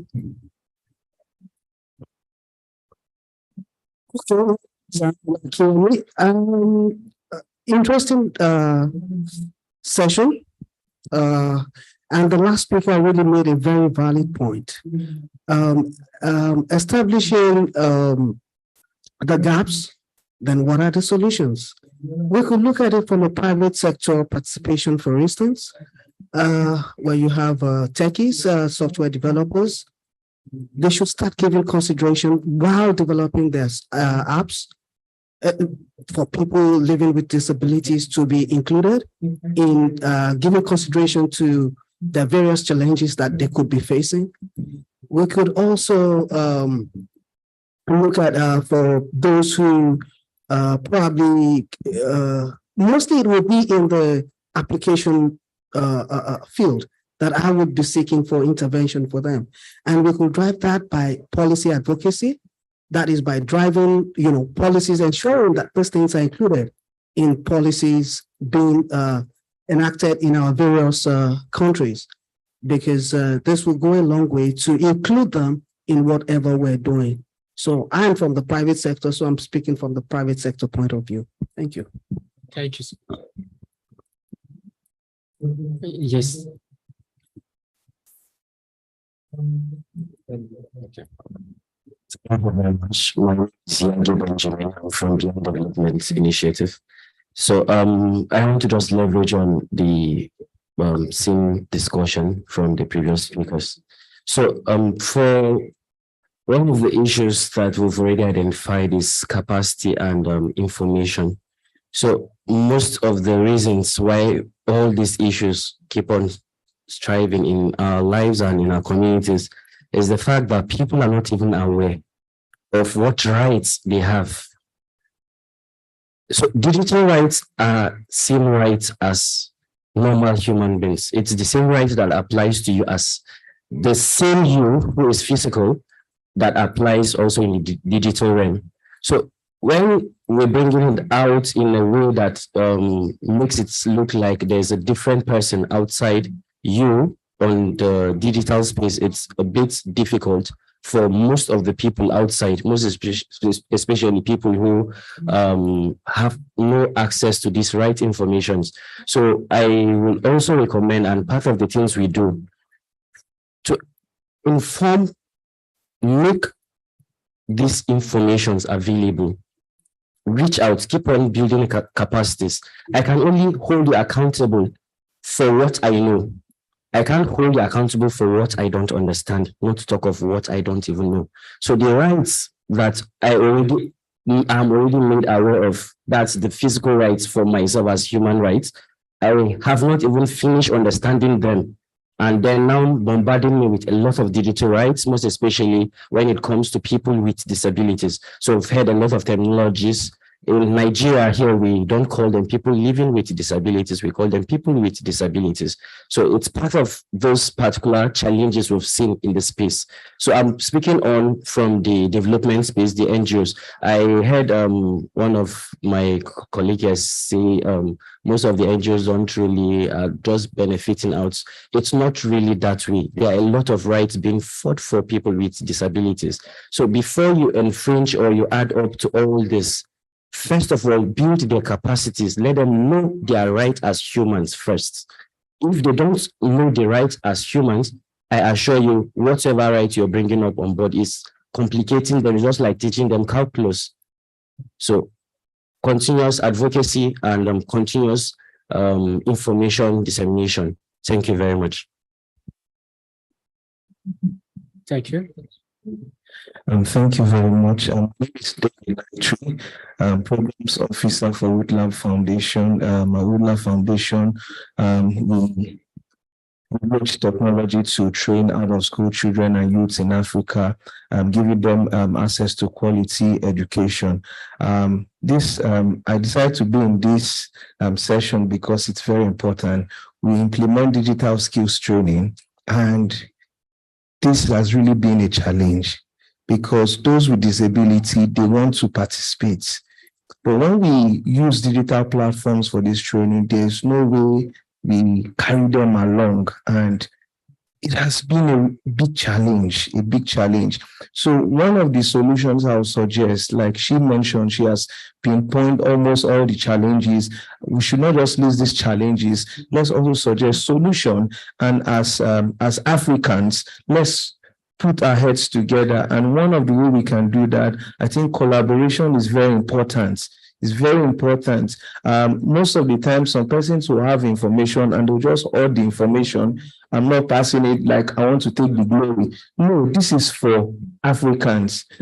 Then we can streamline to, okay, this is my country, but this is an African gathering. So let's collaborate. You have the information, pass it. And also policy will go a long way. Policy will go a long way in importing or bringing digital devices to the country. Before it is coming to this country, are there features that people with disabilities can, it will help them also use those digital devices, because you can't just bring those things and you expect everybody. No, less policies is where it's going to change that scenario, because that's what we're having. And also devices that are coming, Africans who should advocate that if you're produces devices that will be, like one of the speakers said yesterday, that it will be made in Africa and it will be easy to access and also affordable as well. Because most of these people, some of them, they don't even have formal education. They can't afford formal education. And now you want to empower them digitally. How do you even go about it? So all these things we need to put into consideration. And also collaboration is just key, and policy advocacy, and also policy advocacy is very, very key. So I believe we will put all these things together as Africans, we can be better and we can reach out and really have good impacts with those people with disability to ensure that they are carried along as well. Because one of the things was that surprised me the most was that the youth summit, like the hall was scanty. I said, this is happening in Nigeria. And as if people were not aware, and the hall was scanty. I was shocked too. So I believe if we collaborate more and push for advocacy and policy, good policies that will make these things happen, I believe it's going to work. Thank you very much. Thank you so much. So I'm going to add to what they just said. I think Africa has an Agenda 2063 of the development. Like we want to see development of Africa altogether by 2063. We have also the SDG targets by 2030. We want to see the world developed by 2030. And building on this, we are putting actions in place. It's not something that will happen by magic one, like tomorrow, all of them are empowered. It's a process.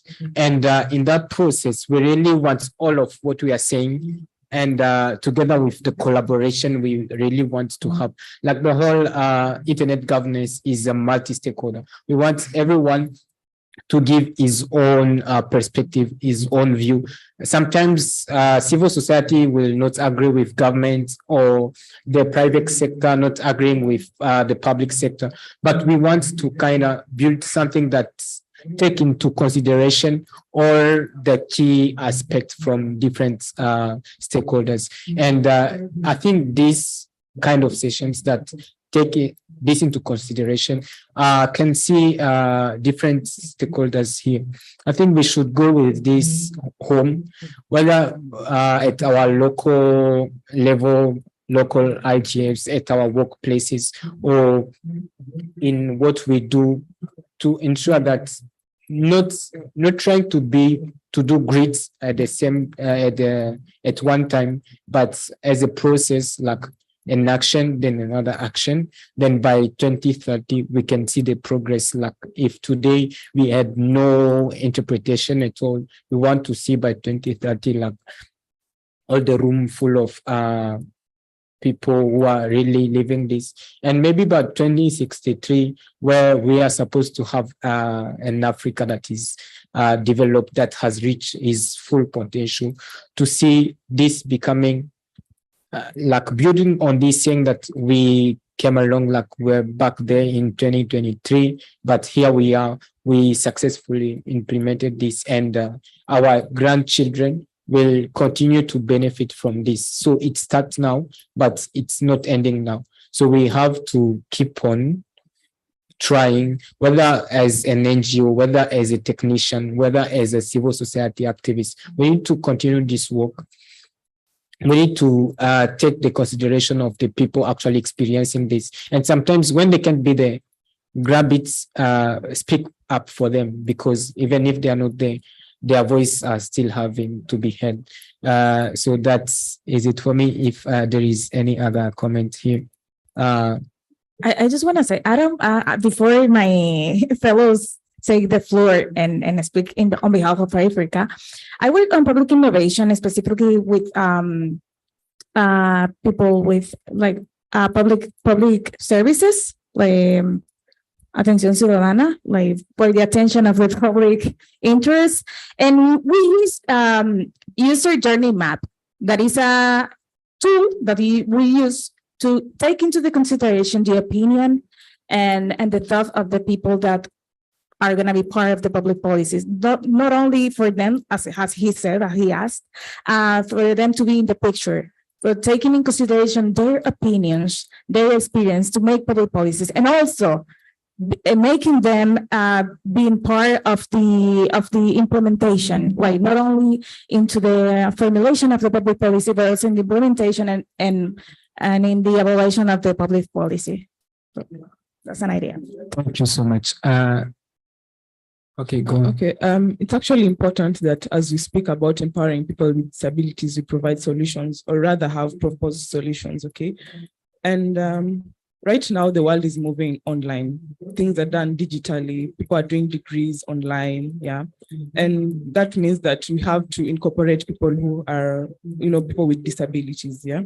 And, we have the haves and the have-nots. Not everyone can access a laptop, or rather an iPhone, or rather phones that can, accommodate them, yeah.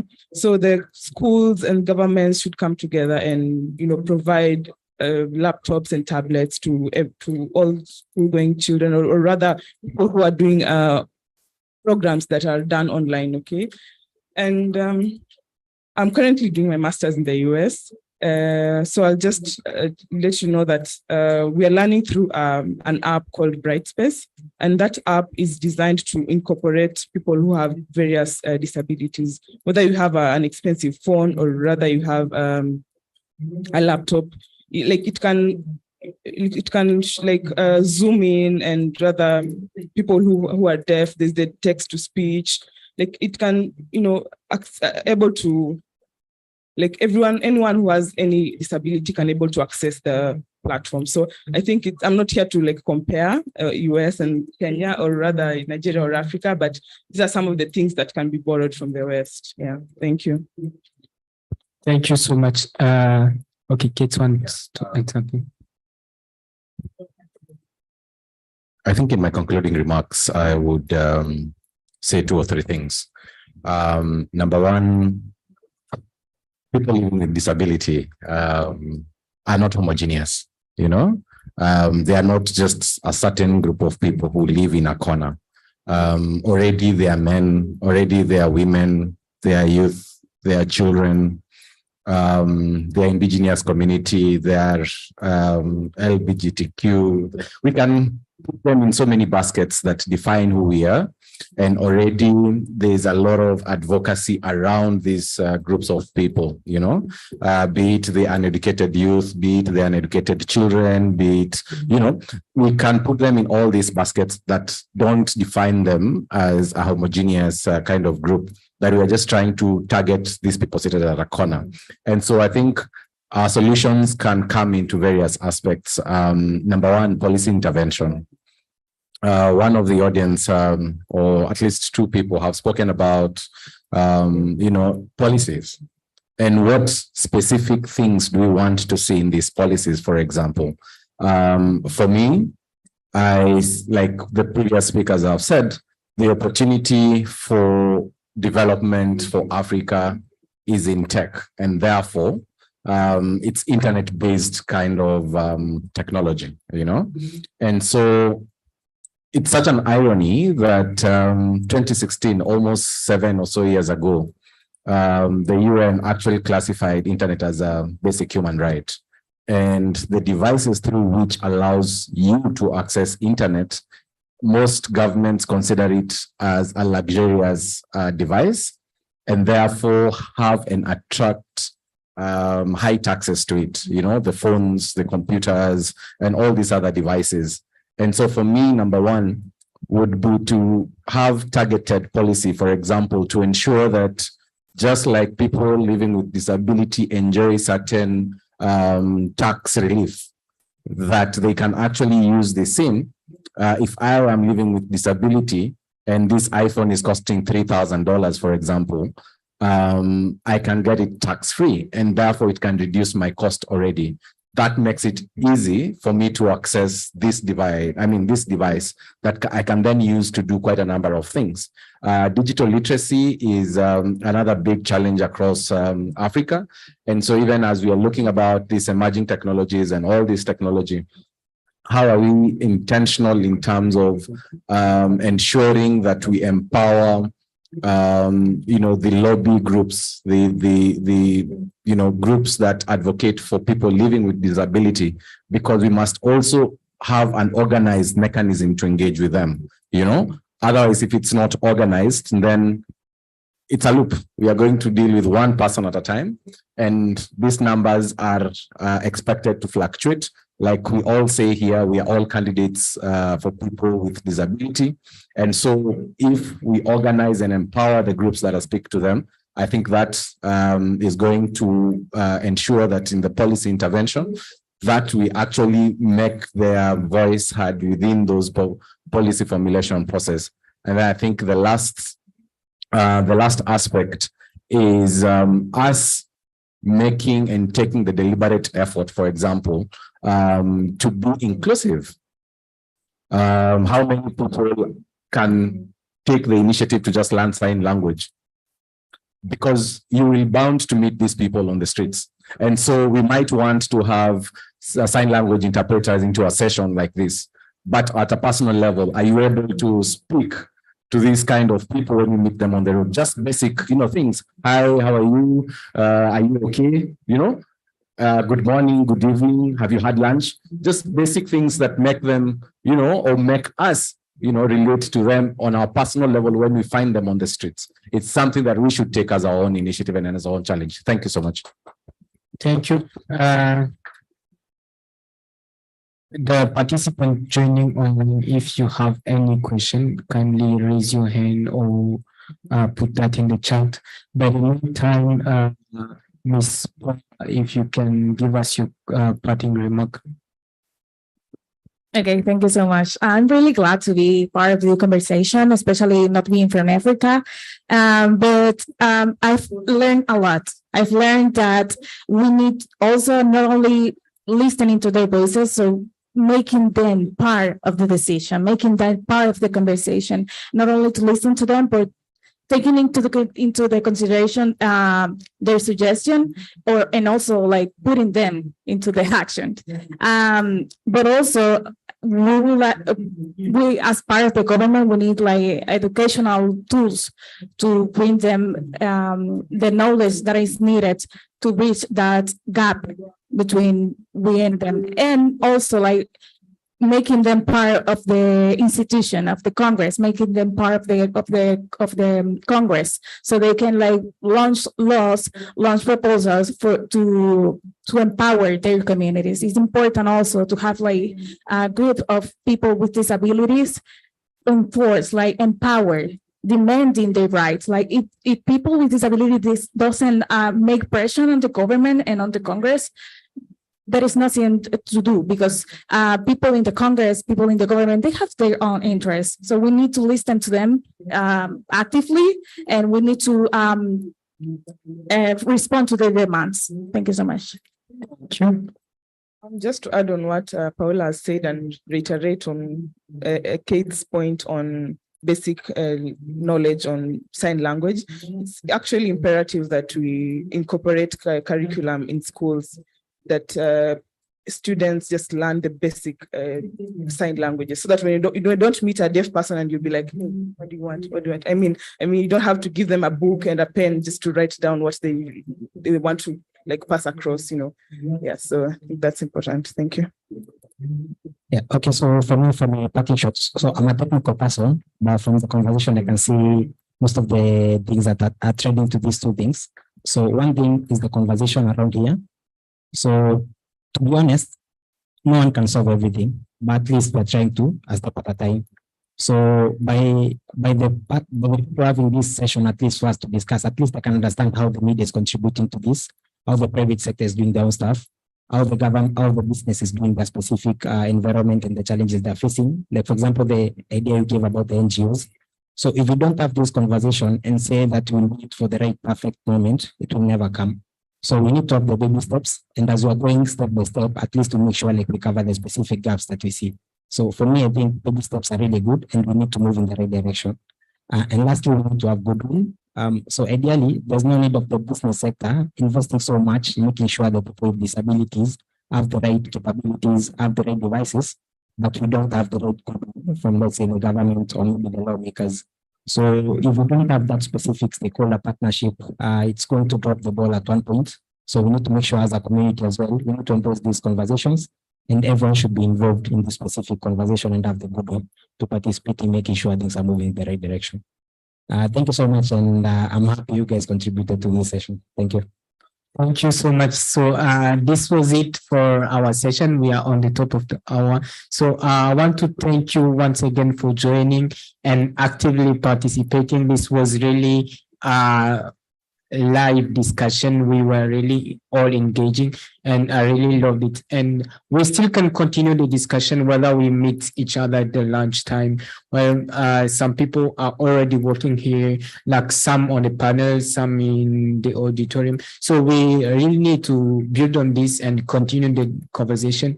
So feel free to meet later on or still tomorrow and build on this. And once again, I want you to clap for yourself. You have been a great audience. And then a clap for our panelists, please. Thank you so much, and have a great evening.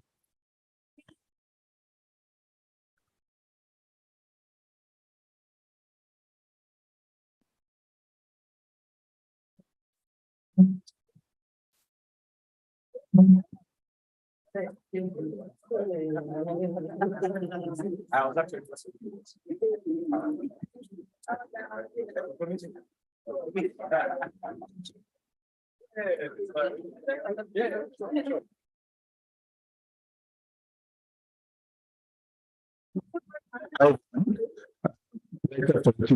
next session is my data, which is a practical session on navigating data privacy and protection. So please come back when you go out for a break.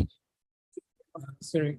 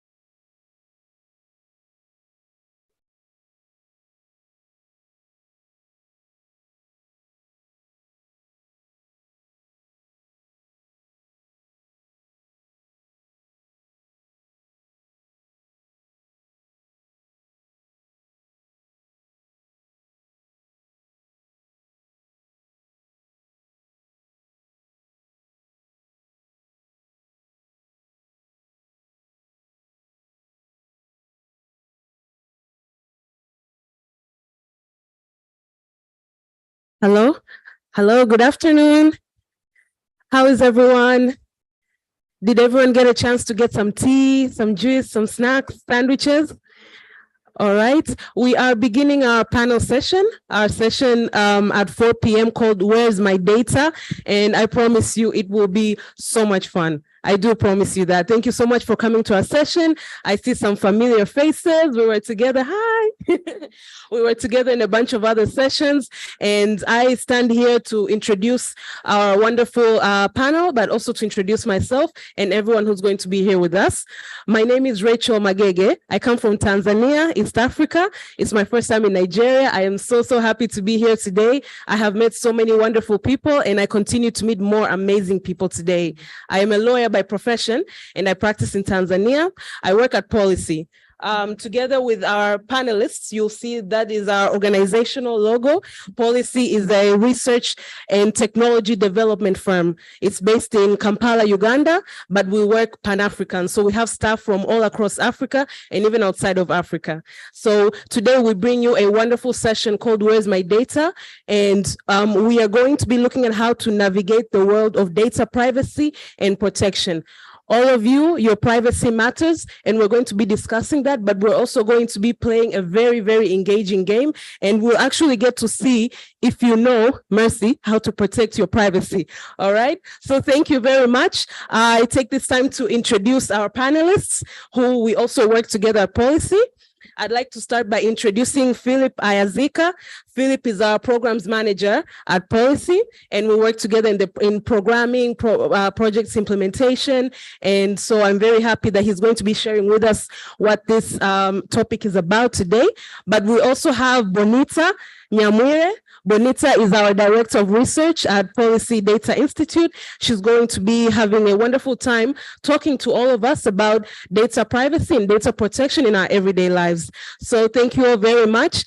Please feel free to follow our page, follow our website. If you just go to policy.org, we'll be sharing our social media platforms as well, and a lot of the work that we have done, so you can keep following us, all right?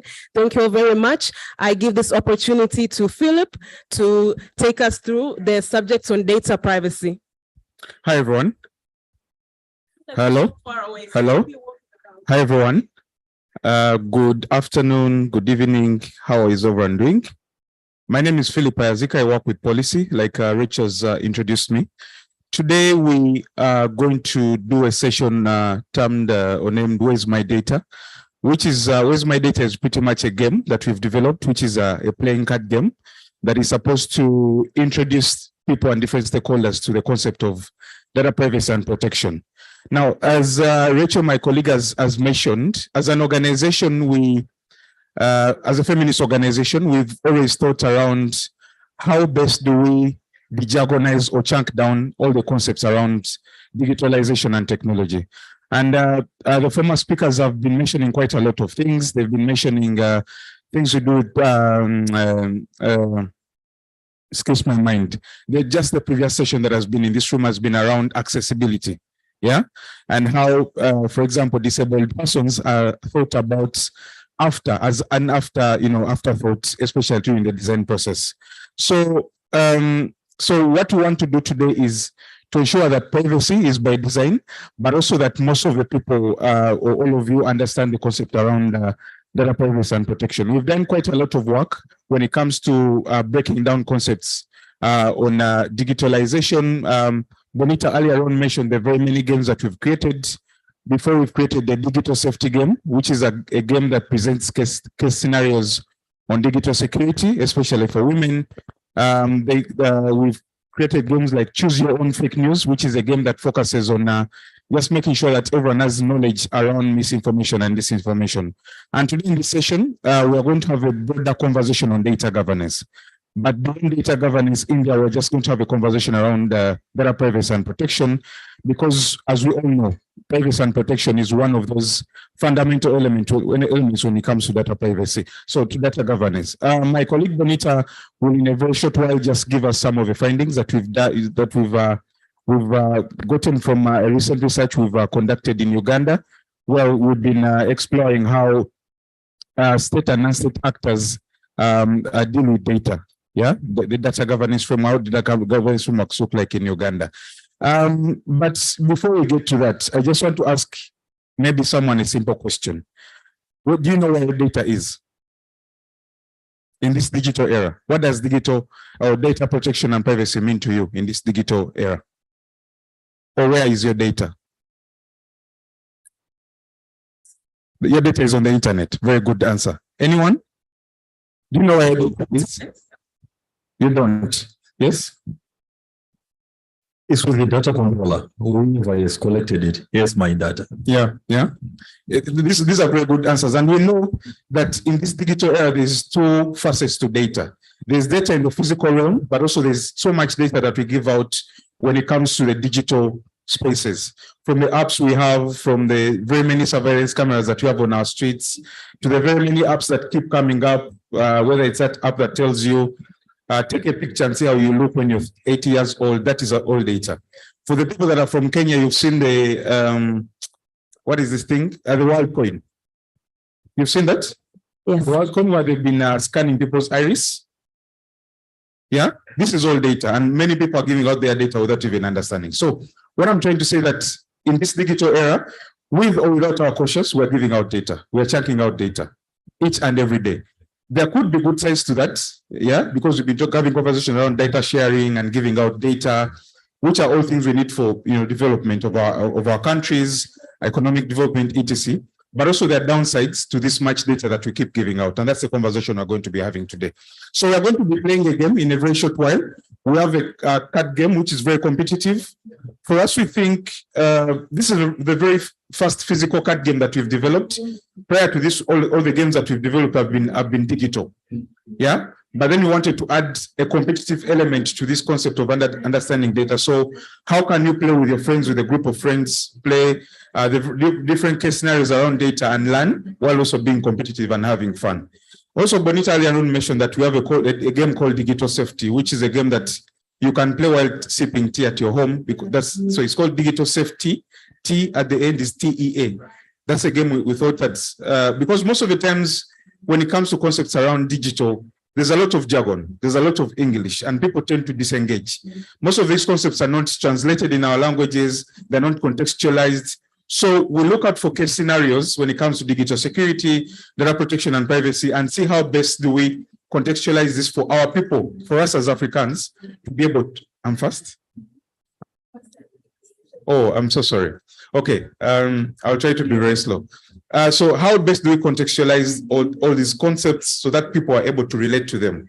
Because we've been to rooms where you've talked about data protection and privacy, two-factor authentication, and people are like, what is this? Do I really need to know about this? So, but contextualizing these things through creative solutions like games, chatbots, dashboards can really help people drive the point home, but also understand the relevance of some of these concepts. So I'm just going to invite Bonita, because this is about data protection and privacy, but the broader conversation is data governance. Yeah. How is our data collected? How is it used? Who governs our data? Who controls our data? Who has authority over our data? We've all heard about the quid pro quo concept, for example, which is a concept that is very famous when it comes to the big tech corporations. Yeah, when it comes to the big tech corporations, where they say that your data would not make any sense if Facebook didn't exist, for example. Yeah, because there's been connotations and conversations around who owns my data, who owns the data. For example, who owns your data that is on Facebook? Is it your data or is it Facebook? Yeah. So if it's my data, why then can't I have the authority over it?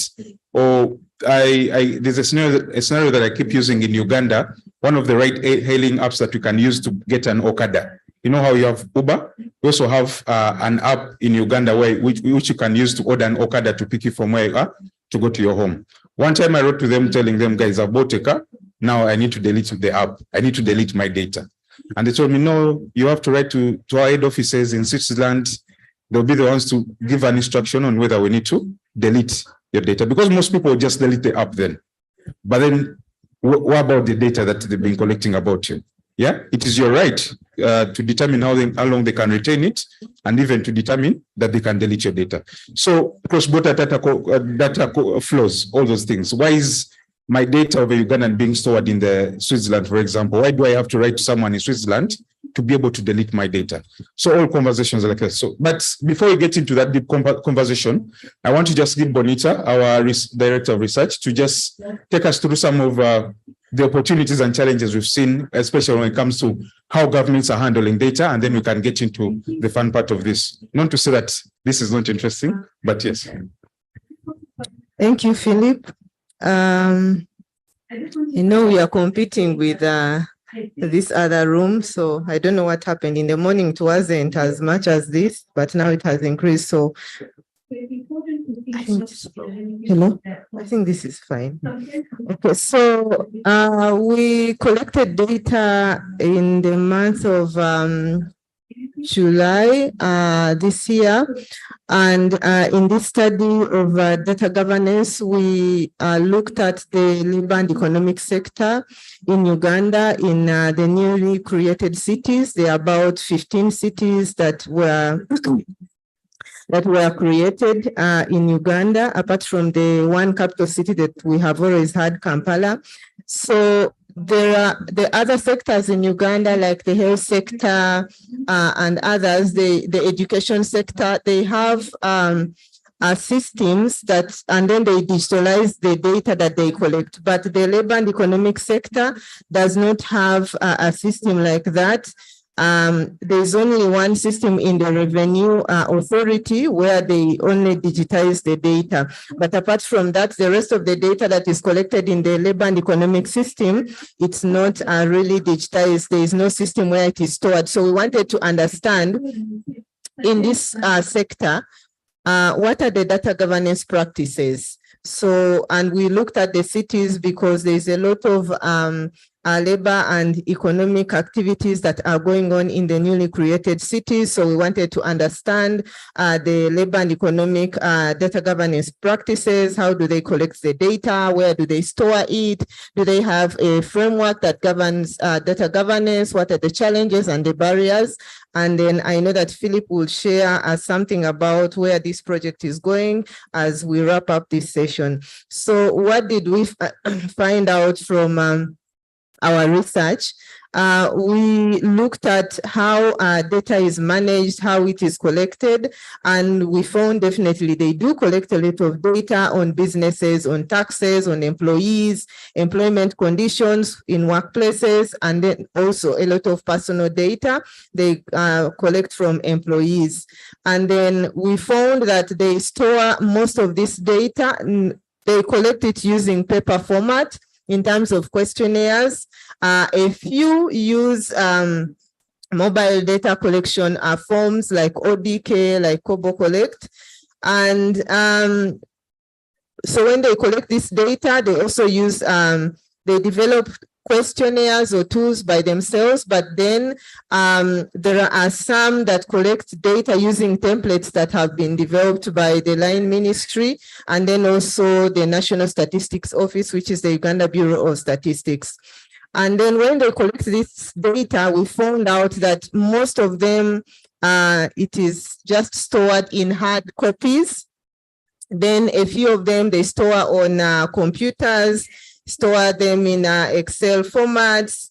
And then also we discovered that they share this data between different offices. And so they also have data sharing agreements. I'll talk about that one. So they do share the data. And then most of the offices have data officers, like record officers who take care of the data, who are custodians of the data. They have city planners, statisticians as custodians of the data they collect. And then we also found that a few of these entities, they have strategies for governing the data that they collect. So it is just, they collect data. They just want to have this data, but they don't have like a framework to govern, how should the data collection look like, what templates should they use, who should develop the tools, who should manage this data, who should do the analysis, where should it be stored, how it should be stored, something like a framework, something like that. So most of them do not have. Those who try to develop something being guided by the National Statistics Office, they have not implemented it. So it's just something that is there. They collect data. Actually, when you visit the offices, you find, and I know it happens also in other African countries, there are piles and piles of papers in corners in offices. Others have been put in sacks. They are all there, others in files and something like that. And then we found that these entities, they also do, I talked about data sharing, but they have a kind of procedure they follow during data sharing. For instance, they seek for consent when they want to share the data, but they don't really seek for this consent from the data subjects, the employees. So when they are collecting the data from the employees, definitely, and other entities, they seek for consent. But when they want to share this data, they don't go back to seek for consent from these people, but they let them know during the process of data collection that they may find this data shared with other entities, especially the government departments. So the seeking for consent at this level is when I go as policy to the city and I want data, then I have to sign an agreement. I have to seek for consent from the custodian of the data and other authorities at the city or the district level. And then there's also looking for permission. So there's a process that they go through to share the data, signing an agreement and things like that. Then we also asked them about if they are aware of data governance laws and policies and regulations and other ethical standards, because we have the Data Protection Office in Uganda. I know Philip will talk more about that one. And there are also policies that we are required to follow. So we asked them if they were aware, and most of them were not aware of these policies, of data governance, of data protection. Actually, they confuse the data protection policies and laws with cybersecurity policies. So we need a lot of work on that as civil society organizations, but also as governments. So they are confusing. So when we ask, they say, oh, is it the law about Facebook? You know, Facebook in Uganda is blocked up to today because of political reasons. So they say, oh, is it Facebook? Is it about internet shutdown? Is it about use of the VPN? Is it about the Computer Misuse Act? So they confuse the data governance laws and policies with cybersecurity laws and policies. So they also are not aware. I know that someone during the session we had about feminist internet was asking about the African, the policies, you know, the frameworks, you know, the normative frameworks on the African Union and all the others. And I know that most of us are not aware of those ones. So the same thing, even the regional frameworks we have on the African continent on data governance, they were also not aware of them. And then we also asked them about their views on who should have authority on controlling the data that they collect. Someone talked about when Philip asked who controls your data, where is your data?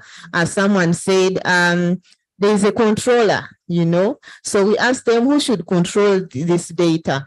And most of them were saying it should be the government because they doubt the authenticity of civil society organization, of the private sector. They feel they don't trust the private sector to control the data, so they feel the government should control the data. Others thought it should be a combination and something like that.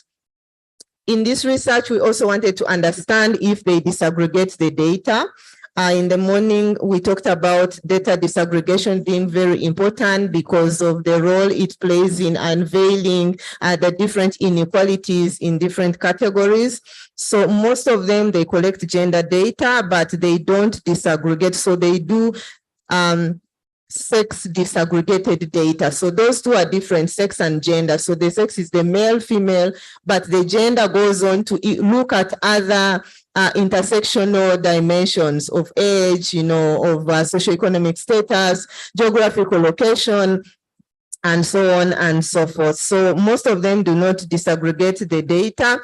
And then the other one, we asked them if they engage citizens in data governance processes.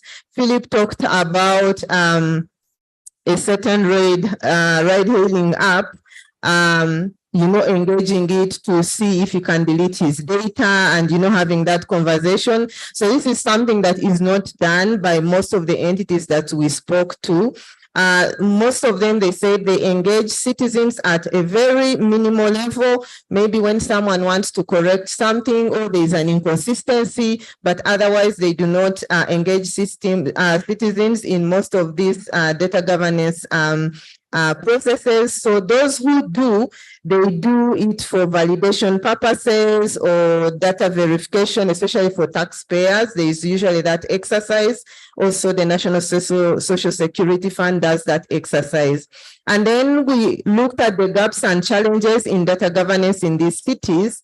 And there were several of them, including limited funding for proper data collection, limited data protection officers, especially those who are trained to take on that role. So most of those who are doing the data protection officer role, they are just handpicked and, you know, trained, just given some small knowledge, you know, protect this data, you know, enter it here and stuff like that. Then the other challenge was lack of awareness on data governance policies. I've already talked about it.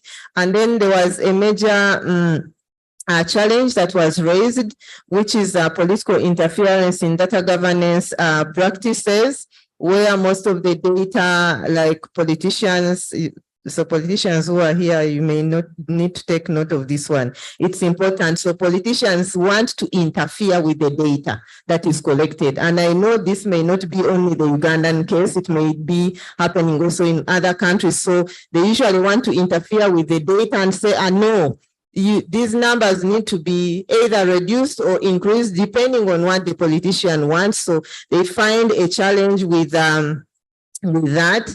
And then the other one was lack of equipment, good equipment to use in data collection, lack of knowledge to analyze the data in terms of disaggregating it, developing indicators to disaggregate the data, lack of, there's limited infrastructure for storing the data.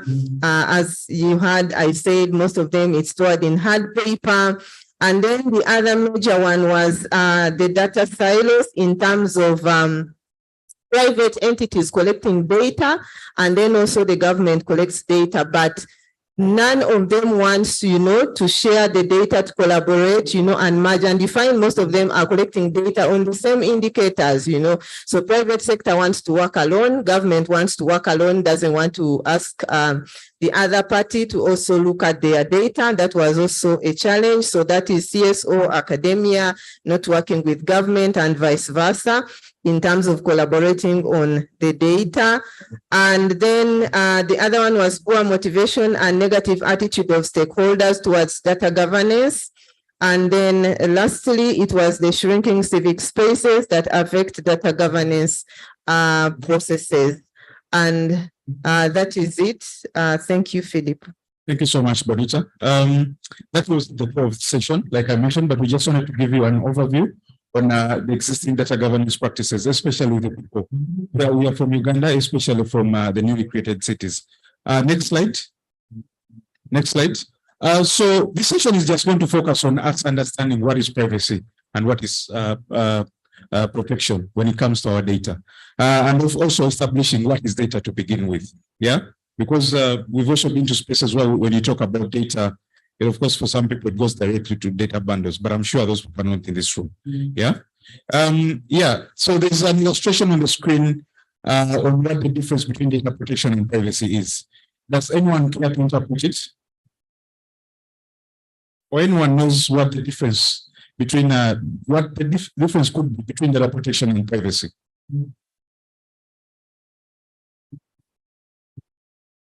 with English alone is a difference. Yes. There's a there. Data protection, when it's trying to protect the privacy of a person or an organization, then privacy is the personal details of a person or an organization.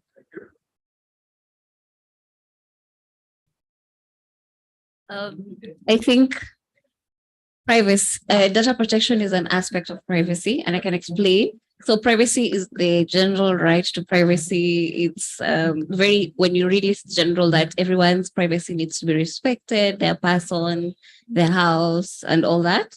And then for data protection being an aspect of privacy is that it tries to protect personal data. So how personal data is processed, so that the framework on how, for instance, the data is collected, sensitive data and all that, but it only applies to personal data. Right.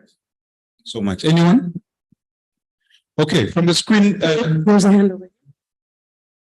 Hi, everyone. So to me, data privacy is basically, I'll start with data protection. Data protection is the policies and frameworks put into place to either limit access to certain data or to protect the data of either your civilians or whatever information you have captured within the framework. And data privacy is personal data that is my own right, like the privacy of the data, protecting that data of my own. Let's take Twitter, for example. When you sign up on the Twitter platform, you put in your details, your date of birth, your phone number, your email, and all the details that are required. But Twitter is not allowed to share your phone number unless you allow it to, you understand? So Twitter then limits that access. And then that's your privacy. So that's how I understand it. I hope that makes sense. Okay, just these two hands and then we can get into it. Yes, thank you. I agree with previous speakers, but I think data privacy for me can just be synthesized into one word, and that is anonymity. So data privacy speaks to the fact that your data is anonymous and there's probably restricted access to it. And data protection is access, but in a safe manner, metrics, and you know how and when to access that data. What I wanted to contribute is similar to what the previous contributor has said, but I would say data protection and data privacy should not be treated differently or separately. Yeah. They should be combined in whatever situation or case, as we can see in the picture. With data protection, they are both affected by the rain. Even with data privacy, the image, they're also affected by the rain. So it should be combined for to strengthen the process. Right. I agree with all of you. All of you are right to some extent, or to most of it. So the question is data protection and privacy synonymous? Yes. Okay. Yes. Of course, when you get into the English and the semantics, there's this difference, there's a gray area here. But I want to give an example. For example, all of us sleep in houses. Yeah, and your house has a window, right? And it has a door. Why then do you go ahead and buy curtains? For privacy. Does that make sense? So your house has a door and a window, and you're sure they're closed. But then you go ahead and buy a curtain. So that's the difference. But they are, of course, synonymous. I just wanted to highlight that. Sorry.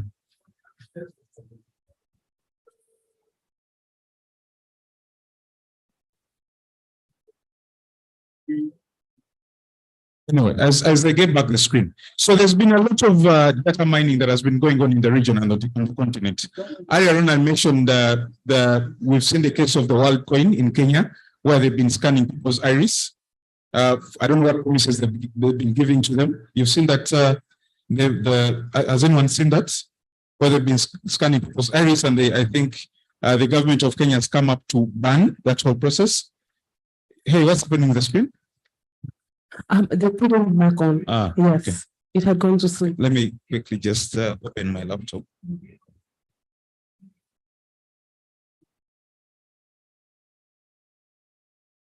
So to just attempt to answer the question of where is your data? Where is our data? And earlier on someone said, data is online, our data is where. So there's that. We have a lot of biometric cryptocurrencies that are coming up to mine people's data. What reason are they taking them for? We don't know. We also see, for those that are coming from Uganda, I don't know how many people are in Uganda, but all of you from where you come from, there's street food. Yeah? There's people that sell street food. And most of the time, the packaging that they're using is probably your high school results or someone's HIV results. Yeah? So that your data is also with those people. Yeah?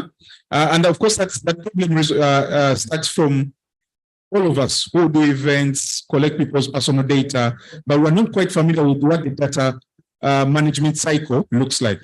Most of us think that when you're done using the registration papers and you throw them on the dustbin, you've destructed the data. But the last cycle of the data management cycle is destruction.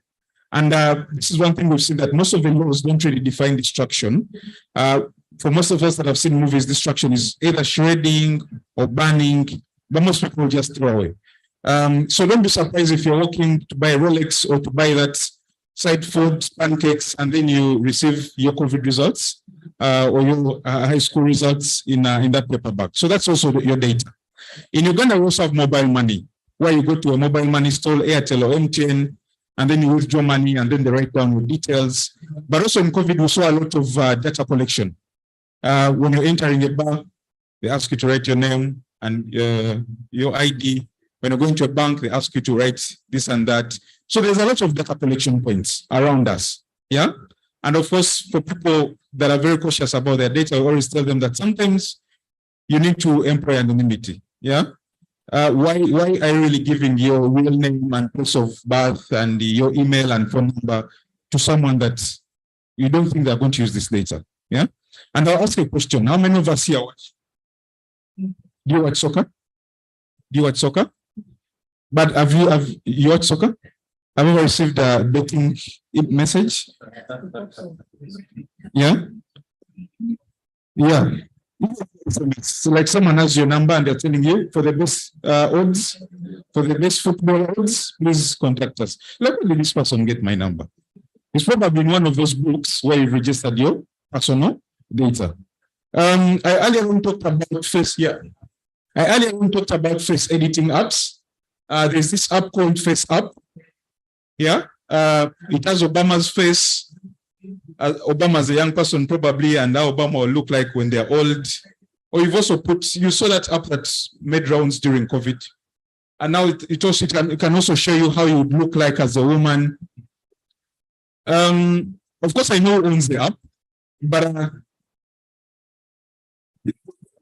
so that's a piece of people's faces, you know, because your face is a biometric. So this is data, your identity. Same as the iris. When someone scans your iris, this is data, right? So there are all those apps. Very many of them, AI apps that we don't always question, that we just give out. There's metadata. When you take a picture, a selfie, and you upload it, even when you don't disclose your location, when someone uploads it, I think, to apps like metadata.com, they're able to find out where you took the picture from. Yeah. So there's that metadata. So sometimes you take a picture from your house, and if someone is very sketchy, they're able to just upload the picture and then know where exactly your house is. So that's also data. And there's a lot of health apps. Yeah. Tracking apps, mental health apps, you know. If you've all heard probably about the Rivers as well case, where some of the data where some of your peer tracking data could be used to define whether you had an abortion or not, and you could be taken to the courts of law and charged for states where abortion is illegal. So all this is data. It's just a reminder for us to be cautious on how much data we give out as we interact with the very many apps and very many individuals physically or even in the digital realm. Next slide. So yeah, what data is this? So for the mobile money agents, they collect our phone numbers, identification details, transaction history. The face editing apps could collect our facial images and usage patterns. Health diary apps could collect our exercise routines, dietary habits, and health goals. The metadata pictures could be your location, device details, what device you're using, timestamps, all this is data. Biometric cryptocurrency. I've talked about WorldCoin. Yeah? WorldCoin, where they've been scanning people's iris, they could scan your fingerprints, facial scans, their face apps. And then you have recycled packaging that could have your original documents. Next slide. So what are the risks or downsides to this? These are many. I'm sure you already know. Yeah? We could talk about privacy violation. We could talk about loss of control. We could talk about inaccurate profiling. Yeah? If someone has your national ID, for example, and national ID is a requirement, for example, to register for a SIM card, they could register a SIM card in your name and use it for whatever reasons they want to. You've seen people always posting their personal details on social media, their passport. This is a lot of defining information. So if someone knows your name, where you stay, how old you are, your date of birth, your phone number, they literally own you. You've heard of the price of data as a new oil. Yeah? Like literal data is now as valuable as anything. So if you run an Instagram business and you wanted to advertise it, and you went to a mobile money person or an askari at the bank and you told them, I'm paying you 50,000 shillings for that book, which is full, you're no longer using it, give it to me. Would they know what to do? Wouldn't they sell that to you? And then if you have your online business, you could go and get all these contacts and send them messages. Yeah? So this is a new oil, but of course, not everything has to be mined because oil is mined, but not everything has to be mined. So there's all these effects that could be, a lot of things could go wrong with the much data that we put out there. Next slide. Before we play the game, we have the card game that we're going to play, all of us, to kind of pose to us some of the privacy and protection case scenarios that we face each and every day. I just want to take us through some of the principles of data privacy and protection. I'm not a lawyer, but I know this, and I know this, and if there are any lawyers, and if I don't get anything right, you could kind of help me. One of the principles of data protection and privacy, and as we collect data in our organizations, these are things that we should have at the back of our minds. But even as a data subject, because you're part of the data ecosystem, you're stakeholder in the data protection or data collection ecosystem, data governance ecosystem, these are some of the things you need to know. One of them is quality. Ensure the quality of the personal data you collect, process, and hold. The other one is on security. Observe security of personal data to prevent abuse, loss, and risks. Security is very important. Like I've mentioned, do you know what destruction means when it comes to personal data as an organization? Yeah? How do you dispose of these old papers that you no longer use? But also, what are some of the existing security measures that you have to protect people's data? Then is transparency. Ensure transparency and participation of the data subject in collecting, processing, using, and holding their personal data. Yeah, we should be as transparent as possible. If you collect data for the purpose of research, and before we know, you're sending people advertisements about an upcoming event, you're supposed to inform them what exactly you're going to use this data for. And if there's any changes in terms of processing and what you're using the data for, they must know. Next slide. Of course, I think the order got distorted. One of them is also accountability. Be accountable to the data subject for the personal data you collect and process from them. I think, and accountability is also the bit of consent. Yeah, you should be accountable. Once people consent to give you their data, you should be accountable for each and everything that happens to this data. The other one is lawful. Collect and process data lawfully and legally. Yeah, lawful and legal, I think that is make sure people have consented to the much data that you're collecting from them and use it legally for things that they have consented to. Minimality is also a principle to data protection and privacy. Collect, process, use, or hold relevant, adequate, and not excessive or unnecessary data. When every time I'm talking about data protection and privacy, I always issue out a paper before the training begins that has all this much data, and I'm asking people to give me their names, how many children they have, whether they are married or not, which schools their children go to, national ID number, the location of their house, how much is their salary, and people give you these things. Yeah? And I'm sure even many of you give out this information. But honestly, ask yourself a question. Why does this organization want to know the name of my spouse, for example? For what? What's the use? Right?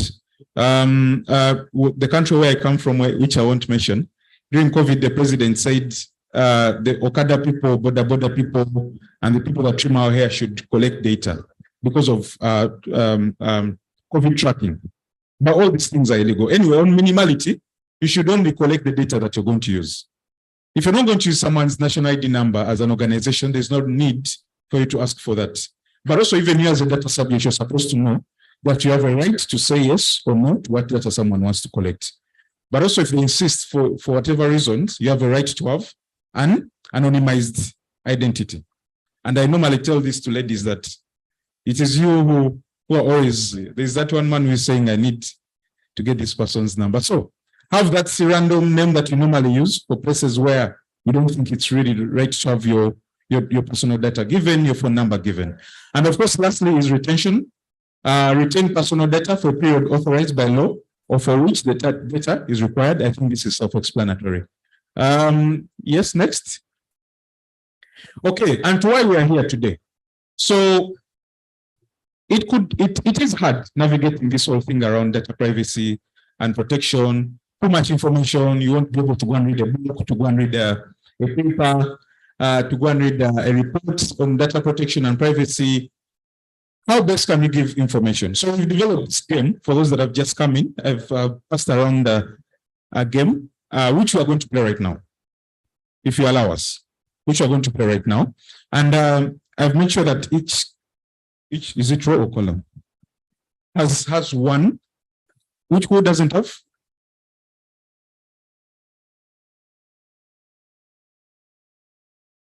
The people I gave moved out to the things. You do have one? Okay. I think I thought 3 people would play, so we could just have 3 people play. So we've developed this game called Where's My Data game. We've developed other games prior, but this game is purely on data protection and privacy. It is an interactive fiction card game designed to raise awareness about data privacy and security. The game revolves around navigating through a spectrum of data privacy and security challenges to reach the end of a track. It's a competitive game while you learn. It aims to educate players about the potential risks and best practices related to safeguarding their personal data. So this game, for like if you played Matatu before, it's like Matatu. It's like Matatu is the ones that were in the package today that were given to us. The card game is Matatu, yeah. The card game which has spades, hearts. What do you call it in your playing cards? All right, yeah. So similar to that, it's also similar to Ocho. Ocho is a Ugandan game, but I think Gilbert, what is the equivalence of Ocho? There's that game called 30 seconds. 30 seconds, I think. Yeah. So this is that. So one side of the cards is a scenario. Yeah. For example, this scenario is on public USB charging. You connect your device to a public USB charging port, for example, at the airport. What precautions do you take to protect your data that is on your phone? You have 3 scenarios. One is use a USB data blocker, connect without any precaution. The other one is avoid public charging altogether. So as a group, you're supposed to choose which is the most appropriate thing to do here, which is the most appropriate action. And then once you've discussed the most appropriate action, then you come behind the game. There's the rights or the most appropriate action to take, and then the moral. Yeah? Does that make sense? Does that make sense?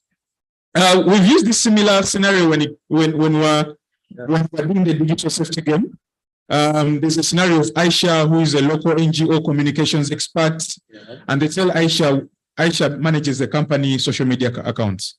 They tell Aisha that when you get a pop-up that someone is trying to log into your, for example, Paradigm Initiative or Africa Initiatives accounts, the accounts that you manage, what do you do? And then they present Aisha with 3 case scenarios. One of them is remove the phone battery of your phone. The other one is change your password. And then another option. And some people actually choose remove the phone battery. I shut down the phone and remove the battery. Does that count as a threat of someone trying to hack into the social media accounts? No. So this game also provides you those real life case scenarios, or now you can protect your data. So we're just going to do this in 10 minutes. For those that are interested, you have the cards. Normally, you're supposed to have even a paper where I record who has won which game. So there are also case scenarios where they just tell you, for example, so there are case scenarios where there is no. Let me see if I can find one. Yeah, for example, there's a case scenario like this on data leak. You accidentally share sensitive information with the wrong recipient, you lose 2 points from the points that you've written down that you've earned. And then there are other scenarios that you find that when you turn on to two-factor authentication, you gain 2 points. So that's the gist of the game. Does that make sense? So for those that are interested, you are going to take 10 minutes.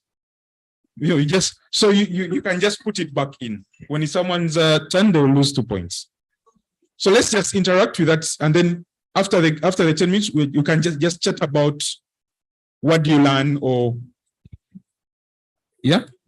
I mean, you take turns. I'm sorry. You take turns. So you choose a game and then discuss the game. You choose a card and then discuss the scenario, and then you give the next person. No, different cards. There's a lot of cards. So you choose one card, look at the scenario, choose the best appropriate action. You know, you don't have to look behind. You only look behind after you've discussed the appropriate action. Does that make sense? I'm giving instructions for the last time. It's only 3 and they have cards. I'm giving instructions for the last time. The card has 2 faces. The card has 2 faces. The white face is a scenario, and the actions you're supposed to take.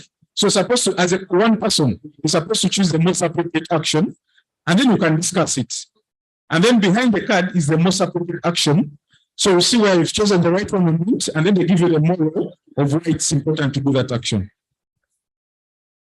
No, so you first look in front of the card and then you turn.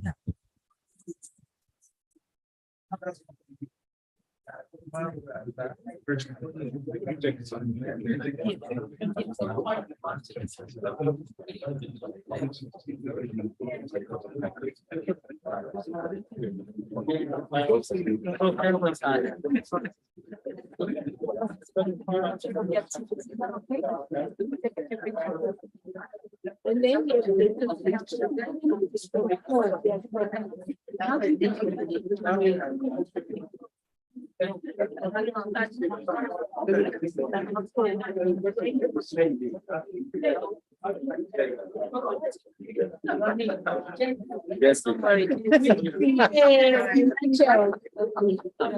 we take a few pictures while you play the game? Is that okay? Yeah. That's fine. So fantastic. So that's part of the data privacy. You need to ask for permission. Okay, so let's talk. How it is.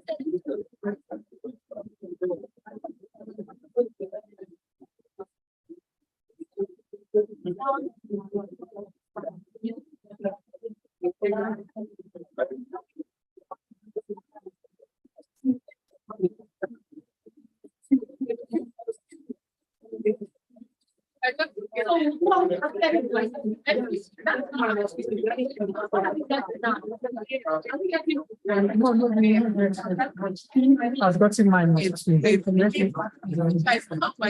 I just don't get the it's when points already.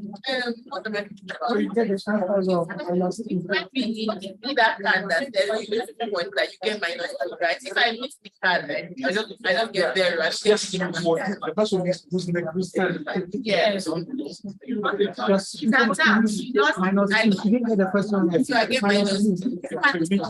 Minus 2. So it's assumption that there is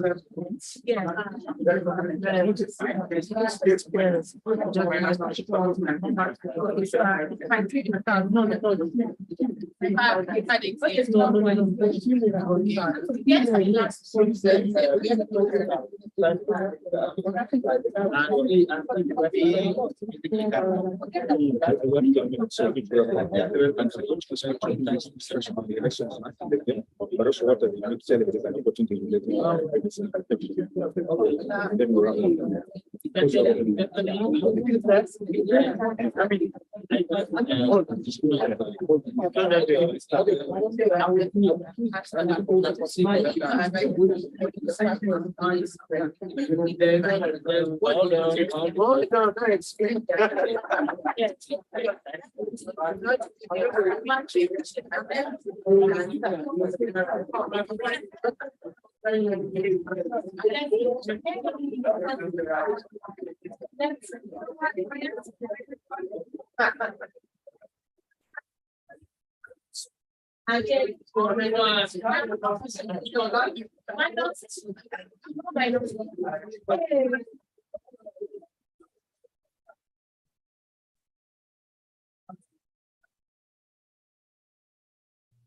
Yeah.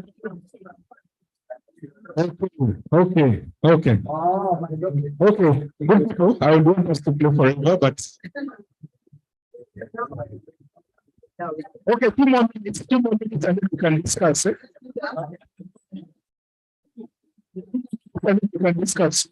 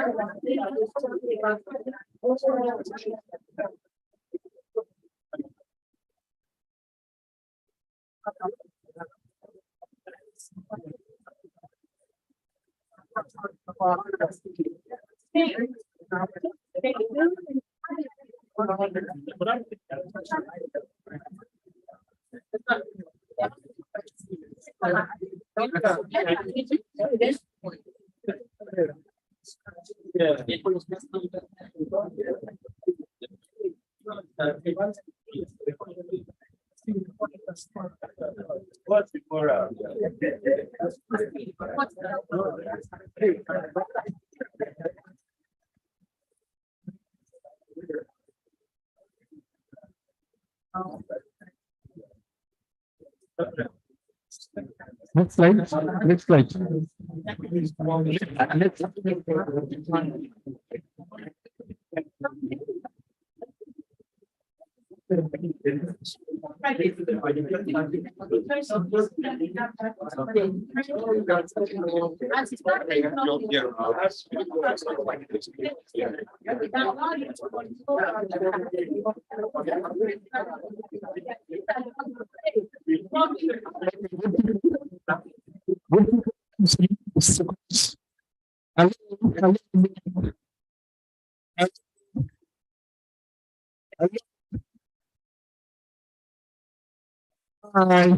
We don't remove the cards and go after. Okay.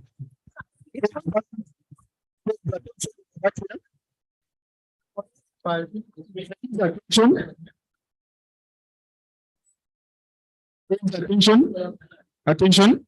Okay, I really hope you've enjoyed. Now, like I mentioned earlier on,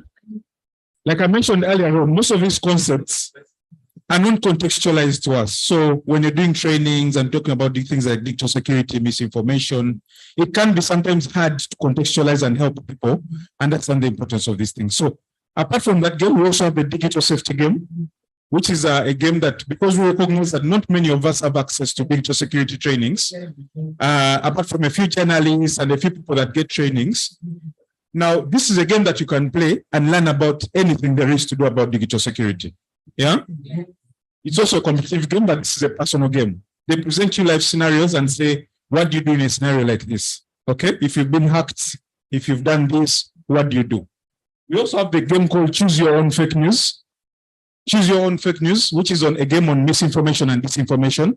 Because most of the people, and I'll give an example, you have that one random auntie in your family WhatsApp group who keeps forwarding those. I mean, bad intentions. They have no bad intentions, but they don't know that the information they're posting is wrong.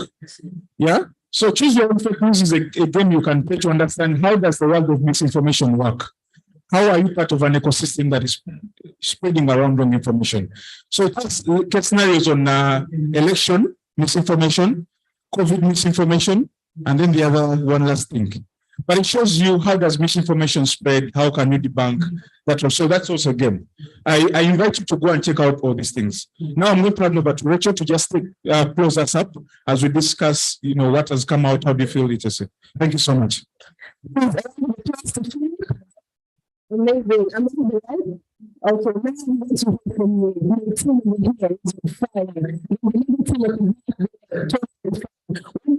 from to protect yourself. I want to know if someone says yes, how?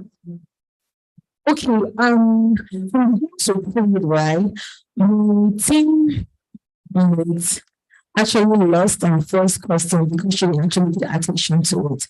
So what I've learned is that we have to pay attention to details, regardless of what we see. I'm like, oh, just see that pay attention, because you mistakenly pay attention and think access to it, and that's giving you information, giving people information for various reasons, and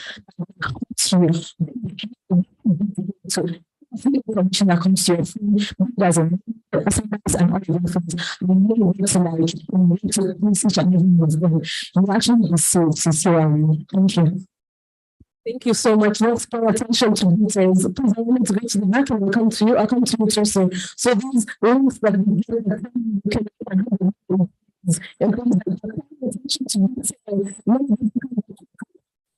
Is something I took access to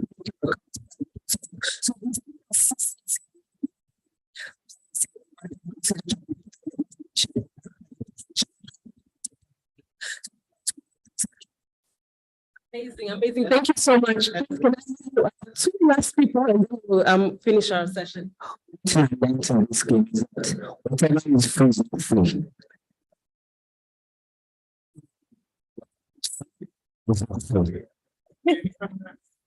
So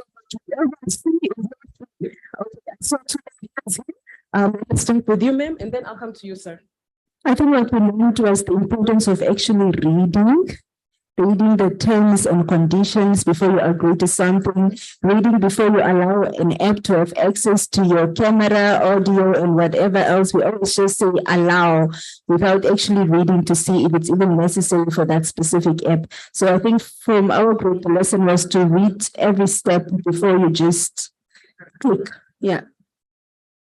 Jessica, I want to challenge you on that. Many times read the terms and conditions, but the reading is so small and the reads and the paragraphs are so many. Let's be honest. And it's so fancy. Right? So what can we actually do to read those terms and conditions?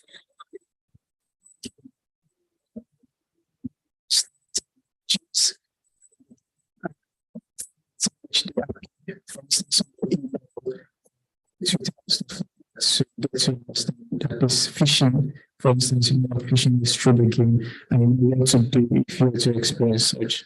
Thank you. Thank you very much. We have time to interact and network after this. Before we pass something to say.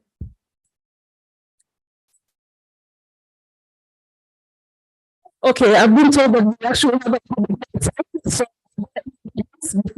That's decidedly.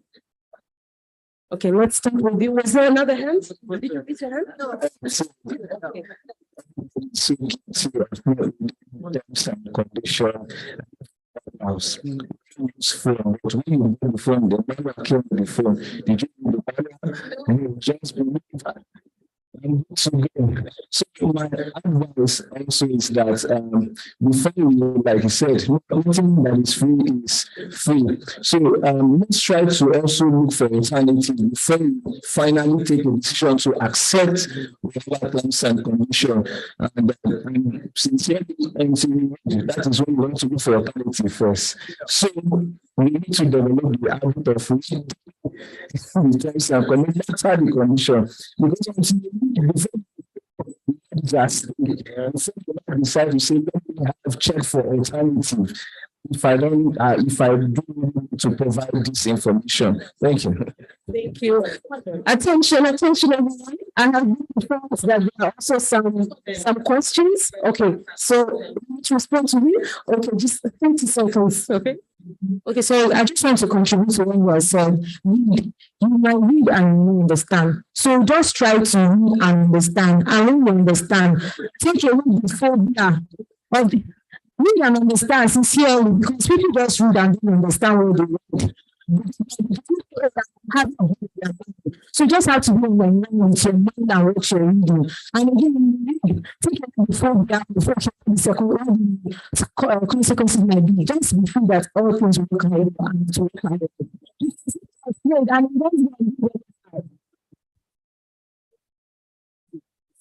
Thank you. So I had a look at data privacy legislation. Okay. Okay. So I had a call to data privacy legislation, and the scenario we gave as well. It's quite nice because you may find that a lot of pupils or other youth run online businesses they collect massive amounts of data from users and all that. So in this instance, new laws have been enacted on how you process data in this online business. And the option I found most pleasing towards me is having to read the new legislation, because when you read legislation, especially with the GDPR, we've got from South Africa, we've got POPIA, we've got PIA, we've got processing limitations as a principle, actually. So with that, it becomes a problem, because now you can't process data more than the intended use. And there's also, and if you want to actually process data as an online business, obviously for the analytics and all that, there's a section, probably articles in the legislation that allows you to do that if you remove the unique identifiers from the people. So you de-identify them, and therefore they are regarded as anonymous. You understand? So that is actually good if you want to run a sustainable business as well. And yeah, that's what I learned from the game. Thank you. Thank you. Thank you so much for sharing what you learned, as well as sharing a solution. We have a gentleman over here who had his hand raised, and then I'll come to you for the question, okay? And then after that, yes, we will wrap up. This time, actually wrap up. All right, thank you very much. I would also want to say we have got this romantic idea that we are in control.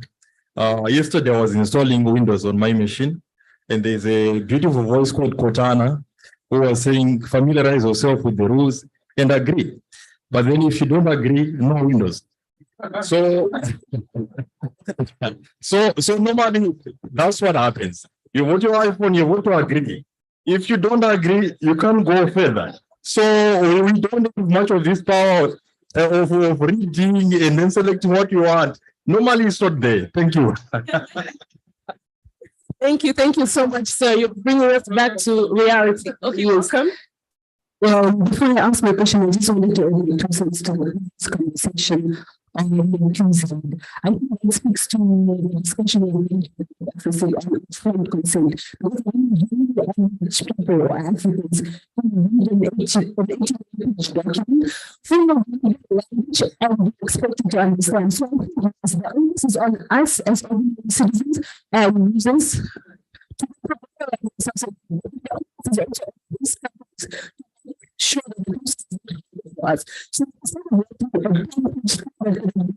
one page it's kind just to read or to make it more should also be to say that we should make the language as simple as possible so that ordinary person who accesses these services to be able to understand how to do so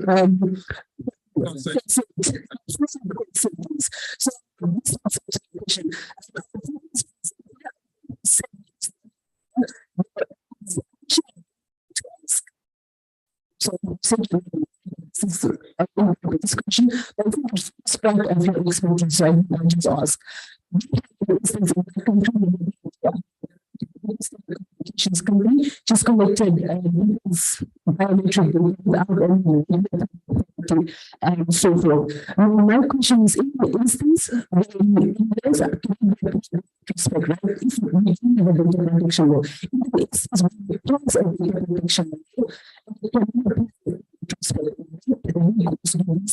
have in this communications company uses data for reasons. What vehicles do they have? Because they will rely on the instruments because we have to apply retrospect. Thank you. Angela, did you hear that question?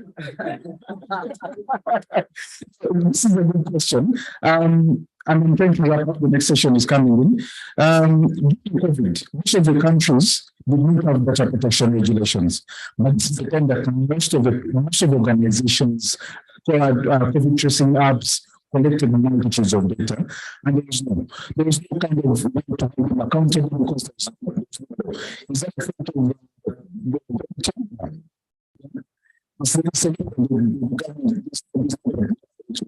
and civil society will keep pushing and showing what they need to do. What will the scorecards to kind of measure the likes of obtain and because these are big better when there is a complete issues of data. So show them what is at the same time, there's a consultant organization in South Africa that are pushing for protection regulations in the region of COVID worked out. I'm showing them what is the importance of this. But for people like this, even when the comes after this, I don't know if I've answered that right. Yeah. Angela she does a lot of work on digital some of those things. Yeah. Yep. But also the GDPR and various legislations do, like in South Africa, we have a provision that states that you have the right to be forgotten. Yeah. So I think when legislation is enacted, then you can apply for that. So it can be raised. Our time has run out. Our time has run out. So much. Thank you so much. I hope you found the session. The next session is right up. As an organization, my colleague I'll check now and see how we can move this conversation further. FIFA in Tanzania to see this conversation. Cheers.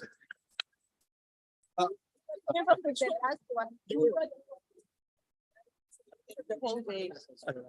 Yes. My name. Rachel. Yeah. Rachel. Yes. Yes. Magege. Magege. Yes. Yes. Position. What the picture for the IR? Just write.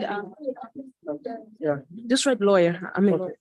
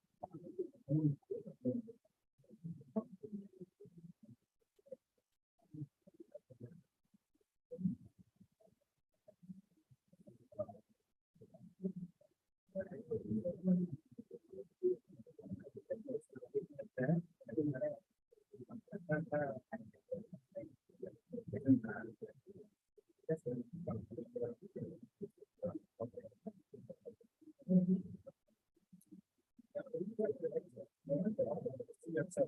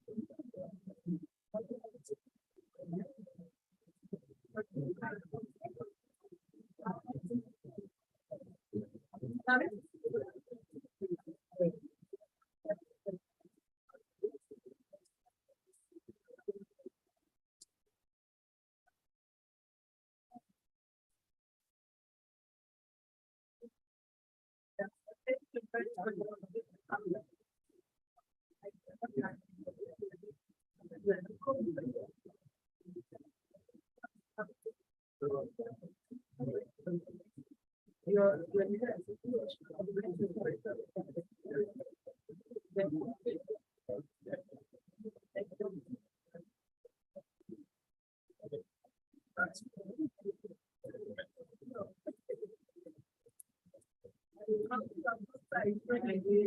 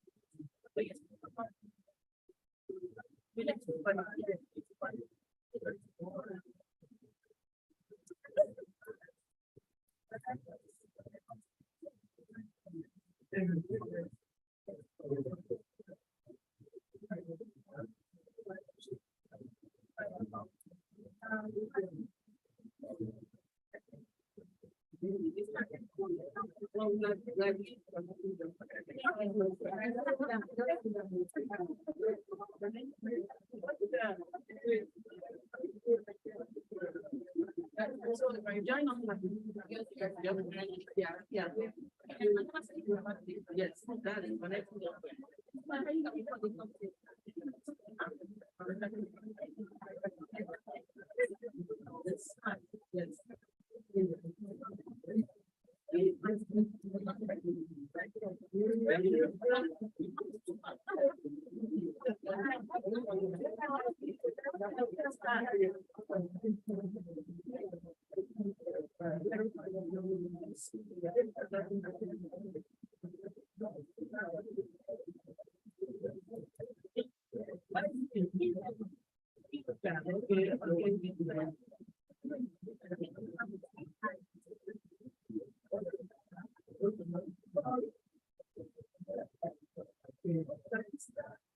Yeah.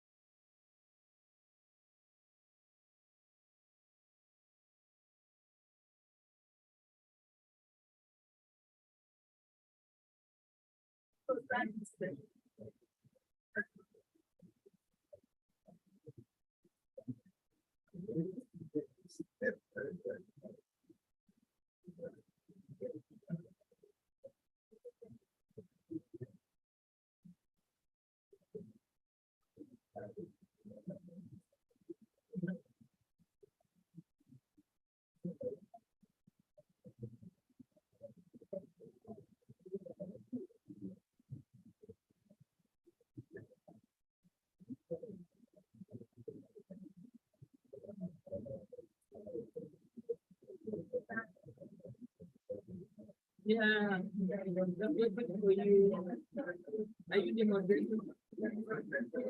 Why is it the moderator? Why is it?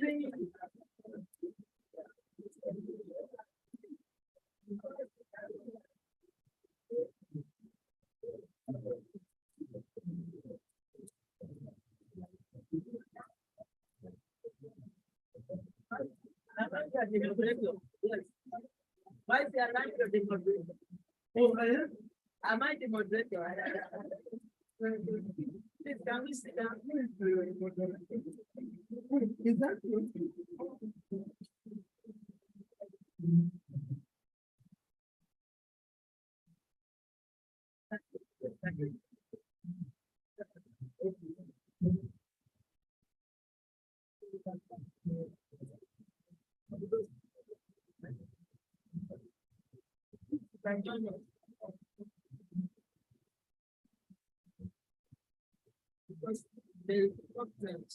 Okay, 7 o'clock.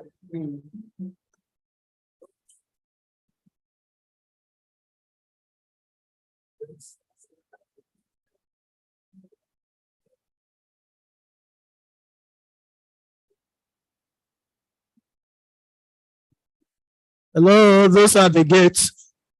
Can we take our seats?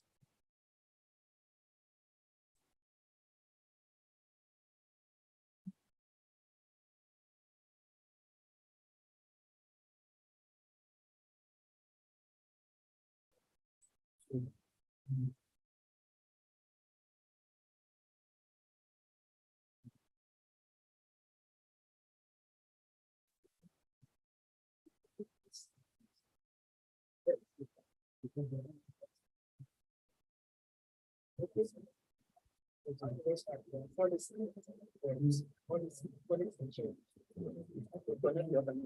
think we can focus on policy change. I will share experience from Kenya.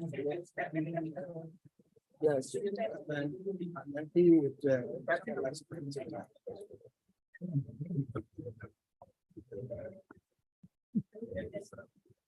Okay, there's an empty seat in front. So people can come. Because we looked too far away from you people.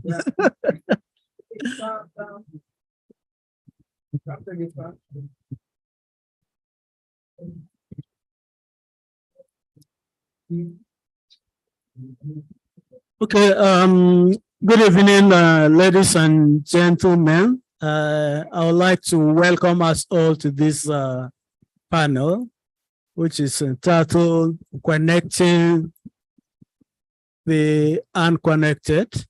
I understand that just about an hour ago, we had a session on community networks, and that discussion focused more on capacity building. And we know that the capacity building is just one leg of the community network. The other important one is the the policy side. And so in this panel, we'll be looking at the policies, what needs to be done in countries where there are no policies. In countries where there are, we would like to hear what are the substantive issues that are embedded in those policies. So with me in this panel today, this evening, I have Madam Uduma, who many of you would know, would probably call her Mama Internet. Madam has been the chair of the West African Internet Governance Forum. She was also in the not West African, African, that's the one that we are here. She was the chair before, you know, and she's also the chair of the advisory committee of the community networks in Nigeria. So we are in a comfortable hand getting someone who had worked in the policy environment. She was formerly a director at the Nigerian Communications Commission, NCC, which is the regulator, and now she's on the other side. So having seen that side, we would like to hear more from her experience and from what she has been seeing globally and locally. Next to her is Josephine. Josephine is from the Association for Progressive Communications, APC.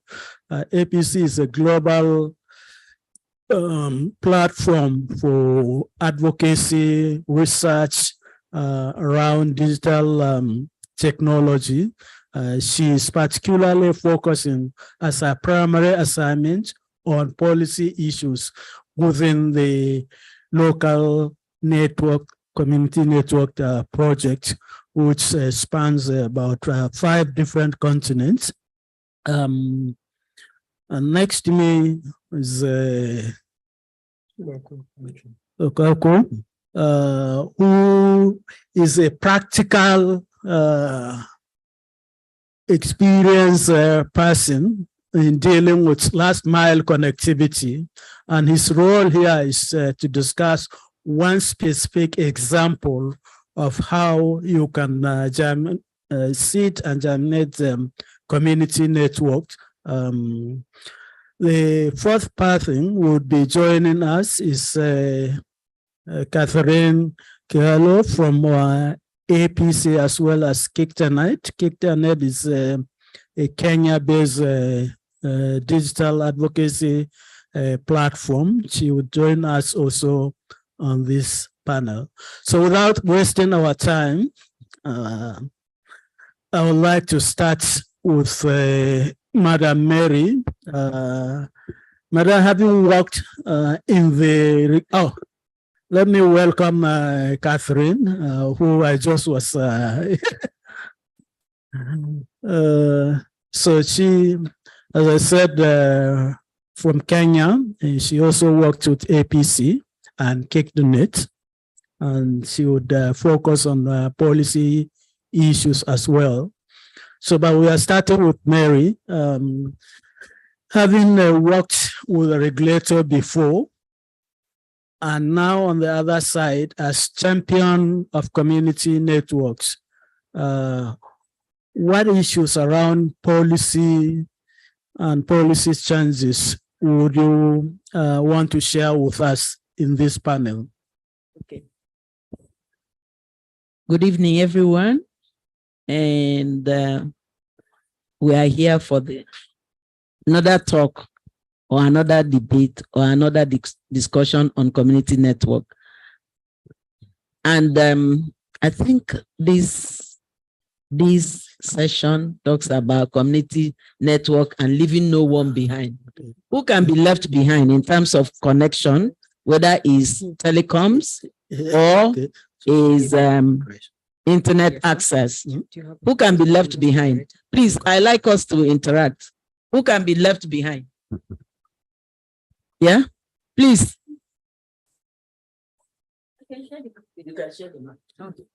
Who can be left behind, please? Can you tell us who can be left behind? Yeah. Je pense que les populations rurales, les populations isolées, okay, peuvent être un peu abandonné. Je dois répéter. Should I repeat?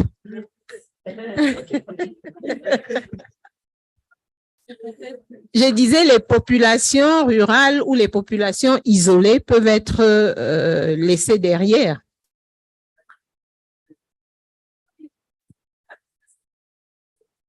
There's no translation. There's translations. Which of others that don't have the gadgets, so yeah. So now we are the ones left behind. Yeah. I said my English is so bad. I say rural people. Okay. And rural communities and also isolated communities. Isolated communities. Yes, can be left behind easily. Okay. Yes. Somebody can tell us again who can be left behind? Who can be left behind? Either telecom or internet. Yeah, marginalized communities can be left behind, and marginalized might not necessarily mean those that are not probably language that are not popular in the area. Can be those, they can be in the urban area and probably in a location whereby they are surrounded by people that are already not left behind, that they are on the train, but they are not catered for, or they are not carried along, and those that are in remote areas and that don't have means of affordability. Those that cannot afford the internet access or the cost, yes? Go ahead. People living with disabilities. Good. Those living with disabilities. So, yes? Women? Women! I don't know. I can see women here, but there are some women that their husbands will not allow to use the telephone. They are being denied access. If they see you on social media, you are gone. They will divorce you. It's happening here. Right? So there are people that can be left behind. So today we are looking at connecting the unconnected. The unconnected are those people that we could live behind, especially those in rural areas and those in where we don't have dial tone. What we mean by dial tone, you may have to climb the tree or the line to get signal. So it's not what you can get connected. So should be put in place so that these people cannot be left behind, and especially these people with disabilities. What do we do? How do we connect the unconnected? The unconnected can be people with disability. What policies? I'll tell you the story of my life or of my career. When I joined the Nigerian Nigerian Communications Commission, we came up with all sorts of policies. One was that, let's look at how now we had Lagos, Port Harcourt, Abuja. They had some connection. Not full, but connections. That in the 2001, 2002. And that time you used to buy a SIM card with 25,000 naira to buy a SIM card. But today you get the SIM card for free. So what did we do? We said there are some people that cannot get connection. So let's drop down the licensing processes, licensing policy, so that we can license those operators that can go to the rural areas to be able to give people service and connect them. That policy, we divided the country into zones, and after zones we went to urban. After urban we went to rural. So we said, people come take license and provide. We can take 500, a community that is just 500 inhabitants, provide service for them. Do you know that business people came, took those licenses, but they never rolled out? It is very difficult to roll out because telecom is a big, capital intensive business. So it was so difficult for them. So that policy died because those that were given the license fee was reduced in such a way that anybody can take the license fee, the license. So people rushed, paid license fees, but they never rolled out. So those who were targeting to be connected were not connected.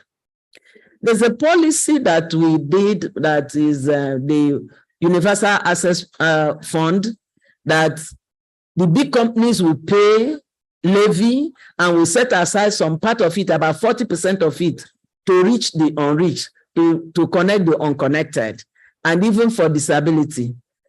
That, even at that, even when they are subsidized, we've not seen any effective, meaningful, or even basic connections. There are still spots in Nigeria that you don't have that. You can't see the footprint of MTN, or footprint of Airtel, or footprint of Glo, or Nine Mobile. Okay, NCC has come up with another policy of they call it virtual mobile operator license. They've licensed so many people, and I don't know who is rolling out. The issue is rolling out. Okay, and you know, commercial operators, they will go to where they will make money. The bottom line is their balance sheet. If there's no money from what they think, because by the time Kweku would make this demonstration, you find out that even those areas they think there are there's not enough return or revenue. You find out that when you provide connectivity, the traffic will come. And yesterday we heard from one professor, Dr. He said they conducted an interview in the university, and the young people around there, they asked them, if you have 1,000 naira in your pocket, what will you do with it? They said they will first buy data. Somebody said, because that's what I do with I have a business, so I sell my business online. I'll buy data instead of buying food. So the hunger is there, the demand is there. It's just the political will and the policies that will bring these things together, and we'll see the unconnected being connected. So community networks is the way to go. But for now in Nigeria, we don't have policy on community network. But I'm happy that I've been with the MPs from all over Africa, and we are preaching community networks so that they can come up with a policy or an act or a bill that will promote community networks. So that community networks is just, this is the community, this is our community, right? We are less than 20 people or 30 people here, okay? We decide on our own that we want to provide our own connectivity by ourselves, for ourselves. We are part of it. We are going into it. So policy that would bring that to pass is what we are looking at. So in Nigeria, we don't have that policy for now. Even the policies that had been tried, they have failed. We had a local exchange network operator, they have changed. Even ISPs, that local operator failed, license, they didn't roll out. Even ISPs, if you go to NCC website, you might see 1,000 or more licenses given for ISPs, internet service providers. They collect this license, they never roll out. So each time it doesn't work. NCC came up with what they call community communication centers. So they, through the USPF, and said, okay, let's go to rural areas, take up a center where you have a telephone, you have internet access, you have training to make sure that the community is online. You know what? The strategy was wrong. It was top-bottom instead of bottom-up. They didn't go to the community to say, look, this is what we want to do with you. Can you join hands with us and let's come up with a policy or a strategy that will help us to make sure that we provide connectivity in that community? The community came, the people said, we want eba, we want fufu, we want on our table. Is when you have eaten before you talk about connection. But there are young people there. We heard about the Kenya experience, that there are young people that have never been to Nairobi, but they are making billions down back in their own communities. So policies that would drive the deployment of community network is what we should be looking at. And though we have not done it in Nigeria, we are still advocating for it. And the seated where Rising sits, and there's a community network development organization that we are trying to see what and what we can do to make sure that government changes its policy and those policies are implemented, and that communities will know that they actually need the connectivity. Because when you are connected, you can use your connection to do anything, be it education, be it business, but not the bad ones, not for misinformation and disinformation. So policy is what. So I've told a little story about NCC, and I believe that when we get everybody, when we get the government to change policies on community networks, the story will change. Because this time around, it will be the community that will say, see, bring this thing, we want it, we are taking care of it, we are going to manage it, we provide services at little or no cost for our people. Let me stop there. Thank you. Thank you so much. Thank you so much, Mary. Yes, he had taken over from me. Yes. So what sets community networks apart from other telecoms operators is the fact that community networks are community centric. They are centered on the people. So based on that, this goes to YZ and Josephina. So what is the role of communities in the process of policy advocacy? And bearing in mind that most communities are limited in terms of capacity, what are we doing to build capacity for communities for them to be able to join in the advocacy process? Thank you very much, Catherine. I think the starting point is really to recognize that there is an information gap. Most people, especially in Nigeria, think that there is only one way in which you can get connected, and that is MTN, Etisalat, and so forth, the national mobile operators who have mentioned. But as you have said, this network providers cannot go there. So you need to change the thinking of people that communities themselves can be able to mobilize resources, can be able to mobilize skills, can be able to mobilize their own ecosystem to be able to address their own communication needs. And that is by setting community networks. So that requires a lot of public education, a lot of sensitization, but even much more important is that you need to convince people that there is an incentive for communities to really want to have a community network. The fact that we all talked about connectivity is not self-obvious. You know, people need to be convinced that they actually need connectivity. And I think that when we reach the need for connectivity, it is existential needs, education, healthcare, business, agriculture, then they see the connection between this life and the need for connectivity. And I think that that's would then ground the advocacy and public education that we need so that they understand that. Now, I'm saying this because to get a policy which at the moment is lacking in Nigeria.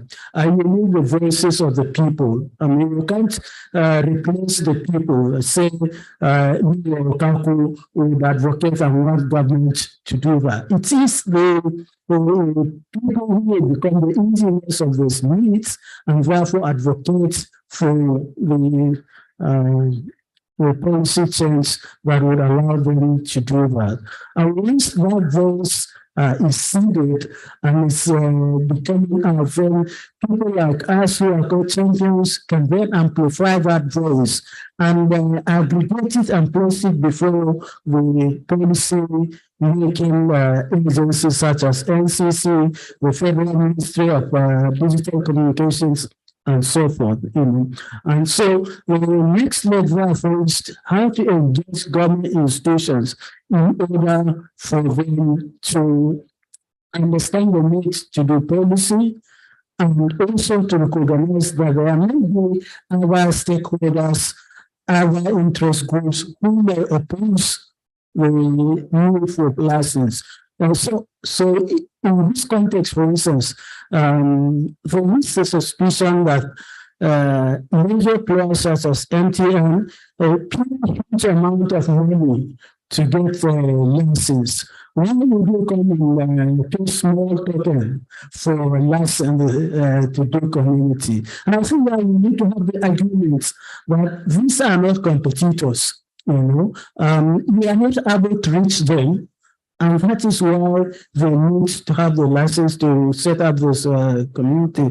But even more is that when we empower communities to set up community networks, then it means that the traffic they will generate would be aggregated and into the networks of the major players. In other words, that you are actually adding more traffic into those own networks because a community network is not self-contained.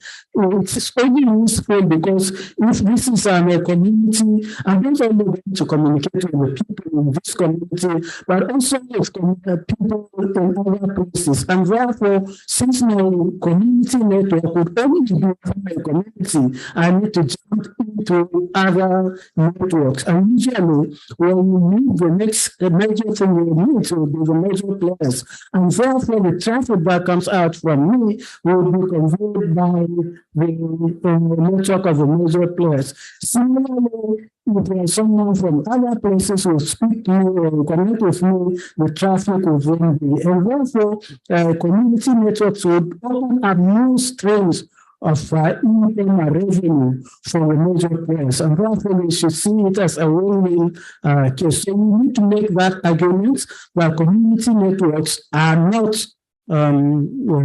competitors to win. For government, we are not saying come and give communities money to set up. Even though in Nigeria, the Universal Service Provision Fund, the law that establishes the first item of the list of responsibilities or tasks that is listed is that it says that USPS can give grants or loans to communities who want to set up community. We don't use the term community networks, but people who want to have license and so forth, and therefore that money is about promoting inclusion. And what is inclusion if you cannot provide a platform where communities can be able to get connected? So I think that we need also to make the argument that the funds that they are sitting down in USPF, which is established specifically to address digital gap in the country, should be used for that purpose and not for other purposes that is currently perhaps being used. I think we need a change strategy. And we can need change strategy because there is no corresponding policy to make that possible. And I think that makes the argument that we need to really have a policy where it allows the USPF to deploy our resources in terms of practically engaging with communities to address community network. But I think that our greater emphasis or rationale for the policy is also to say that internet is a right now. Okay. Now we all recognize that at least in Nigeria, if you want to go to university or colleges of education, you need to sit for the JAMB examination. And increasingly education itself is becoming online. So if our constitution has said education is a right, then the tools with which we access internet must also be a right. I mean, the tool with which we access education should also be a right, and therefore internet should be considered as a foundational right for every citizen in the country. And the UN has made almost a declaration that by conceiving internet as first generation rights for every citizen. That's when we launched the campaign, Leave No One Behind. And so for us, when government makes a commitment that it is committed to bridge the digital divide in this country as in other countries, then we have to interrogate what are the strategies you have in place in order to do that. The market-driven rollout of technology clearly will not be able to address that because, as you said, people who invest in telecommunication want to have a return on this investment. And where you have poor communities or communities that are sparsely populated or communities that are hard rates where investors will have to put over and above what is the normal, would normally not go to those areas. And that is why today in this country, they have already classified underserved and unserved communities where there are really blind spots, as Madam Mary has talked. So we all need to tie the need for citizens to assert this right as right to education, right to healthcare, right to the freedom to express themselves and to impart and receive and receive information as provided in the Constitution.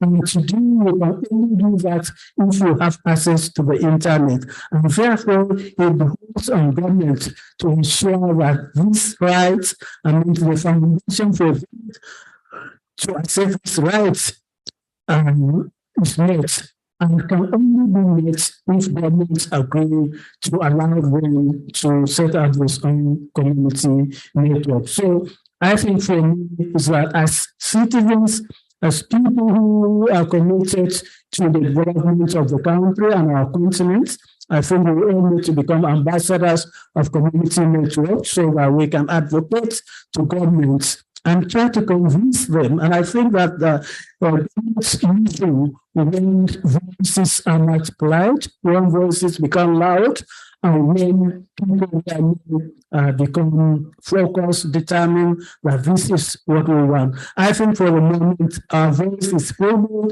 it's not strong, it's not loud enough, but I think with forums like this, we will be able to multiply the voices and be able to convince government to come in and get us the policy that would allow the communities to set up this own thing. We're never asking government to give them money, but we're only asking them to set up the necessary environment so that they can survive.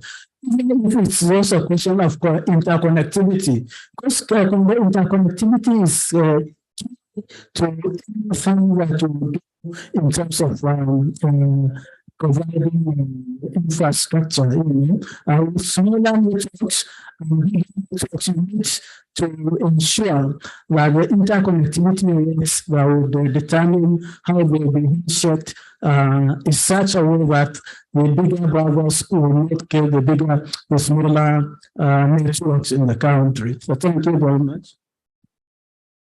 Thank you so much, YZ. I'd just like to build on what both YZ and Madam Mary has spoken about. And first is that the telecom sector is capital intensive, especially when it comes to the deployment of infrastructure. And so with the privatization of the sector, we had quite a lot of foreign investments coming in, and they invested quite a lot in building the infrastructure to where it is now. And so for them, their first mandate is that they're able to get profit from their investments. That I think at the beginning helped in terms of growing the infrastructure across. But now as we are getting to what we call the 5th billion, they say we've connected the first half. But as we now get to connect the next half, is that most of the people are not, they are from low income households, which means that whereas they'd like to buy data, it comes with competing interest around, do I buy data, or do I buy food, or do I pay for school fees or education? And secondly is the fact that with how that whole telecom sector has been set up, it really favors the bigger operators. And there's sort of like a status quo. And as YZ mentioned, community networks might be looked as coming to destabilize or disturb the status quo, which is, I think, just not, it's further from the truth, because it comes from a point of lack of understanding of the role that the last mile connectivity players contribute. So whereas we have quite a lot of governments saying that they want to connect the unconnected, my reflection is that for many of them, it's not really a critical priority. And also some of the interventions are just being made, we can see sort of to tick boxes. Let's see some of the, for example, like the telecenters that are being deployed, and then 1 year or less than a year down the line, nothing is working, the computers are not even there. We visited some of the ICT centers that were started by Universal Service Funds. I think I went to one of the high schools in a country, and an ICT class was going on, and not even the teacher had a laptop. And the students were learning computers using books. And yet at the door, you can see the president launched the ICT lab, but there's not a single computer in there. So that is the reality that we are living on right now. But so what is critical for us, I think, and why these forums are important is that so that as citizens, we can be able to understand that when we speak about community networks, it's not an out there thing, is that in all of your works, connectivity is critical. When you talk about health, when you talk about education, right now being unconnected is similar to how would say your community does not have a road. It's similar if your community does not have access to healthcare or schools. Lack of internet is now getting to the same level. So what can communities do? There's need for communities, one, to understand the role that connectivity plays in their everyday lives, and for them to raise awareness about community networks. It's great that Madam Mary spoke this morning and in the conversation with the parliamentarians. Most of them do not know about community networks, and yet they're the ones making policy or can be able to push for some of these policies and regulations. And in as much as we are having these conversations at regional level, it's important that you also take them down to the national level and ensure that you're speaking to your member of parliaments about community networks or other relevant stakeholders. Secondly is around participation in regulatory processes. Many countries, whenever there's a policy and regulation or whenever there's a need, sometimes the governments will put out public participation, but most of the time, not so many people engage in these processes.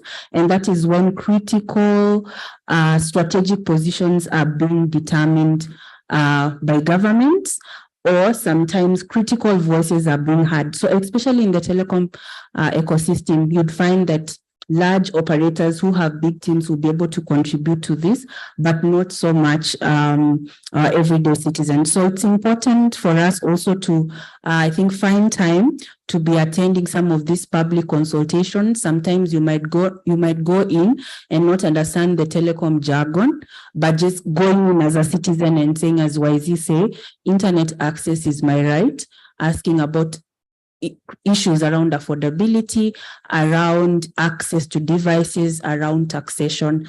I think those are very important, so that when they are capturing the concerns and when they are capturing the submissions, the citizens' voices are heard. And then last is around coalition building, which also YZ spoke about, is very important.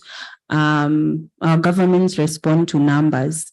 If it's just one person speaking about it, then it's just one YZ being problematic, you know, YZ being problematic. And so they can try to shut him down.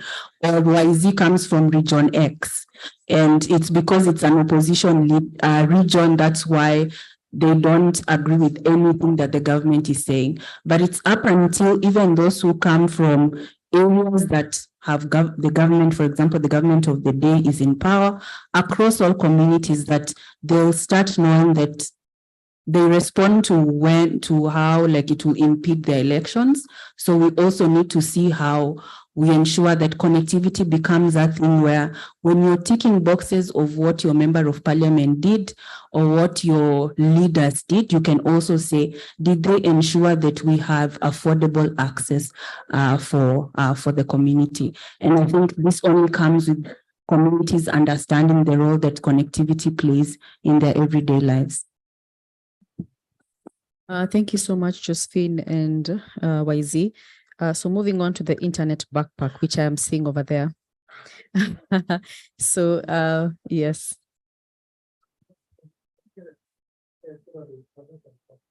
Mm-hmm.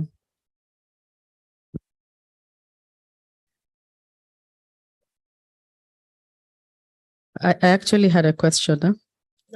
I don't know if you would like me to. Yeah. Yes, you mentioned last time you were in the hot seat, so you're not being in the hot seat this time. So as you mentioned, community networks are community-centric. Huh? So how did the design of the internet backpack integrate community engagement in its design, and what are the challenges in its adoption? Mentioning that in the previous session, you mentioned that you consider it like kind of version of community networks. So how was community engagement integrated in its design? Thank you so much. One thing I would like to point out then is, especially from my organization, African Open Data, and also our collaborators at the Syracuse University, is that the backpack is actually African. And it's so interesting because it's two co-inventors of this backpack. A professor in Syracuse University, Professor Lee McKnight, and there's also our African from the DMC. And what happened is that it is out of challenges actually by community network operators in getting the infrastructure in place. And the idea was being, listen, we need to have an infrastructure which is easily deployable, which is movable, and easy to set up. And this is the idea which came up, in which went into the design of the backpack. The second point too is that it's something which is not difficult. I mean, for what has happened, the first deployment is actually this is like the second generation of the backpack.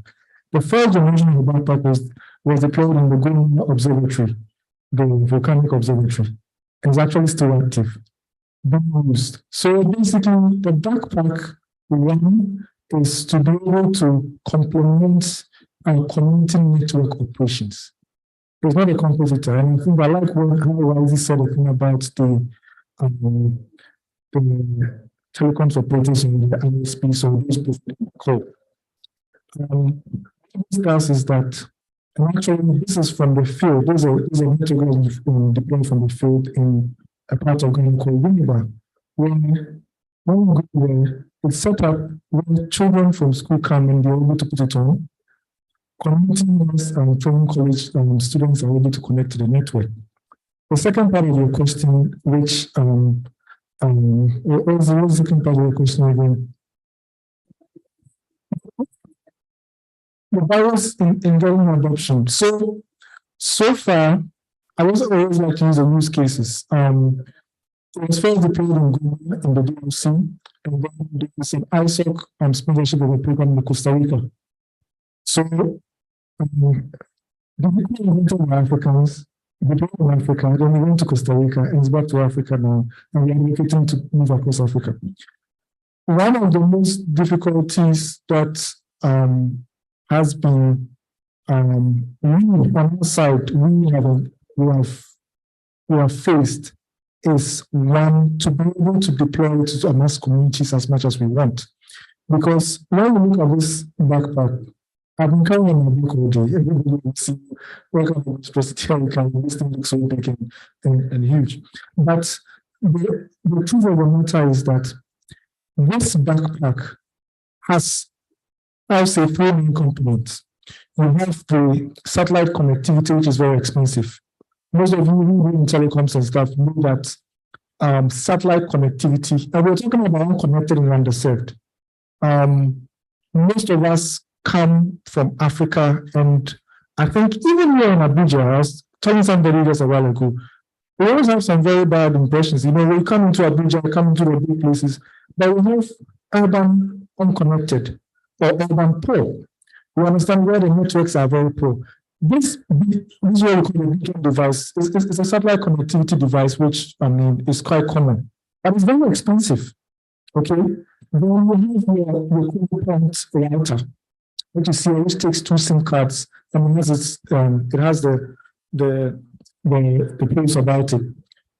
The sweet thing about it is that it takes 2 SIM cards and it works on the highest network connectivity, which alternates. One thing that we've had that was interesting is that parents, this place where is the parents were willing to pay for their children to be able to get connected. And the children were now researching and doing things online. And the beautiful thing about it is that also it is deployed. It isn't just about the school children who are not doing their homework. The police station, they are trying to connect to it. There's an amazing college which is close by, they're trying to connect to it. So the difficulty is not really about people not being able to get whatever it is, but once they get it, it multiplies. You understand? So it's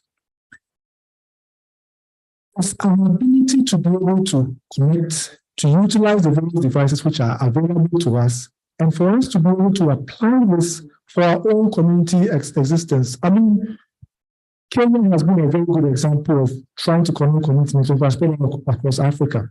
And really for me, because one of the things we always forget is that Africa, we are one people. What we may face in Kenya, we may face in Uganda, Zimbabwe, and all those things, we all want to get connected, we all want to use, and we also made an example earlier in the conversation. And it happened just like the example I'm giving you. We will have communities who would have specific needs. This device also has a cloud where it can be specific. So when we started in education, we are seeing it in health. The first deployment was disaster recovery, to be able to communicate at the volcanic eruption site so that people could be connected. And you see, it's replicated in meaning that once you have connectivity, you are providing solutions. And now with the cloud, you can have all sorts of information which is deployed for people to be able to use. And then that is how we are coming together, strengthening each other. And it can also be a mesh network because the various backpacks when they are deployed, we create a mesh network and have a bigger network for the many people to be able to get connected. So I think one of our biggest opportunities now is when to be able to strengthen ourselves and connect, like we're making an example in the previous conversation. with other communities, learning from each other, and training ourselves to be able to, I would say it's a one-size-fits-all work, giving the solution to everything. But we are strengthening each other by being together and doing what we have to do. Yeah, thank you so much. I see we're almost running out of time, so I'll just give 2 minutes to the panelists for these last questions. So to Mary, I have a burning question. So policy creation and policy implementation is usually mostly dependent on government goodwill. So how do we protect these processes against regime change? Okay, thank you very much. Government is a continuum. If we design a strategy of how to roll our policy, even when the next government comes in, it will not disrupt it. I give you an example. No government has cancelled the Telecom Act. The only thing is that because it's an institution that is implementing it, and there are people that have been trained to implement it. So if it's institutionalized and not just a flu, it shouldn't be a flu thing. If it's institutionalized, then the creation and the implementation becomes easy. The only problem we have is that we don't normally take it down the lane to disseminate these policies. So some of us have not read the Nigerian Telecom Act. There are so many things, even the USPF side of it. There are so many things that will encourage us to make sure that we advocate for this community network development or deployment. So because we are not reading it, and so institutionalizing it is very important, and making sure that, like, when a new government comes, they want to put their people, their party, but there are positions they cannot change. So those positions that are there in the institution will carry on with the process. Thank you. Thank you very much. So I'd like to call this last part of the session, Let's Celebrate. So throughout the whole day, community networks have had so many sessions, and we've been talking about challenges all throughout the day. So I'd like us to take this time to acknowledge first from Josephine, in acknowledging, as much as there's so much work to be done, all the work that has been put into digital inclusion in Africa, and to YZ, all the work that so far has been done in Nigeria. So with regards to policy? Yes. Yes, I think there's quite a lot to celebrate. In 2018, when we were starting advocacy but in our advocacy efforts, during the ITU plenipotentiary meeting, the topic of community networks came up, and our colleagues who were there were trying to push for member states to support ITU's endorsement on community networks. And the pushback was a lot, surprisingly, from African member states who thought that this was an idea maybe from people who wanted to come and take advantage of the African space. But last year, during the ITU World Telecommunications Development Conference, complementary access networks, including community networks, were adopted within 3 resolutions at the conference. So what this means is that mandate was given to member states, including all our African member states, because our countries are part of the ITU. So a mandate was given to them, one, for regulators to be able to create policy and regulatory environment for community networks. as well as for the ITU to support community networks. So that has really helped in terms of our advocacy efforts, because as you've seen from the previous session, we were able to co-host the session with the ITU. And with that also, it has enabled us to have workshops with different countries and entry points to regulators. And two other milestones I think that are worth celebrating is that we have community networks license in Kenya and in Zimbabwe that are so affordable.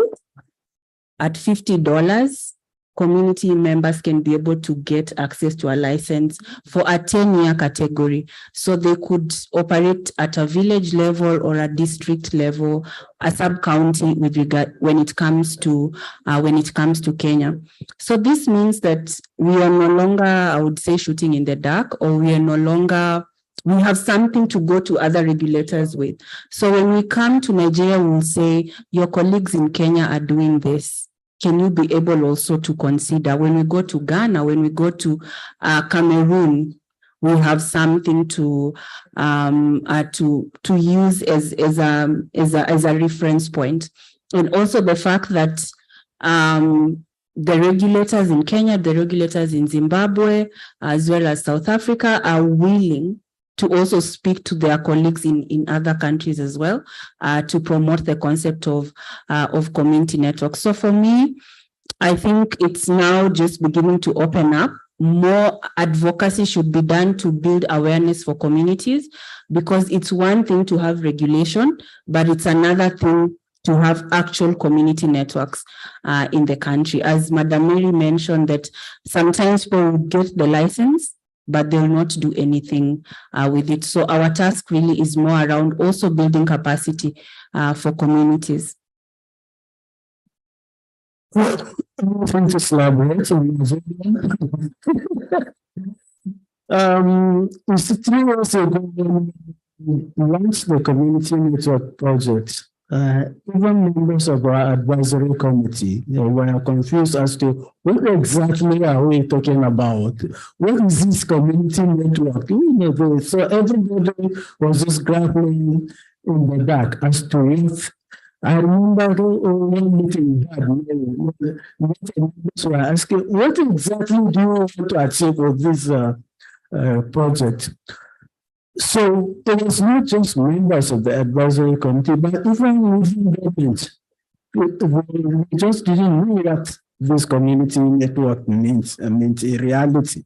Well, there's people who are disconnected, but what exactly do you want to do to them? Ask my MTN to go to this community, solve the problem, So, but since then, first, government has accepted the need to have a policy. That's, is a milestone, because in the past, they were not just talking about it, they just think they have all of history, the policy making has ended in that sector. But now we have admitted that there is need for policy. And last year, I don't know whether there's somebody from NIGDA. NIGDA is the government agency for ICT development. We had the ITU workshop last year with APC and ITU here in the Abuja. And we invited the NIGDA, we invited NCC. NCC didn't show up. NIGDA came. After the workshop, they said, this thing you are doing, I think it's great thing. Can you build the capacity of our own people so that these centers we have in the different locations can become nodes of our community network. So things starts like that. That's a small victory. Within government, what they didn't want to hear, here is the government agency saying, look, you have something, we want to listen to you and we want to learn from you. So I think that's something we need to celebrate, And I think that,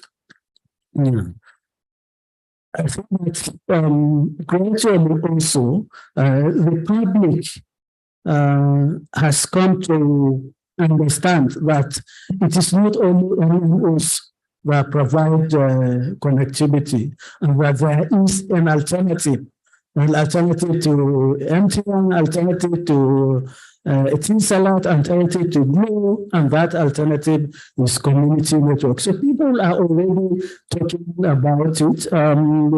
Last year, one senator came and said we wanted to do local content bill. And so we had discussion. He said, okay, do you know what you do?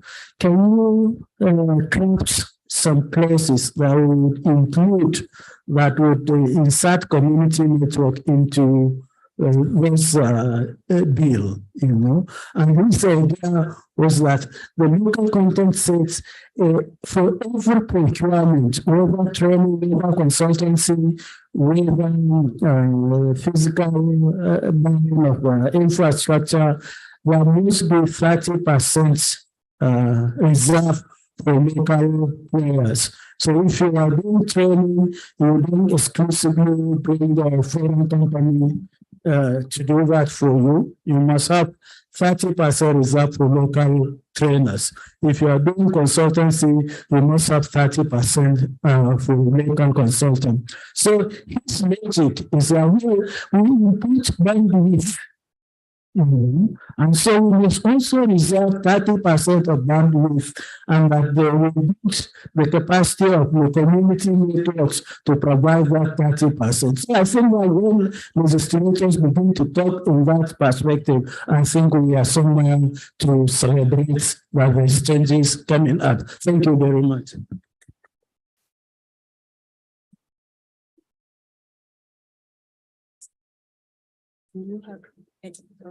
All right. Thank you very much. I'd like to thank the panelists. I'd like to thank the participants for being here until this time. As we close the day, I urge us all to go and celebrate Africa, celebrate how far we have come. Even though there's still much to be done, let us go and celebrate the far we have come as Africans and how far we have come in making it all possible. Thank you very much. Have a wonderful evening. Thank you. At the beginning, so yeah.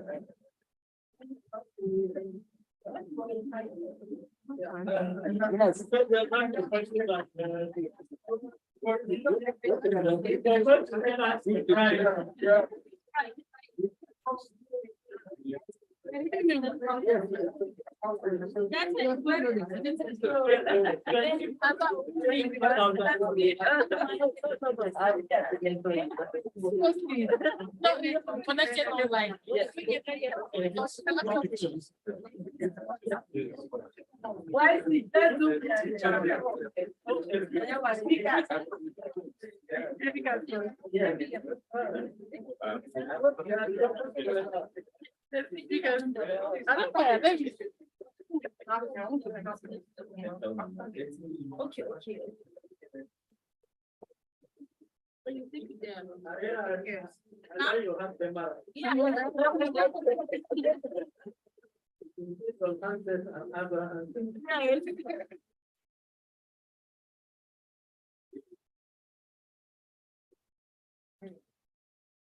This is good one. Yeah.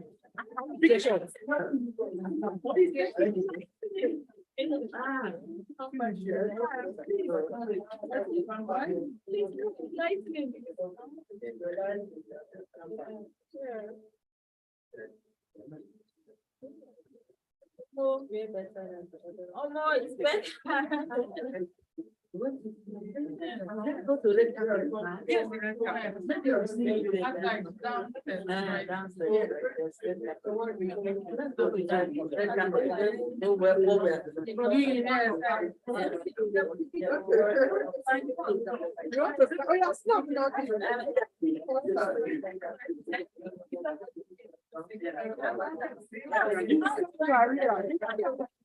Yes, yes, without Africa.